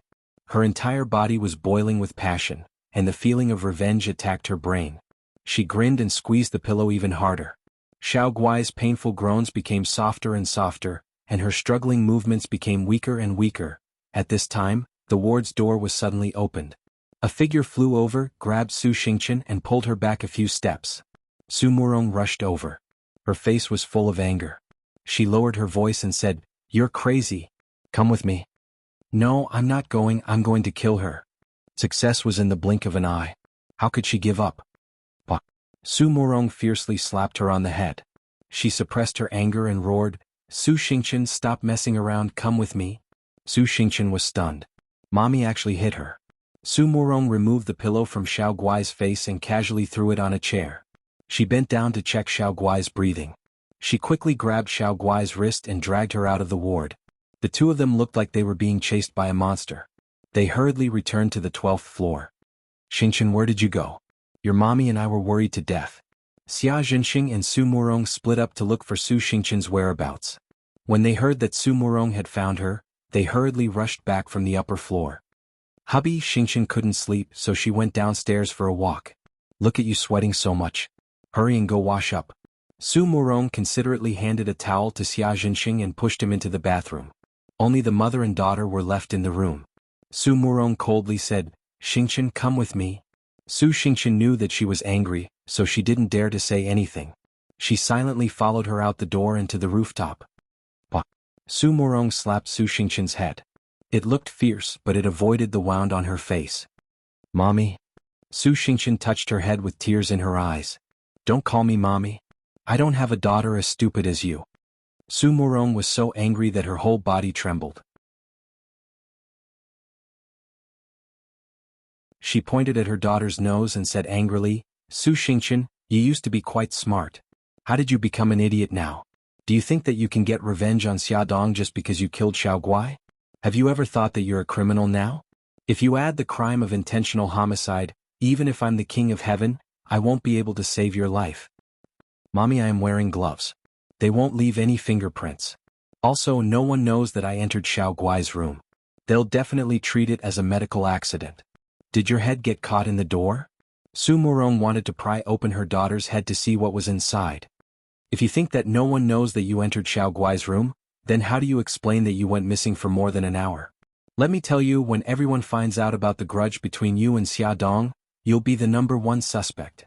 When Su Murong heard that Su Xingqian had gone missing, she suspected that she went to Xiaoguai's room. If even she was suspicious, then what about the police? Only then did Su Xingqian come to her senses. Hatred had made her lose her mind. She couldn't even find such a simple loophole. You just have to pray that Xiaoguai doesn't die so easily. Su Murong expected better from Su Xingqian. "Xingqian, I know you hate them, but revenge is a dish best served cold. Why are you so anxious now?" Su Xingqian mumbled, "Mommy, I was wrong. I'll let it go this time. I just felt Xiaoguai's breath. She's still breathing." Su Murong didn't scare her anymore. She sighed, "Xingqian, you're mommy's only daughter. Mommy has your best interests at heart. I definitely won't harm you. Listen to mommy and change your temper in the future. Stay calm." Su Xingqian nodded sadly. "Okay, let's go back to the room. If we're any later, your daddy will be worried again." Su Murong softened her voice. The mother and daughter went downstairs to the room. When they entered the elevator, Su Xingqian suddenly thought of something and said, "Mommy, I think I've been tricked by Su Yunqian." "What happened?" Su Murong's delicate eyebrows furrowed slightly. Only then did Su Xingqian tell her about Su Yunqian's visit in the afternoon. He also said that Su Yunqian told her that Xiaodong was on the 7th floor. If that wasn't the case, she wouldn't have gone to the 7th floor to investigate. She also wouldn't have known that Xiaoguai lived on the 7th floor. Come and see. Hongcha 866.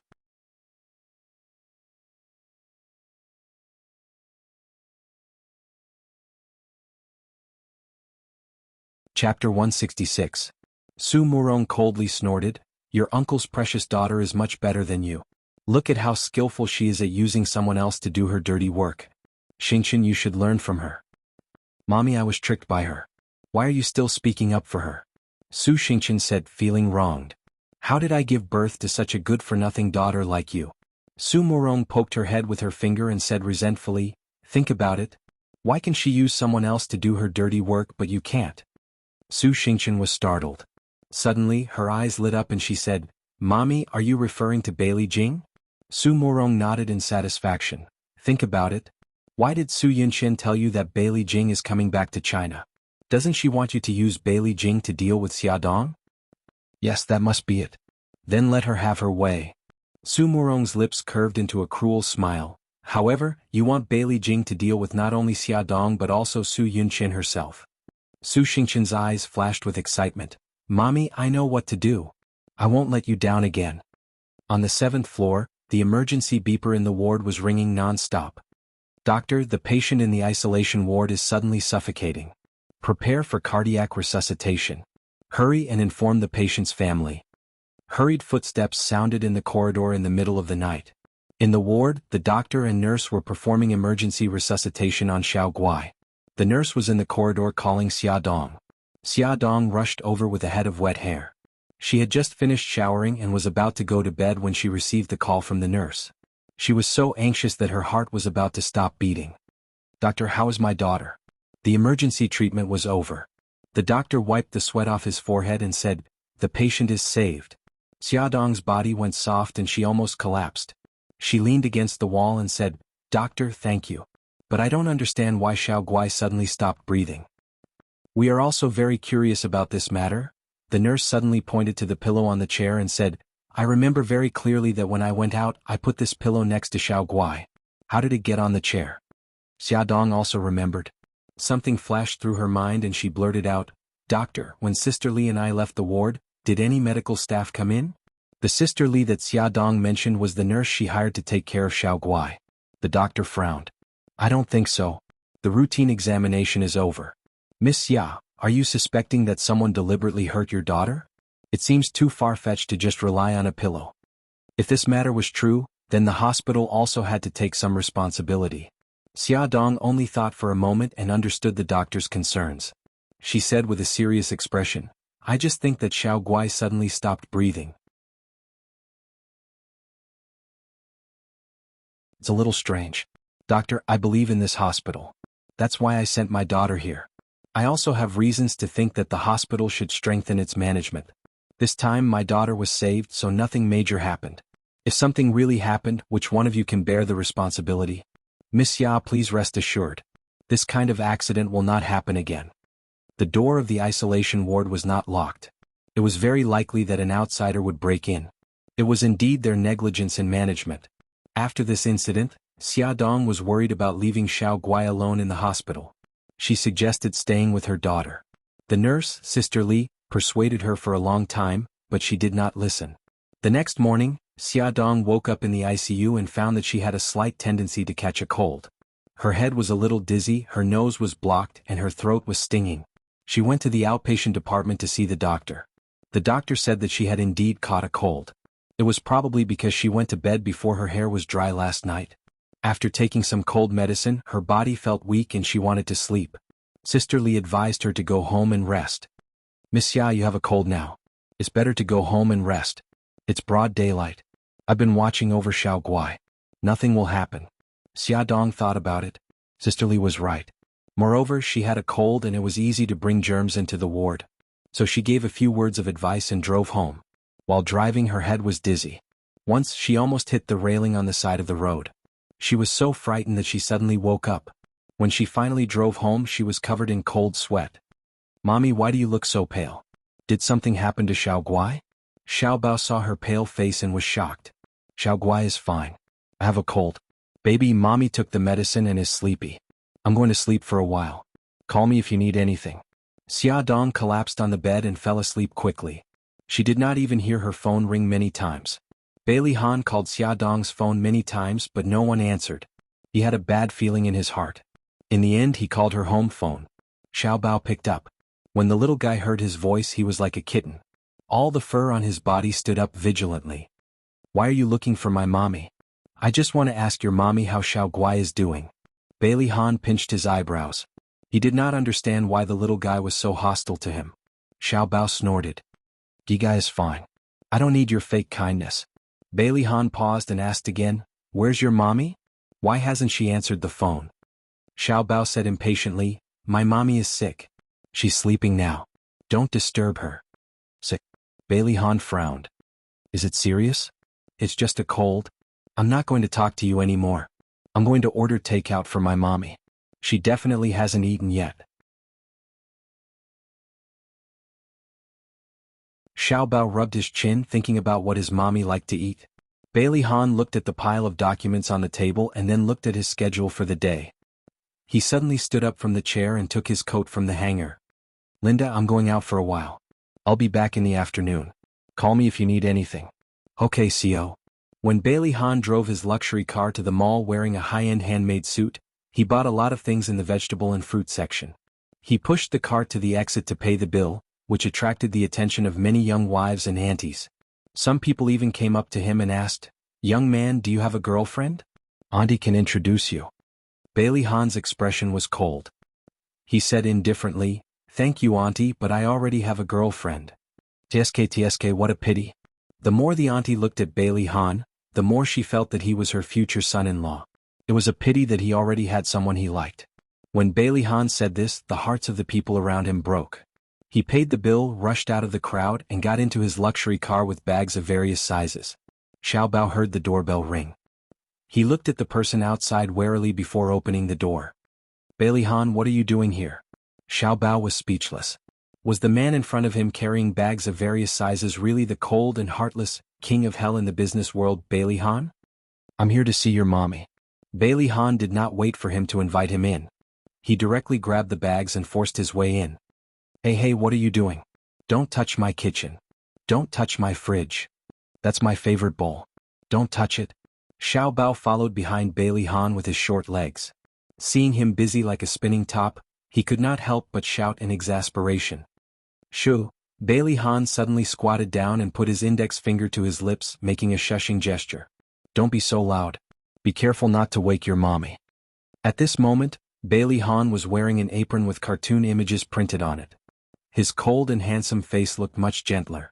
He touched Xiao Bao's head. I'll make something delicious for you later. The kitchen is very smoky. Gigai, go play outside. You. Xiao Bao's face turned red. After a long while he squeezed out 3 words. You rascal. Bailey Han chuckled and did not deny it. Xiao Bao flew into a rage out of humiliation.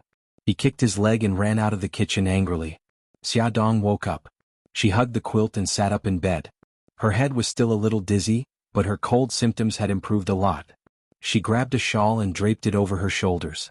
Yawning, she lazily walked to the living room and poured herself a glass of water.